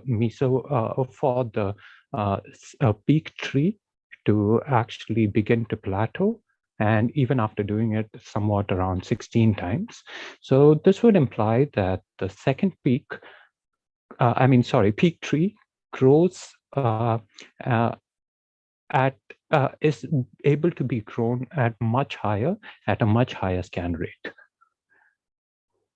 Now, to further understand what's going on, we did 2 repetitions of the normal scan of diclofenac, where we went to the range up to 5.5, where the diclofenac, 0.55 volt, where the diclofenac reaction actually takes place, oxidization takes place. But after that, we confined our subject of interest between the ranges of -0.1 to 0.3 volt, which is the region of peak tree. And we noticed that there is not much of an increase, even though it was done 10 times after that, in growing the layer of the thing, which shows and indicates a stability in the redox confined region that is actually happening on the electrode. Now, to further utilize this, we thought of using this diclofenac degradation product deposited mesoporous screen printed carbon electrode, utilizing it for ascorbic acid analysis. We varied the ascorbic acid concentration from 0.1 to 5 millimolar all the way to 10 millimolar, and with 4 different electrodes with varying concentrations or varying layer sizes, like the top left corner that you see is an ascorbic acid analysis done on a bare mesoporous screen printed carbon electrode. And towards besides it, you'd see DCF, like ascorbic acid, the same system with on an electrode where DCF was done twice, and below that, the system is where it has been done thrice, and besides that, you will see a system where it has been the electrode has been subjugated to 4 times of DCF analysis. Now, what is curious to notice is that the ascorbic acid seems to be the DCF degradation product seems to be porous enough to allow the ascorbic acid to pass through and react with the working electrode. But on subsequently increasing the layers, it seems to be reducing the amount of ascorbic acid that is able to pass through the surface confined layer, as the ascorbic acid peak seems to be reducing, as you can look from bare electrode to the 2-layer DCF electrode to the 3-layer DCF electrode, and finally the 4-layer DCF electrode, where the ascorbic acid peak attributed seems to be much lower, somewhere roughly approximating around 70 microampere, whereas on the bare electrode it was somewhere around 90, which indicates that the porosity is beginning to get affected at higher layers that we go. Now, to attribute for the ascorbic acid oxidization, this is what we believe is happening, which is a double electron transfer mechanism, and which results in a dehydroascorbic acid product. Now, this is basically just a comparison of all the 4 electrodes. We took a random concentration of 3 millimolar to show you the graphs of what's actually happening.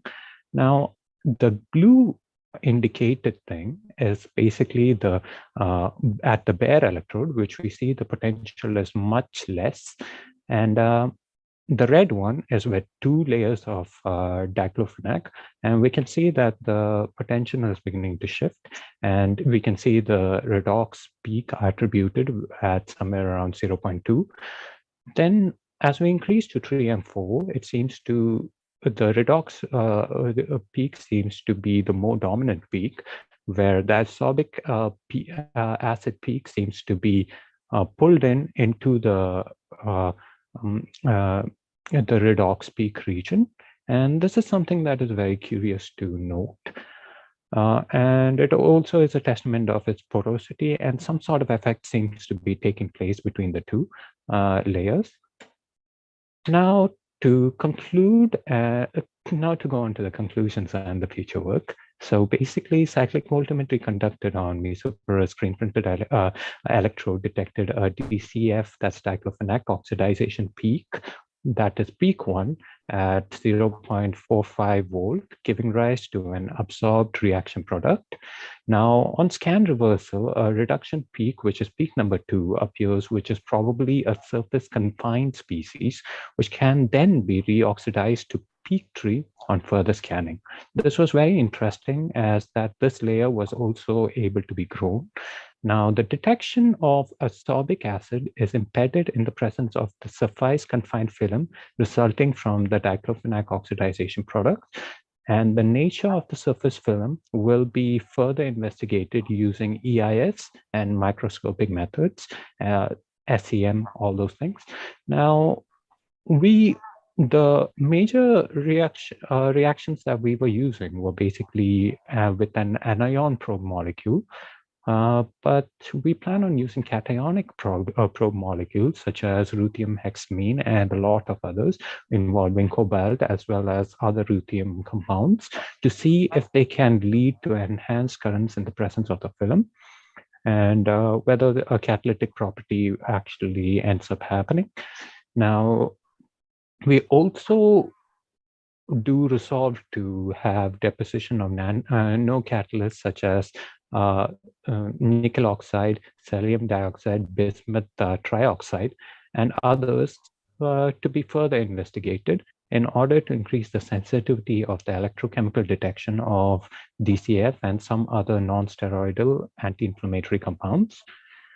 And I would like to thank everyone at Focus Research Institute, especially the TU Dublin Researchers Award, and especially Hugh Bryan for this. So I welcome any questions. Thank you very much, Kevin, for the nice talk. Thank you very much indeed. Yeah. I think we have time for a question or two. Yeah. Are there any questions from the audience? So I would have one. Yes. So you showed how depending on the rate you can get a higher peak 3 intensity a bit earlier than that. And my question was simply whether this is behavior that you expect to well be the same or have a linear increase, let's say, with the rate, or I mean, here you showed 2 data points, so to say. So what happens with different rates if you go higher? We haven't actually done with other rates, but what we've noticed is that even at different scan rates, like for example, we did at 10 millivolt per second and 100 millivolt per second. Both of them have a very linear thing with the number, a linear increase with the number of times the diclofenac has been repeated. Like both of them were very linear. When we plotted the graph to see how much of an increase there were, it was linear until a certain point. Like for example, at 10 millivolt per second, up till 7 repetitions, it was very linear. And after that, it started plateauing and there was not much of an increase. But at 16 times, at 100 millivolt per second, up till around 10 or 11 or even 12, it was somewhat very linear, but then it did not actually, and then it went on to plateau. But we did not actually compare the different scan rates with each other. And that is also what is something that we plan on doing in the future work. And we plan on going through different scan rates to see whether it would actually be linear in that process as well. But we have done a linear scan rate with just at from 120 millivolt per second to 2 millivolt per second of just the refined of just the P3, which is very linear, as indicated by the thing over here, and which shows us that it's an absorbed system. And we have gone through these scan rates like that. Okay, I see. Thank you very much. Yeah, thank you very much for the question as well. So, are there any other questions? No, seems to be not the case. So it was a very clear talk. Thank you again, Kevin. Oh, thank you very much for having me, actually. And then we go on to the next speaker. Sure. Could you please, yes, stop your screen sharing. Our next speaker will be Franz Josef Meyer-Almes, actually my colleague from Hochschule Darmstadt. Franz Josef, are you there? Yes. Yes, okay, so Franz Josef, we are looking forward to your talk.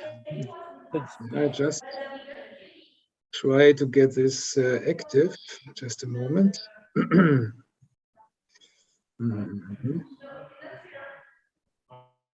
Well, just a moment. So.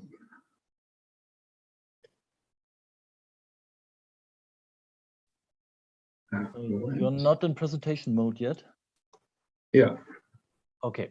Is it visible now? Yes, perfect. So, hello everybody. We are physical biochemists and not no nanomaterial people, but I hope that we can be in the game, at least because our proteins we are dealing with have diameters of some 6 nanometers or so, as dimers 10 nanometers, and maybe we can be in the game with at the lower cutting edge of sizes. So welcome to the talk. about fluorescence lifetime binding assays in screening applications. And this subject has to do with my personal professional background with biohealthcare and pharmaceutical screening. So if you are thinking of high throughput screening in an industrial scale, you need an assay which is robust. And I will present here the fluorescence lifetime measurement as one pivotal type of readout, which can scope with assay interferences coming from autofluorescent compounds. And our working horse here are histone deacetylases, and I will introduce them shortly. So here you see how a pharmaceutical screening unit will look like with robotics, which transfers the screening plates here from one station to the other, from pipetting stations to readout stations, back and forth for incubation steps and so on. And if you are looking at the main interferences you are dealing with in high throughput screening, and we are talking about several 100,000 compounds per day, the major contributors are false positives. Major problems arise from that, or from false negatives. And the third issue is compound autofluorescence, because most of the assays in pharmaceutical screenings are nowadays fluorescence-based or phosphorescence-based. And poor data quality is also an issue, which means that you need a certain performance in order to reduce the number of false positives and negatives. So if you are question yourself, what are the requirements for a high throughput screening assay? Yeah, it has to be a simple, homogeneous procedure. Homogeneous means mix and measure. There is no time for separation steps. And what you also need is a generic assay format, which means this is an assay format which can easily be transferred to another enzyme of the same class, for example, if you are screening compounds against it. And what you also need are stable reagents, of course. And another prerequisite would be miniaturization and parallelization in order to achieve the required throughput. And of course, you need a robust signal, which is robust against artifacts and such as autofluorescence, for example. And finally, you do need low rates of false positives, because this would otherwise create a great problem with compound logistics, for example. And you don't want to lose really interesting hits. So everything comes back to assay design, and then you can ask yourself what would be the best readout. And there are several types of fluorescence readout. And now this session, we would like to discuss fluorescence lifetime. So just to be short, you all know the Jablonski scheme, which is used to explain fluorescence. And what you here see is that after excitation, there are several deactivation pathways.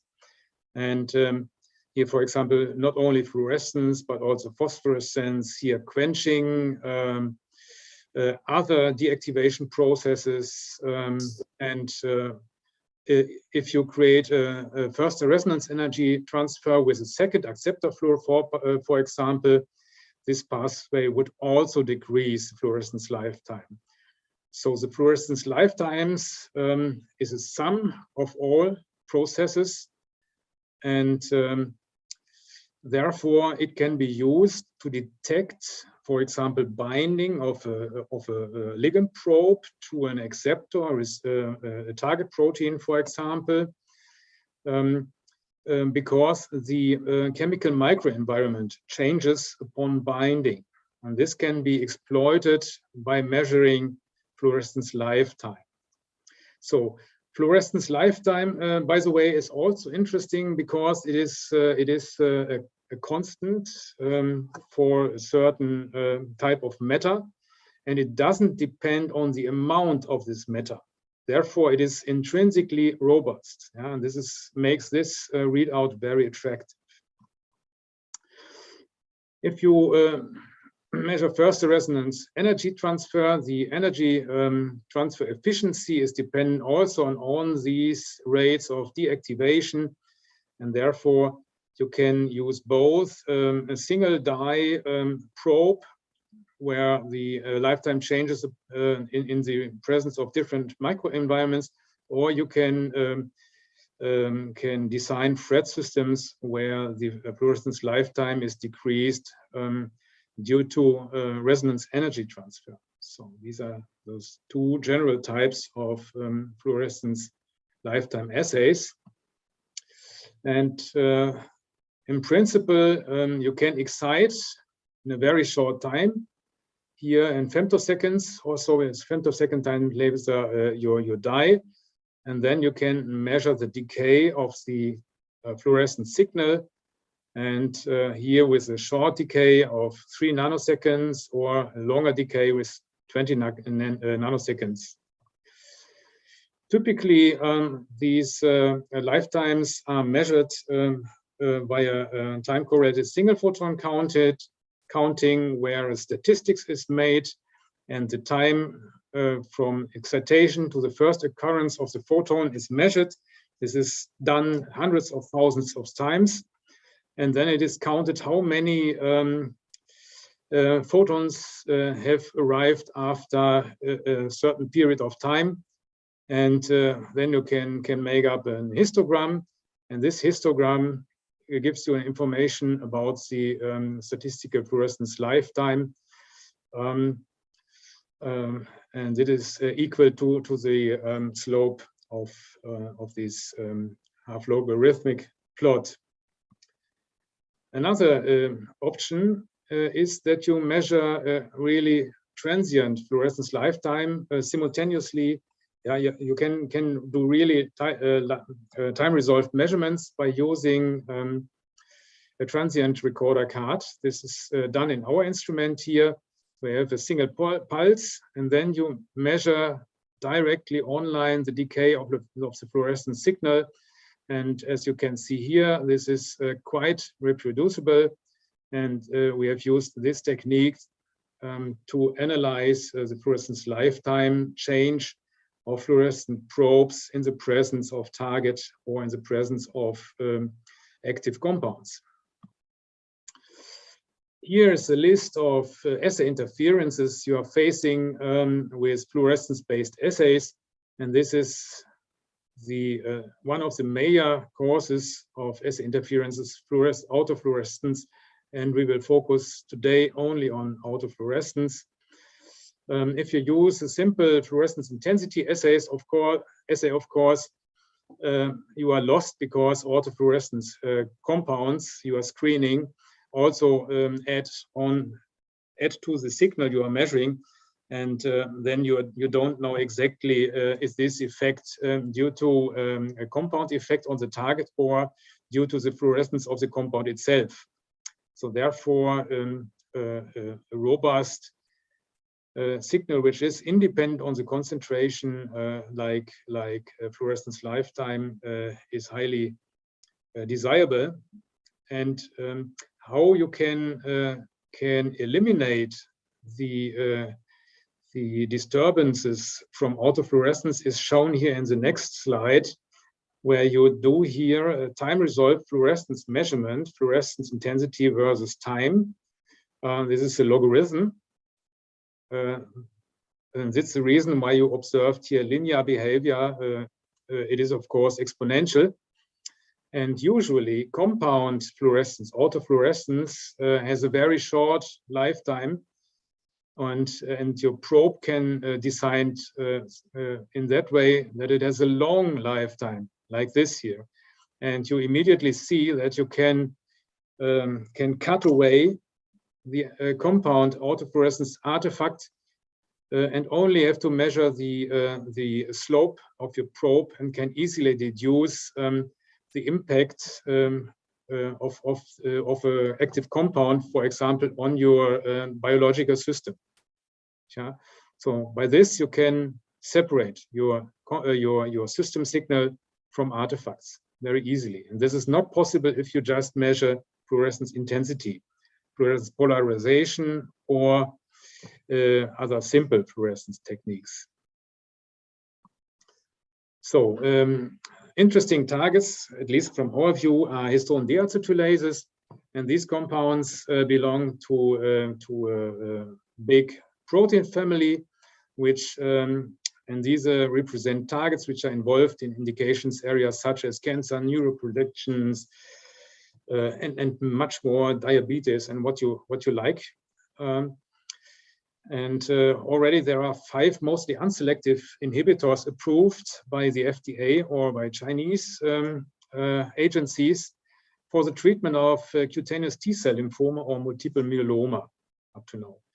However, because these compounds are rather unselective, there is an urgent need to develop more selective and potent inhibitors to hit only the target of interest and not the whole enzyme family.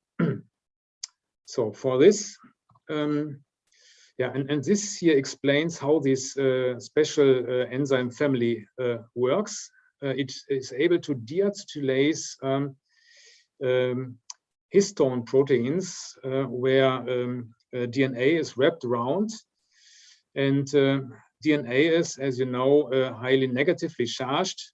Yeah, and if these histones are acetylated, the DNA cannot wrap so tightly around these histones. Whereas if you deacetylase these histones, you create positive charges, which and finally lead to very tight DNA histone complexes where protein transcription is not so likely to occur. And therefore you have here an epigenetic impact on gene transcription. And this, if this is misregulated, this causes diseases and leads to misregulation and the occurrences of diseases. So if you like to correct these misregulation, you are looking for inhibitors, for example, of HDAC, which compensate for or may compensate for misregulation. So what we need is, of course, a dye, fluorescent dye with a long lifetime. Lifetimes are here rather high, with 4.9 to 7 nanoseconds. You need, of course, here a molecular part which recognizes your HDAC and binds to the HDAC here through a hydroxamate group, which complexes the zinc ion, which is at the bottom of the binding site of histone deacetylases. And this dye has unique properties because it has a very large Stokes shift here and a long lifetime, as you see here. And using these probes we have developed, it is possible to create a binding assay. So if there is a compound which inhibits HDACs, it would compete with this fluorescent probe, and the probe is released again, displaced from the complex, and regains its original fluorescence properties, which are changed upon binding in the hydrophobic environment of the protein. So what we can measure is the binding degree here with increasing concentrations of, in this case, bacterial histone deacetylases. And what you see with the probe is that you can get increasing binding. And if you now use a complex with about 80% saturation, like it is here shown on the right panel, you start with 80% binding degrees, and if you add up increasing concentrations of HDAC inhibitors, such as Zaha, which is an approved drug, you can observe here a lowering of the binding rate, which is in correspondence to displacement of the fluorescent probe. And here you see very, very small standard deviations. And similarly, you can analyze how big is your assay window here, fluorescence in nanoseconds, fluorescence lifetime in nanoseconds printed versus time up to 30 hours. You still have a large assay for positive and negative control for your assay. So this is important in terms of compound stabilities. And here in screening, we use a special parameter called Z prime. And Z prime is a quality parameter which shows how good the performance of your assay would be. And if the performance is above 0.7, this is an excellent biochemical assay.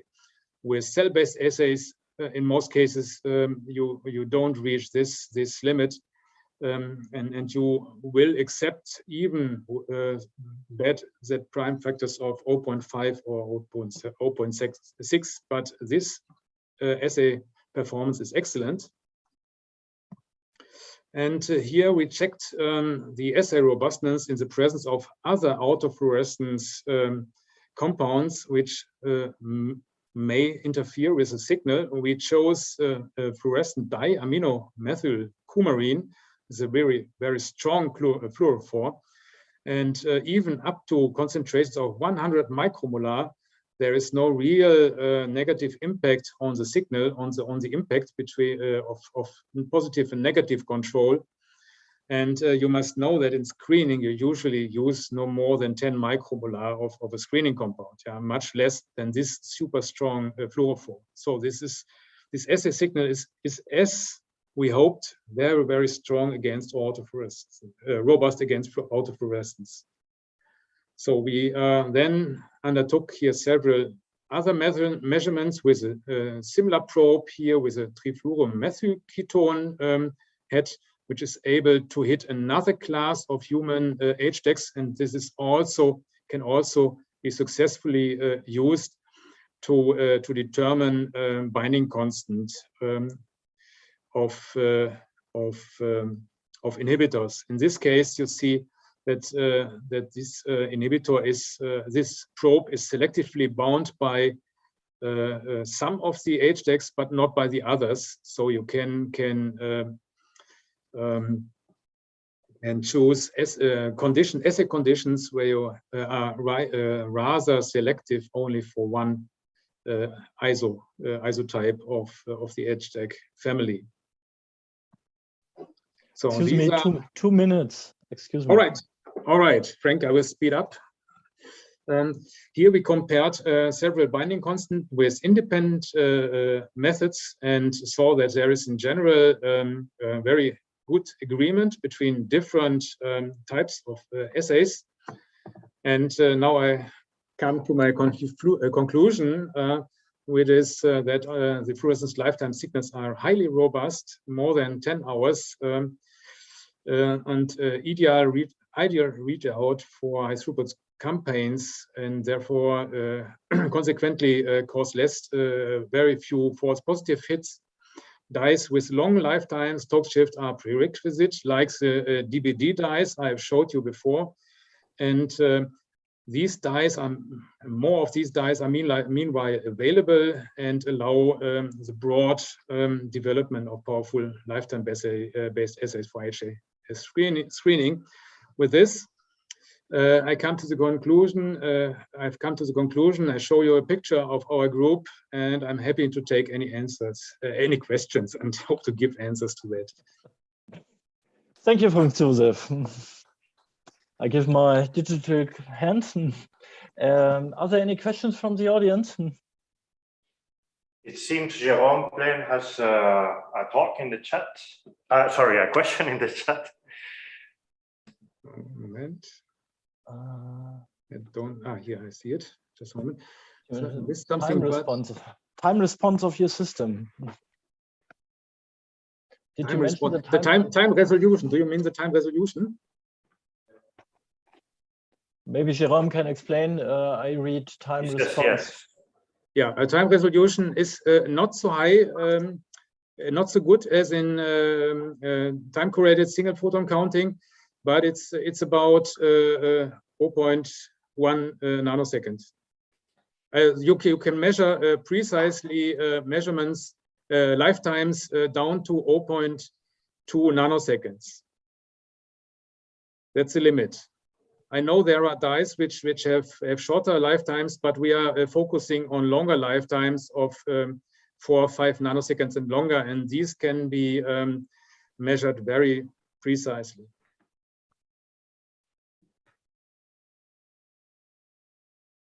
Welcome. Any other questions? So maybe I have one.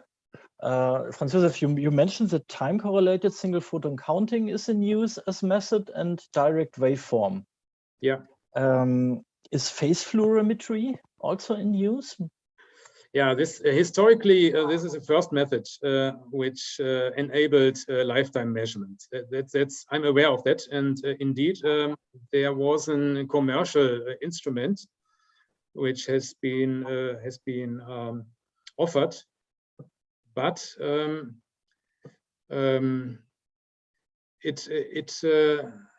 it was not successful enough on the market in comparison to the other techniques, because it has some limitations as well, especially if you observe multi-exponential decays, for example, and then you come very easily to the limits of the frequency modulated lifetime measurements. Okay, thank you. Because I've expected previously, before the laser diodes and LEDs were available. Yeah. This was a very difficult technique. But nowadays you can easily modulate a laser diode with gigahertz or something. Yeah. And you can use modulation programs and shift easily the modulation frequency. That's still, of course, still it's not so easy to evaluate the measured signal. Yeah. Also I can only say time-correlated single photon counting has succeeded, in the competition on the market. I'm sure that's probably the best method. Yeah, it was very expensive in the past, but nowadays there are cheap photodiodes, laser diodes, which allow affordable instruments. Okay, thank you again, Franz Josef, for your nice talk. And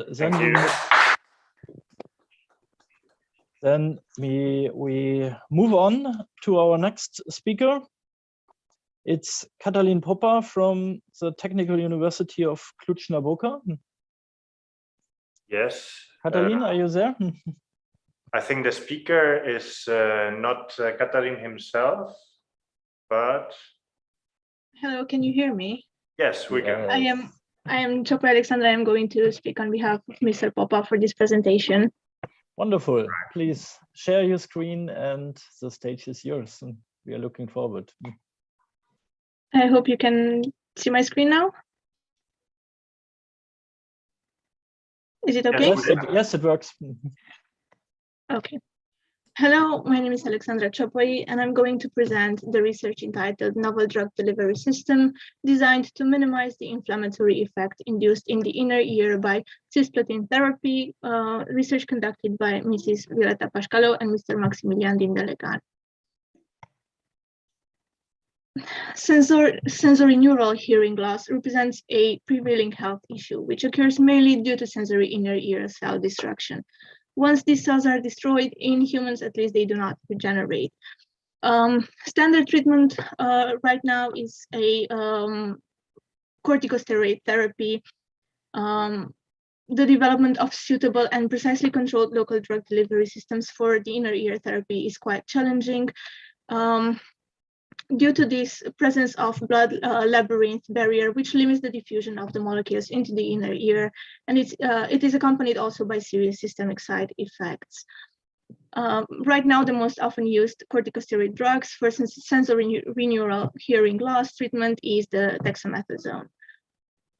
Our approach for this matter is based on liposomal type microcarrier with enhanced structure for dexamethasone loading, delivery, and sustained release, whose major components are neutral. Main advantages for using liposomes as drug delivery systems are their ability to carry both hydrophilic and hydrophobic compounds, high encapsulation efficiency, biocompatibility, and transportability through cell membrane. However, there are some limitations as well for using the liposomes, mainly to their physical and chemical instability resulting in leakage of entrapped compounds. A better, more enhanced solution would be a second generation of liposomes, the biopolymer lipid hybrid systems, which are which use biopolymers such as polysaccharides and proteins to improve the in vitro and in vivo performances based on this cumulative benefit of the polymer and the lipid. Based on this, they present several advantages such as the shape, the size, the surface charge, as well as the lipid chain ordering changes. Our approach to this was using a polysaccharide protein lipid hybrid system, which can offer advantages such as biodegradability, biocompatibility, and less toxicity. Lipids chosen for this polysaccharide protein lipid hybrid system were phosphatidylcholine contained in soy lecithin, which is one of the most used lipids in the liposome preparation, and the DAB, used in this case for the electrostatic interactions with, to enhance the electrostatic interactions with the other components of the system. Polysaccharide chosen was pectin, one of the most common and most used polysaccharides. As well for the protein, which we've chosen bovine serum albumin, a naturally abundant protein candidate for transporting different hydrophobic macro or small drug molecules to the targeted site. For the preparation of the lipid pectin BSA microparticles and microparticles loaded with dexamethasone, the process was quite simple. A 0.2% pectin solution was mixed together with a 0.1% BSA water solution, ratio 2:1, until homogenized under constant slow magnetic stirring at 30 degrees Celsius. 1% calcium chloride solution was added under continuous stirring.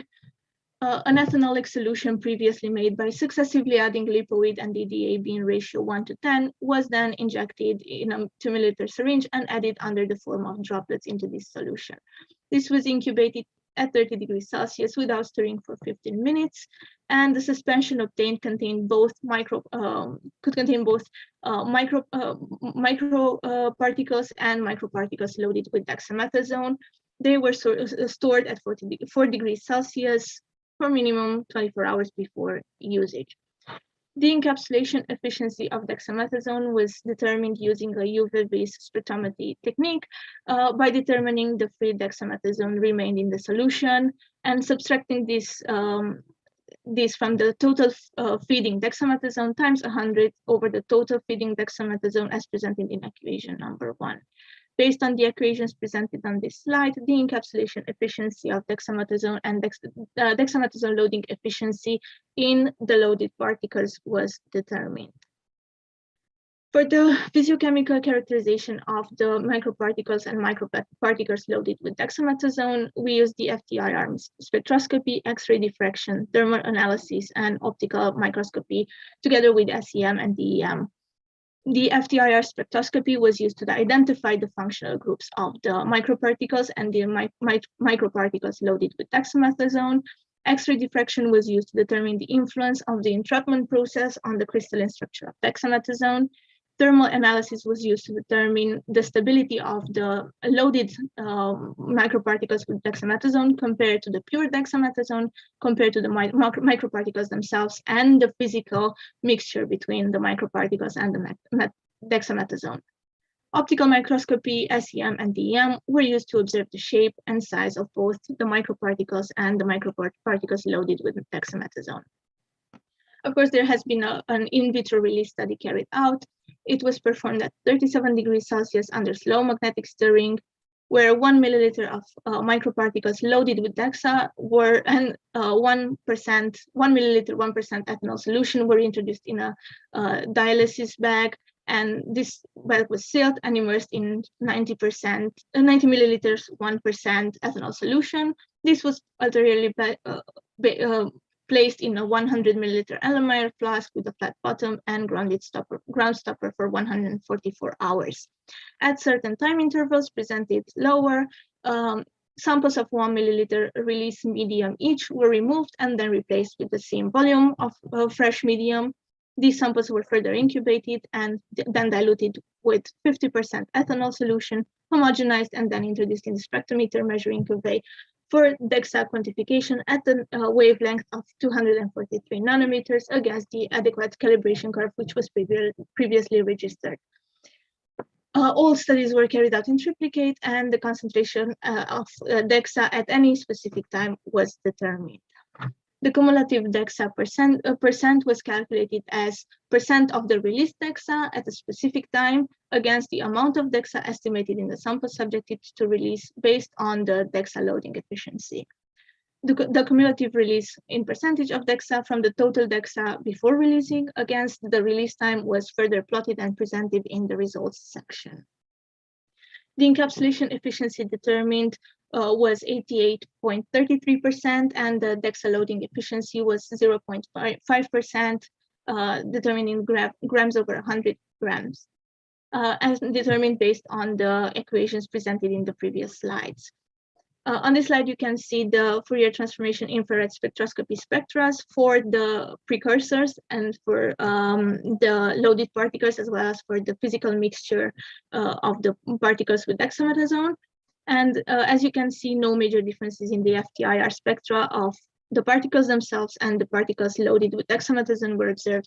Thus, the FTIR tests confirm that there are no new bonds created between pure DEXA and the functional groups of the microparticles. The X-ray diffraction patterns, as it can be seen, are for the precursors themselves and for the microparticles and microparticles loaded with DEXA. The XRD patterns for microparticles loaded with dexamethasone samples indicate the presence of two different phases, one amorphous and the other one crystalline. The crystalline phase can be assigned to DEXA because the diffraction peaks of microparticles loaded with dexamethasone appear at the same position as in the case of pure dexamethasone.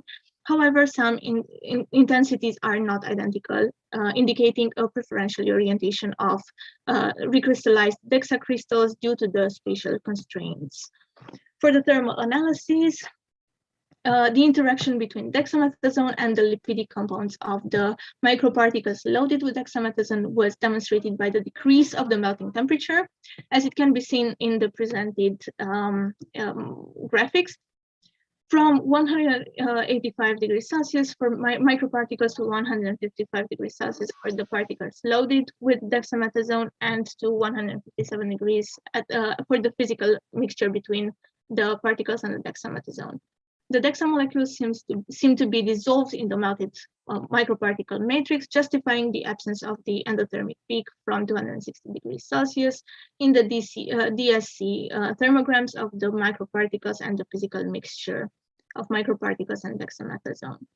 As it can be observed in the images from the optical microscopy, we can see that there have been formed microparticles with spherical shape and micron sizes. This has also been confirmed by the SEM and DEM images. For the in vitro release study, the results of the study certainly indicate a prolonged release for at least 5 days of the dexamethasone from the microparticles loaded with dexamethasone, which recommends the use of the system studied in the in vitro and in vivo studies for the development of suitable and precisely controlled delivery systems for inner ear therapy. Conclusions. The main reason for choosing dexamethasone for building the above mentioned biopolymer lipid hybrid architecture was the hydrophobicity of DEXA. Using the FTIR XRD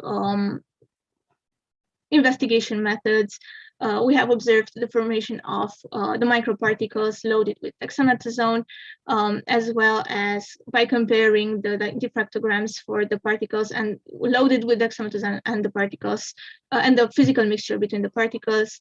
We have identified or concluded that during the encapsulation process, dexamethasone does not undergo polymorphic transformation. And another important conclusion is that the release profile of DEXA from the microparticles loaded with dexamethasone certainly indicate a prolonged release for at least 5 days of dexamethasone from the particles, which recommends the use of the system studied in the in vitro and in vivo studies for the development of suitable and precisely controlled delivery systems for the inner ear therapy. Thank you for your attention.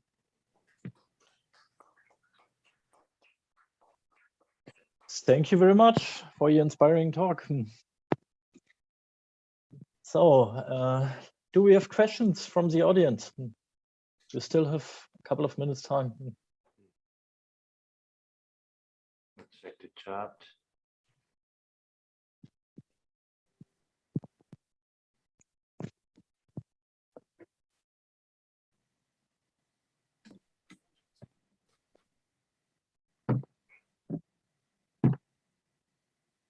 Checking YouTube. I can't see anything right now. So it seems you developed the new generation of biolipid systems. Hopefully. What will be the next steps? Excuse me, can you please repeat? What will be the next step in your investigation? Are there any next steps planned? Yes, we have a couple of next steps planned for carrying on this research. Next step would be in vivo study. Hopefully, as it will turn out as well as the in vitro studies have. Wow, sounds like a great perspective for the project. So, do we have, in the meantime, other questions? No, it seems you gave a very clear talk. Nobody has questions. So, all the best for your project. Thank you again for the nice talk. Thank you very much.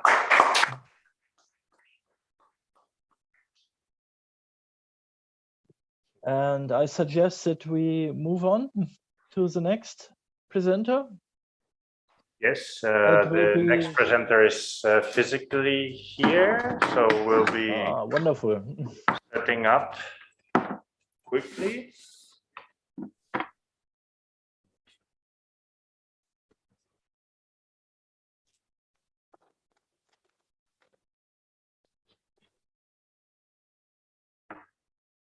Okay, wonderful.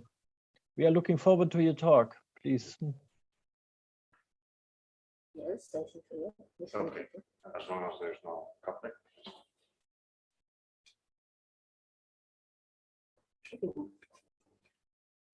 I don't know where is the camera. So. Here.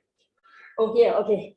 Oh, online colleagues, nice to meet you. And my name is Shuwen Zhen, so Shushu for the first name.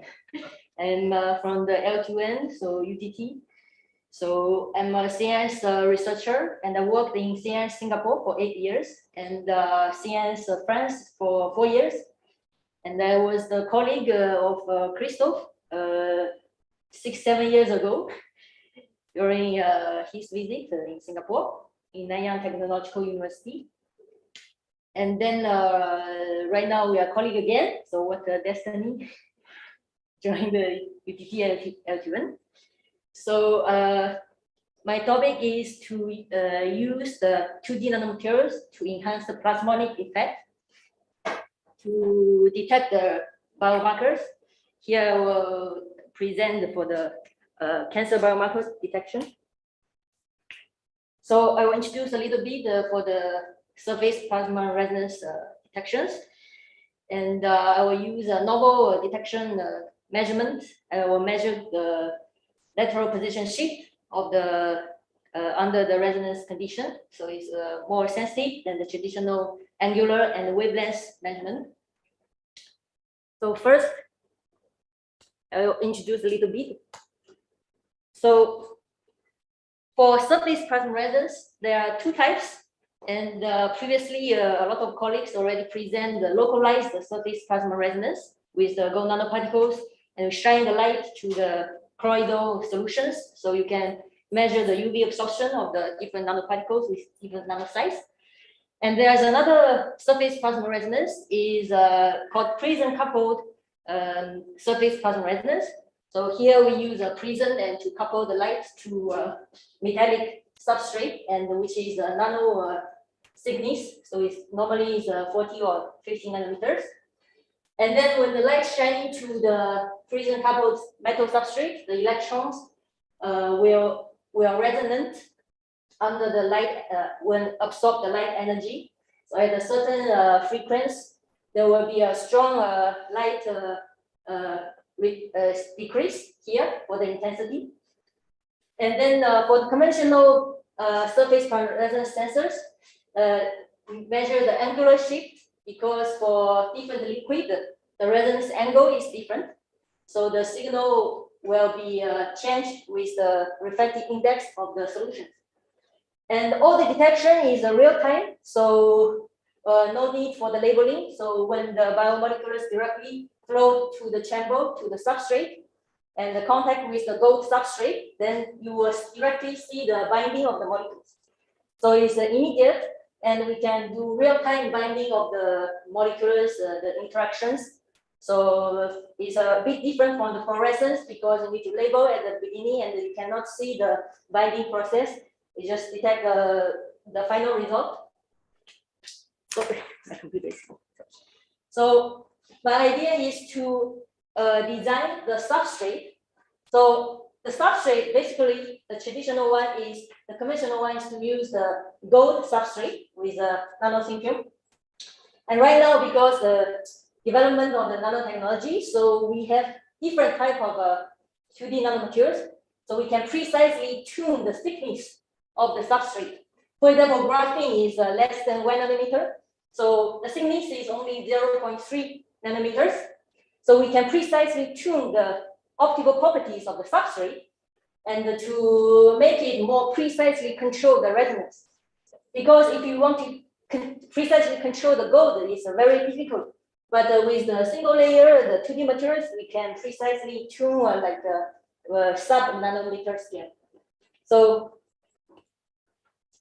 here is an example. So here I have used a single layer of graphene to tune the absorption and the resonance of the prism coupled surface plasma resonance. Here we can see if we optimize the parameters, here we can achieve a very strong resonance. And at the resonance point, they also will induce a very strong optical phase shift here.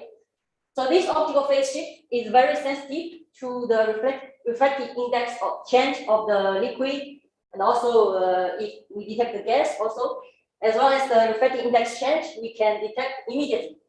So this technique is 1,000 times more sensitive than the traditional angular and wavelength scanning, because it detects the optical phase signal here, which is a singularity of the optical signal. So here we can see when the resonance happens, when the light shining to the sensing substrate at a specific angle, there will be a strong electric field enhancement at the sensing interface. So this electric field enhancement is very sensitive to the biomolecular interactions. So here we can use the glycerin solutions as a calibration, because different concentration of the glycerin solutions correspond to different reflective index change. So here we can do the calibration with different concentration, and then we can have a linear signal change in terms of the reflective index. So this is for the calibration before we detect the biomolecule, to validate the performance of the sensing performance of our substrate. So recently, I've collaborated with my colleagues, and we have searched for the new materials like the 2D phase change materials. And these materials is also we can precisely tune the absorption. And afterwards, we can also use it to fine tune.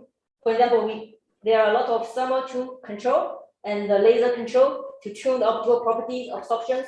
So there are a lot of future development. So for me, the technique also is advanced.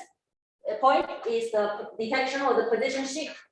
This position shift of the is when the light shines to the resonance angle to the substrate. Actually, the light is not directly reflect at this point. So under the surface plasma resonance, there will be a huge position shift of the reflected light. So with the perfect resonance condition, this shift can be hugely improved, enhanced, and this shift is related to the optical phase, which means the more singularity of the optical phase signal, the less of the optical position shift in the x direction. And this shift is even more sensitive than the optical phase singularity. So here is the simulation result with a console, and we can see under the resonance, not only we can achieve almost a zero refraction here, and then when we achieve the zero absorption, there will be a position shift here. This is for the traditional, for the conventional gold substrate, 50 nanometers. But with the 2D materials, we can achieve 10 to the minus 6 reflecting index, the refraction. So compared to this one is normalized. So compared to the 0.08, this one is 10 to the minus 6. So it's almost a start point. And then the shift is 2000 micrometers at the perfect condition. So which is a huge improvement if we can fine tune the substrate with the 2D materials. So here is the setup I already built in EUTINN and is ready to use. So here we use a visible laser. So right now either it's a kinear laser or near infrared laser. And then there is a thin splitter, which is to separate the TM and TE polarization. So because the prism coupled surface polarization is only sensitive to the effective to the TM polarization. So TE polarization can use as a reference signal, because if we only measure this polarization, TE polarization, there will be no signal change. Even you change a lot from air to water, there are no change. So this signal is very stable. If we use this configuration, we can eliminate all the environmental noise. So the signal will be much stable to improve the signal to noise ratio. So here we have the beam splitter also. So these two beams will be combined at this point, and then here we have a prism, and then there is a microfluidic chips to hold the liquid, and then we inject to this chamber, and then the liquid will directly interact with sensing substrate. And here is the detector, and we directly measure the position shift here. And here we can see when we flow the liquid, only the TM polarization, which is the P polarized light, will have the position shift, and the TE will reflect it almost at the same spot. So we can measure the difference between the two polarization, and then to get a very sensitive signal to the chemical and the biological molecules binding. So here is the simulation, and we measured for the each incident angle point, and to measure the reflected light, and to validate and compare with the simulation. The dotted light is experimental measurement, and the continuous green light is the simulation. So these two matched well. Also, we compare we can achieve a much lower the refraction compared to the 40 nanometers gold. And here is the experiment result with the GLISA as a calibration. So this shows, it also shows that first, with a different concentration and with different fatty index change of the DSAN solutions, we have a linear position shift here. And with the 2D GSP materials, phase change materials, is much more sensitive, and the signal is much change is much larger than just the gold substrate. So here is the comparison with these two summarized curves. And here is an example. For example, it's very easy to detect for all the sensors. It's very easy to detect the big molecules. So, for example, the protein molecules and like the COVID virus, the size is big. So it's like 1 micrometers or 500 nanometers. So it's very easy to detect these kind of large molecules. It's like an elephant. And for detect the small molecules, like the gene mutations, the short sequence of the DNA and the RNA sequences, it's like it's very small molecules compared to the protein molecules. The size is only 10 nanometers. So it's easy to detect the elephant, then detect the ant on the ground, on the desert. So here is a comparison. The protein molecules is very easy to detect, even at a low concentration. We can have a real-time monitoring of different concentration of the protein molecules. For example, BSA is the standard protein molecules to do the biodetection. And the small molecules, like the biotin, is very small and is very difficult to detect because the size you can see here is 66K Dalton. Dalton is the unit for the molecular size, molecular weight. And here is only 200. So detect the small molecules is very difficult. So that's why detect the COVID is easy and it can be real time. But of course, yeah, why we need PCR? Because PCR cannot detect a very low concentration. So you need the time to amplify your sample. And normally it takes 48 hours, right now it's 24 hours. But with this technique, it's real time. Of course, we need to reduce the cost. But with PCR is already in large manufacturing, so it's cheaper. But with this one, the advantage is real time. Imagine at the beginning of the pandemic, if we have this real-time detection, so it will save a lot of lives. Right now, of course, everybody wear the mask and protect it, but at the beginning, it cost millions of people's lives, so it's very important. Also, here we can see to detect the cancer markers. So how to do the selection? For example, at the beginning, we already showed we can do detection of different molecules, but how to see is COVID Omicron or is COVID Delta? So at the beginning, we need to functionalize the substrate with a capture antibody, and which is specific to this cancer biomarker. So only these specific cancer biomarkers can bind to the substrate with the capture antibody. So with the sandwich structures, it can further amplify the signal. And here we can see is not only we can detect the different cancer markers, but also we can say is how many concentration of these markers. For example, if it's for the COVID, if it's a positive, or it's just one positive. So it's very important to know the concentration and for the signal change is not only positive or negative. Otherwise, for example, for PCR, there are a lot of fault detection, and you cannot know exactly how much degree you have the COVID numbers. So this detection is very important, and for low concentrations, especially, is very important because for the cancer disease, normally we don't need to detect a very large concentration. It's too late. We already have a big tumor here. So for the early diagnostics, we need a low concentration detection from your blood when you have the cancer markers.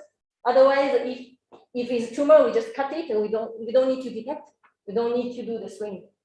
So it's very important to develop these techniques. So as a summary,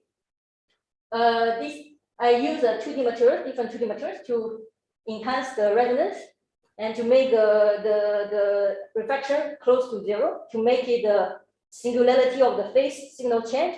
And this phase signal change will induce a huge reflection position shift of the TM polarization, which can be used to detect the real-time detection of the biomolecular binding and the interaction. And then I demonstrated to detect different molecules.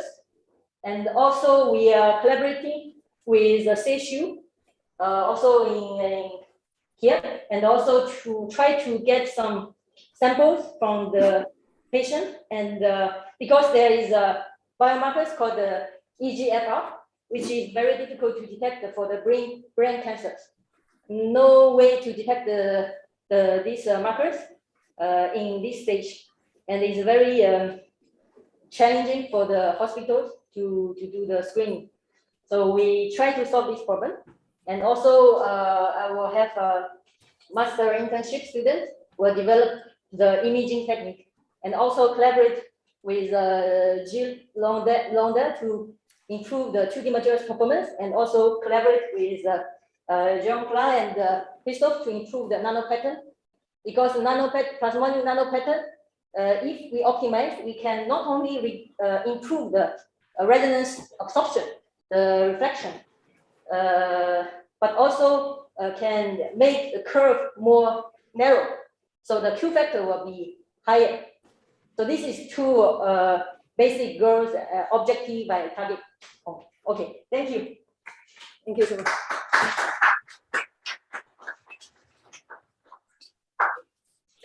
Thank you very much, Shushu.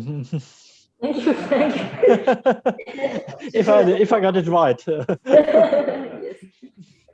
Are there any questions from the audience?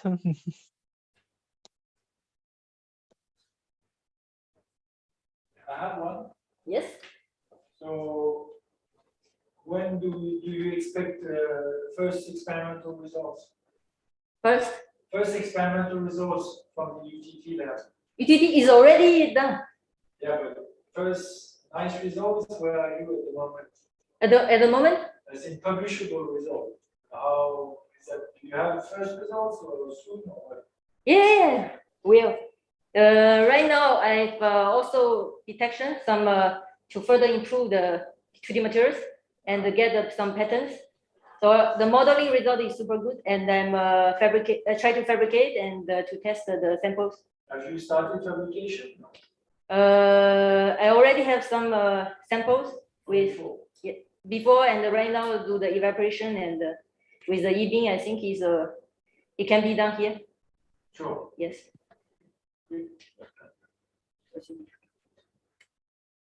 And there's a question, I think he's here. Currently, to how many? Okay, good question. So when the concentration is 1 femtomole per liter, so there is an equation we can calculate. So it's based on the detection area, the sensing area, and the volume. So I think 1 femtomolar depends on the moleculars. So if it's a big molecular, it's a lot of wait a minute. If it's a small molecular, is more than the big molecular. So 1 femtomolar for the DNA molecular is like 10 numbers for the short sequence. Cannot see here.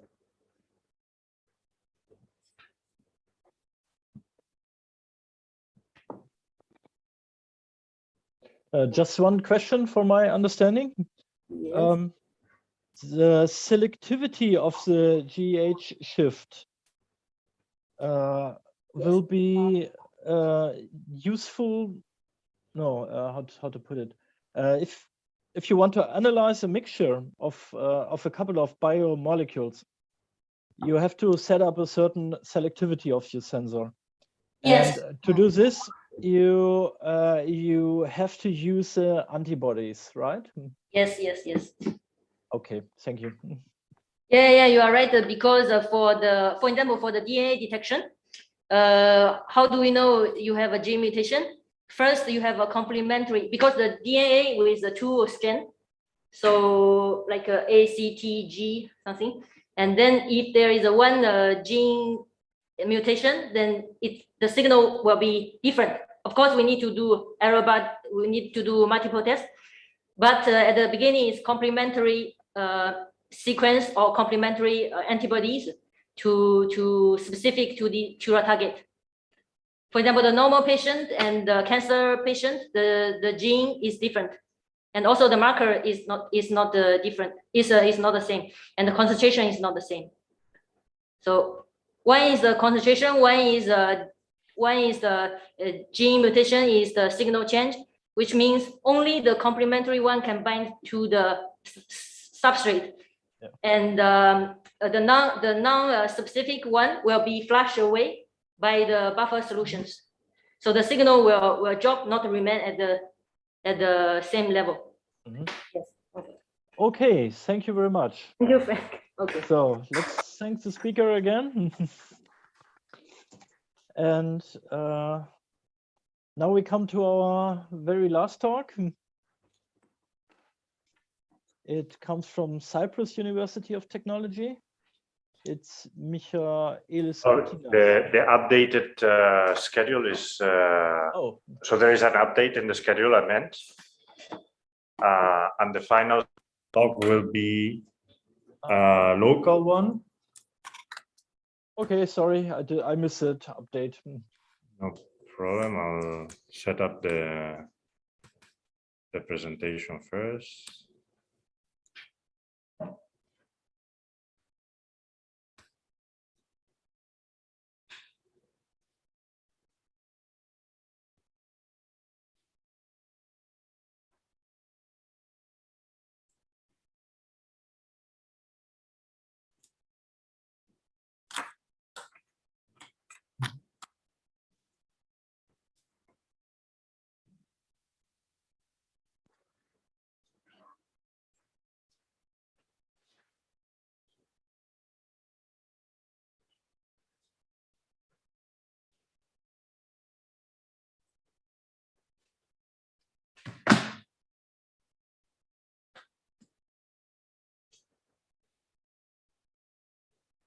Okay. Can you share the screen? Yeah, just a second.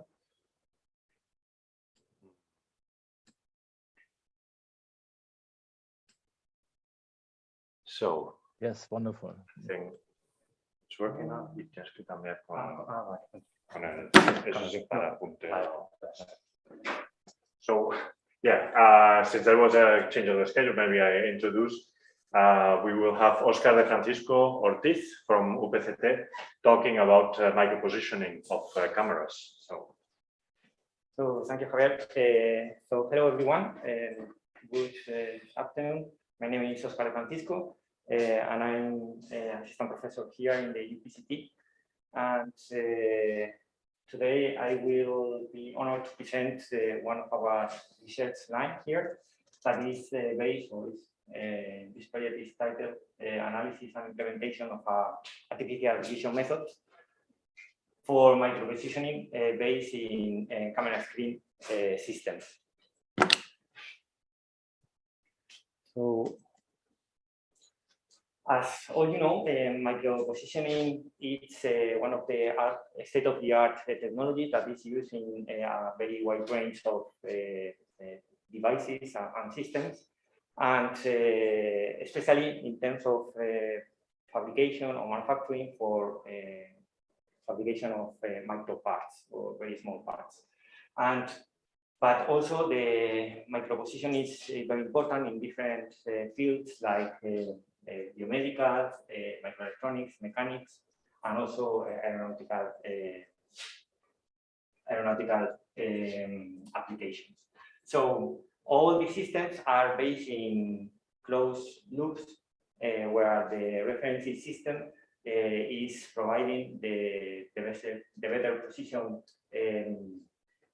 for the system, but normally all the systems that provide very high accuracy have very high costs as encoders, resolvers, or linear guides or linear systems. So that we try to show you here today is a very, let's say, simple procedure for a new concept or new system that reduce these costs, providing very high accuracy. So let's jump to the system. Before present the system, let me introduce very quickly the main two devices that we are using in this system, which are the camera and the screen. That we use is in a very simple way. We use the screen where we represent a pattern. This pattern, to represent the pattern, we use a telephone, the screen in a cell phone, because it's very easy to use, and also because we have the screen in the LCD screen in the cell phones they have very high resolution, and we represent a pattern in the screen, and we take a photograph, a picture with a camera before the movement and after the movement. So the concept is very simple. With as we know how much we should have moved between the movement, we can calculate or we can compare the second picture with the theoretical picture that we should have.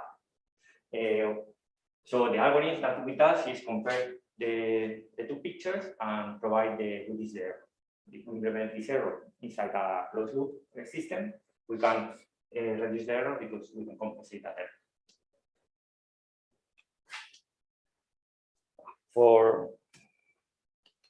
So the methodology is as I already present, is first we have to define the distance separation between the pixels that we have in the LCD screen. We have to do an image magnification. We do that with the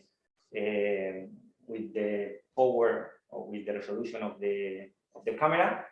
We have to make some filtering and some post-process of the information that we get from the picture, and with this information we calculate which is the average distance between the displacements, between the movements, and we later we use, of course, the relation ratio, the aspect ratio that we have between the LCD and the screen for the images. So in relation with the screen,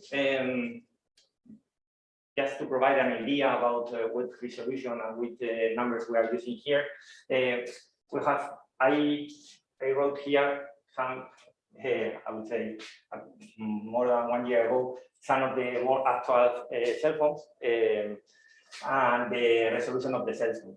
Why? Because this is important in terms of which is the distance between pixels that we have in the screen. Of course, this can be updated, and one of the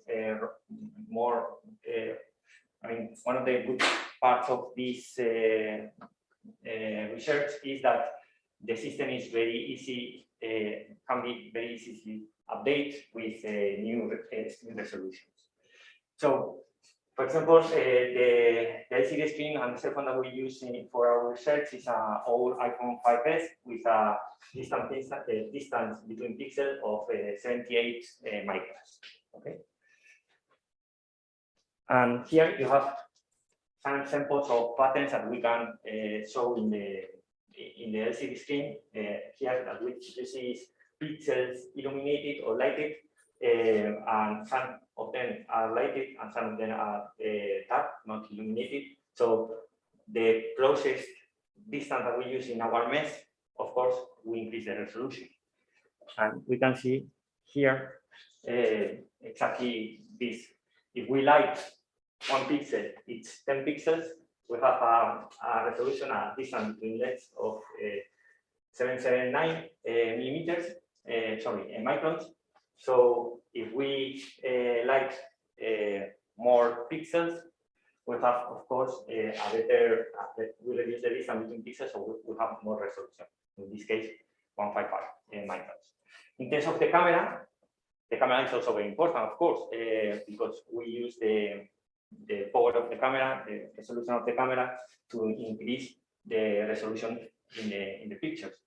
And using a very also standard camera, we are, again, the main goal of this project is to use something which is inexpensive or very low cost. So we are using a very standard camera of 1.2 megapixels, and we can, depending on the distance we have between the camera and the screen, we can see more a bigger mesh or a smaller mesh. So if we have a very higher distance or a bigger distance, we see a bigger mesh. If we have the camera closer to the screen, the mesh we can reach is smaller. Okay. So also depending on the distance, we have a theoretical uncertainty that is related with this distance. In our case, we use a 5x5 and 2x2 mesh. So the theoretical uncertainty that we use or we have is 0.7 microns and 0.3 microns.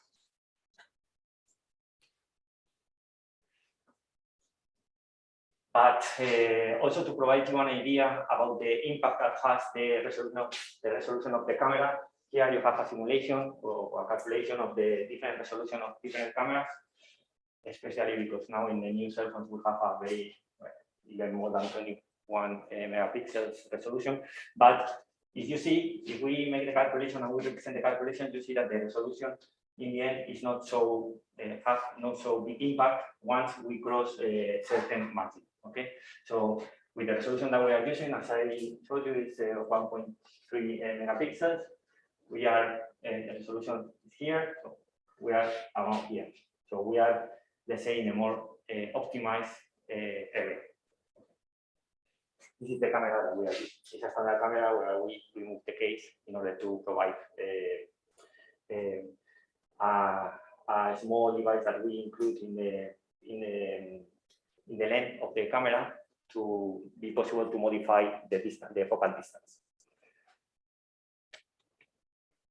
So with the idea, we have to implement this in a software to run the artificial vision algorithm.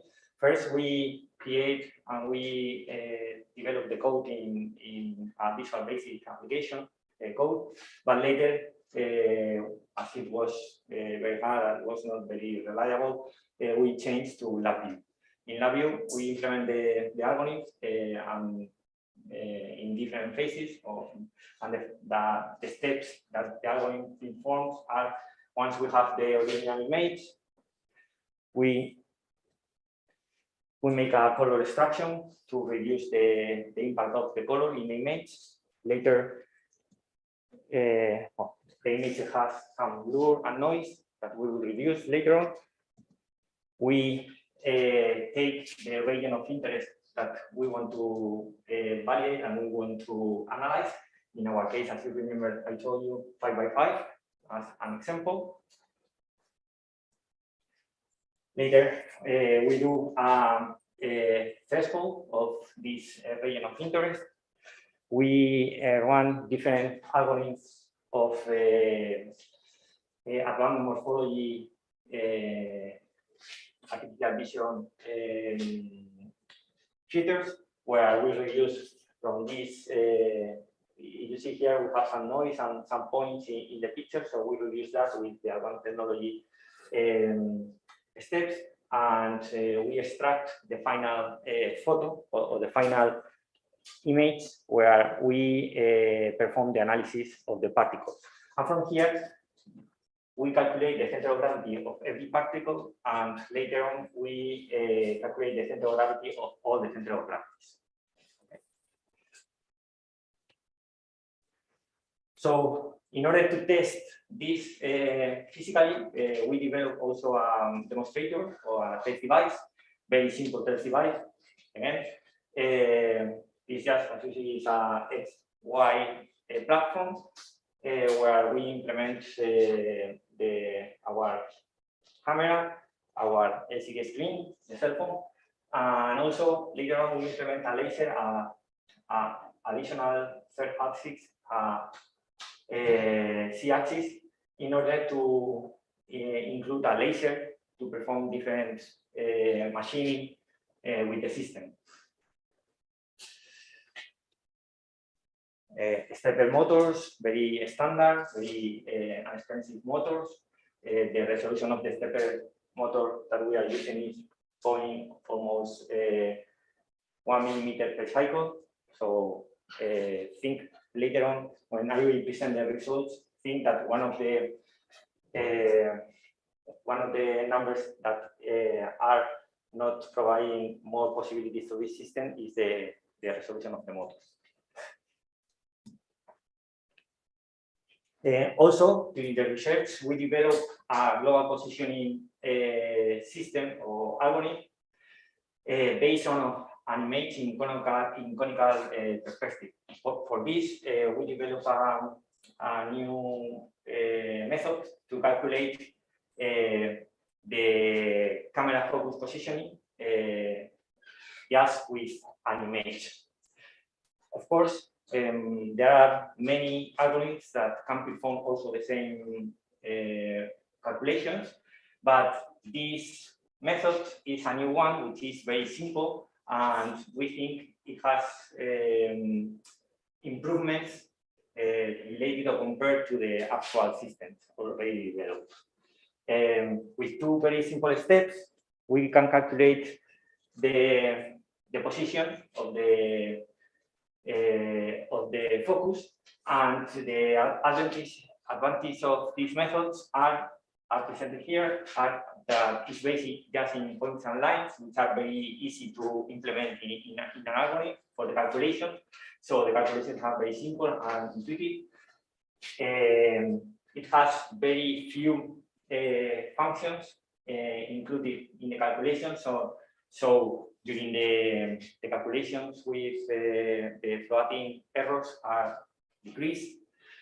It's a direct method, so we don't use inverse of matrix or matrix inversions, which we know that are also one of the points where we increase the errors in different methods. It's a sequential method, so we can check in every step if we have any improvement or we have any problem during the calculation. And it uses very few algorithms or very few operations. So we run the system, we check the system with a CMM machine. Of course, we are speaking here about very small movements, so we need a very an accurate machine in order to validate the results of the algorithms and also of the tests. And in this case, we measure difference comparing to the theoretical less than 2% in every movement. So for the calculation of the position. So for us, this is a very good method. So with this method, we implement the method to calculate the angle error in our camera screen system. For that, it provides the previous method can provide the tool position compensation of the angle error in our main algorithm. So for this, in two very simple steps. One, the first step is obtaining the equivalent quadrilateral. So once we have the picture, we have to calculate which is the rectangle equivalent, the equivalent rectangle, and with different mathematical calculations, we can calculate the correction of the angle. So the results of the different tests that we perform to validate this implementation of the method in the calculation of the angle are presented here. If you see, doing a typical test of different movements forward and backward, which is the standard test that is performed in CNC and CNC machines to validate or to compensate the errors in positioning of each axis, using in this case a better pattern, which is 2 by 2. So in order to have more accuracy, and doing steps of 0.5 millimeters of movement. With the measurements that we reach in the CMM machine, we have always a compensation. In almost all the steps, we have compensation with this new method. So with this, we validate the method, and we can include it in the general positioning system. We have to say that in the method presented, we have a risk, more than a risk. We have one point that we have to improve. The system already presented is a local reference system. It's not an absolute reference system. As you see, all the mesh or all the pattern that I saw were less highlighted, but the pattern was always the same. So if we take a picture in one position and later in the other, it could be that if we have a strange movement, the system cannot can lose the reference. So in order to improve these weaknesses or this weakness in the system, we try to implement a global reference system, absolute reference system. For that we implemented was using a curve which is has not a repeatable pattern. In this case, a logarithmic spiral. We implement the calculation of the center of the spiral. If we calculate the center of the spiral, we can in every pixel, once we see one part or some points of the spiral, we can know always where is the center.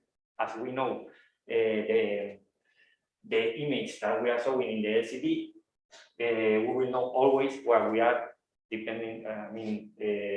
In every step, when we take a picture, we will know exactly what will be the position of the system.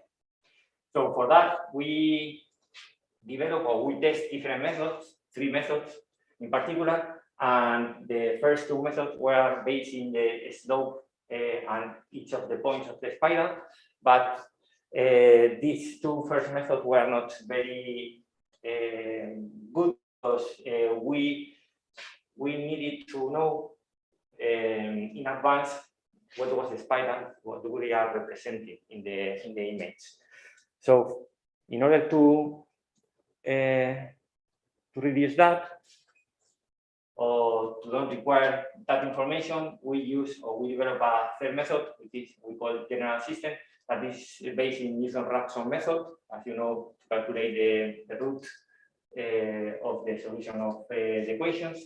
And this method is used taking using 3 points, or this is the area, the region of interest where we take the picture, and in the picture we see some arms of the spiral. We can take different points of the spiral, and with these points, using the Newton-Raphson method, we can calculate the position of the center of the spiral. Okay. If we do so, of course, one of the relevant numbers would be the distance between the points. If we represent the distance between the points against the accuracy in the calculation of the center of the spiral, we have here these results. If you see the distance between 2 consecutive points are about the micron, the resolution or the accuracy in the calculation of the center is 6 orders below. So it's very good. So what it means that we can implement this system in our camera screen algorithm without increasing the error, the global error. Okay. So with all this, we have 1 minute. Excuse me, we have 1 minute.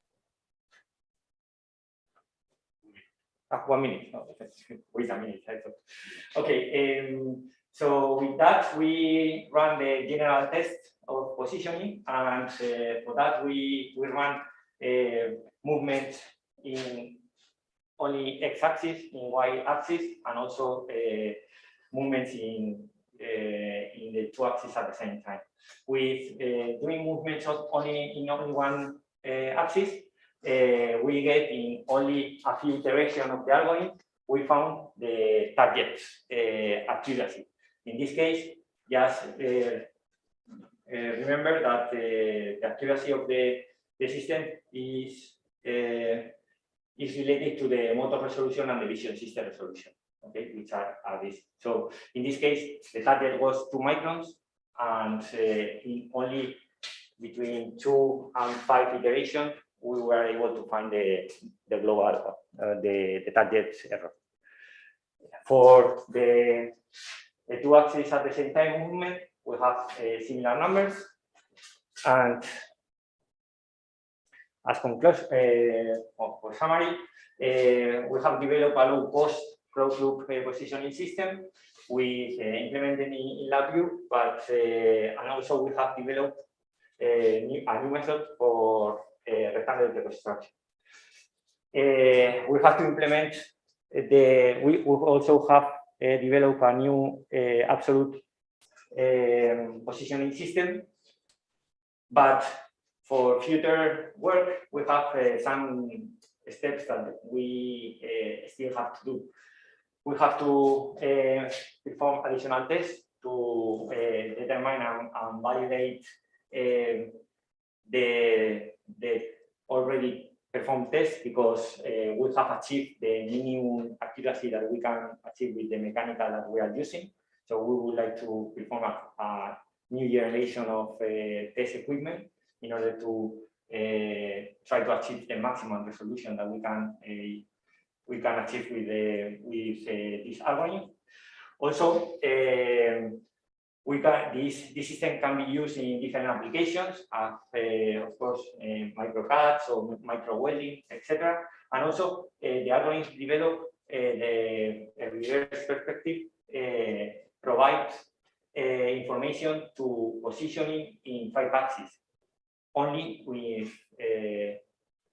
1 image information. So this is also something that we want to continue developing, and in fact is one of our research lines, because, for example, in aeronautical, it would be able with a video or a picture or different pictures from the pilot taken from the plane, we could calculate the position, the orientation, and also the speed of the aircraft. So I know that it was very fast, but thank you very much for the attention, and I'm here to respond any answer or any question that you have.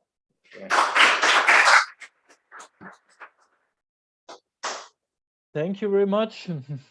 Welcome. Other questions? So I have a question. You showed that as you increase the resolution of your camera, the error didn't go down very fastly, but I mean, okay, it was a curve that looked like an inverse relationship. So I guess if you analyze it in a logarithmic scale, you can see the deviation from that inverse relationship. This deviation, is it due to this thing that you mentioned about the limitation in the motors in that prediction? No.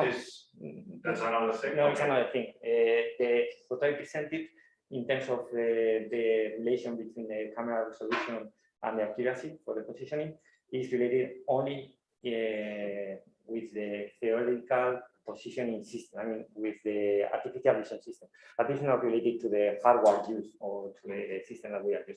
So it's a limitation of. It's a limitation. In fact, it's an asymptotic curve. So it's improving or it's increasing the resolution, the accuracy, but the effect of the camera use is not so important as for example, the distance or even the LCD use of the screen. Okay. So thank you very much again. Thank you for the opportunity. Okay, thank you again. Okay. So we are at the end of the session. Correct. Yes. Thanks again to all the speakers and to everybody who participated in the discussion. Yes. I wish I had the chance to be in Cartagena today. Yeah, hopefully that we can meet next year or on the next meeting occasion. We're having a good sunny day here, so it's a shame that not everybody could make it here, but well, maybe hopefully the next occasion. So yeah, this is the last talk of the day. We'll continue tomorrow at 9. And just a quick remark, there's been an update in general to the schedule. So the latest program is online on the website on the link that was sent in one of the last emails. I think it was on Thursday. So in order to know the very latest schedule, please have a look on that. And otherwise, see you tomorrow. Thank you. Thank you. See you tomorrow. Bye-bye.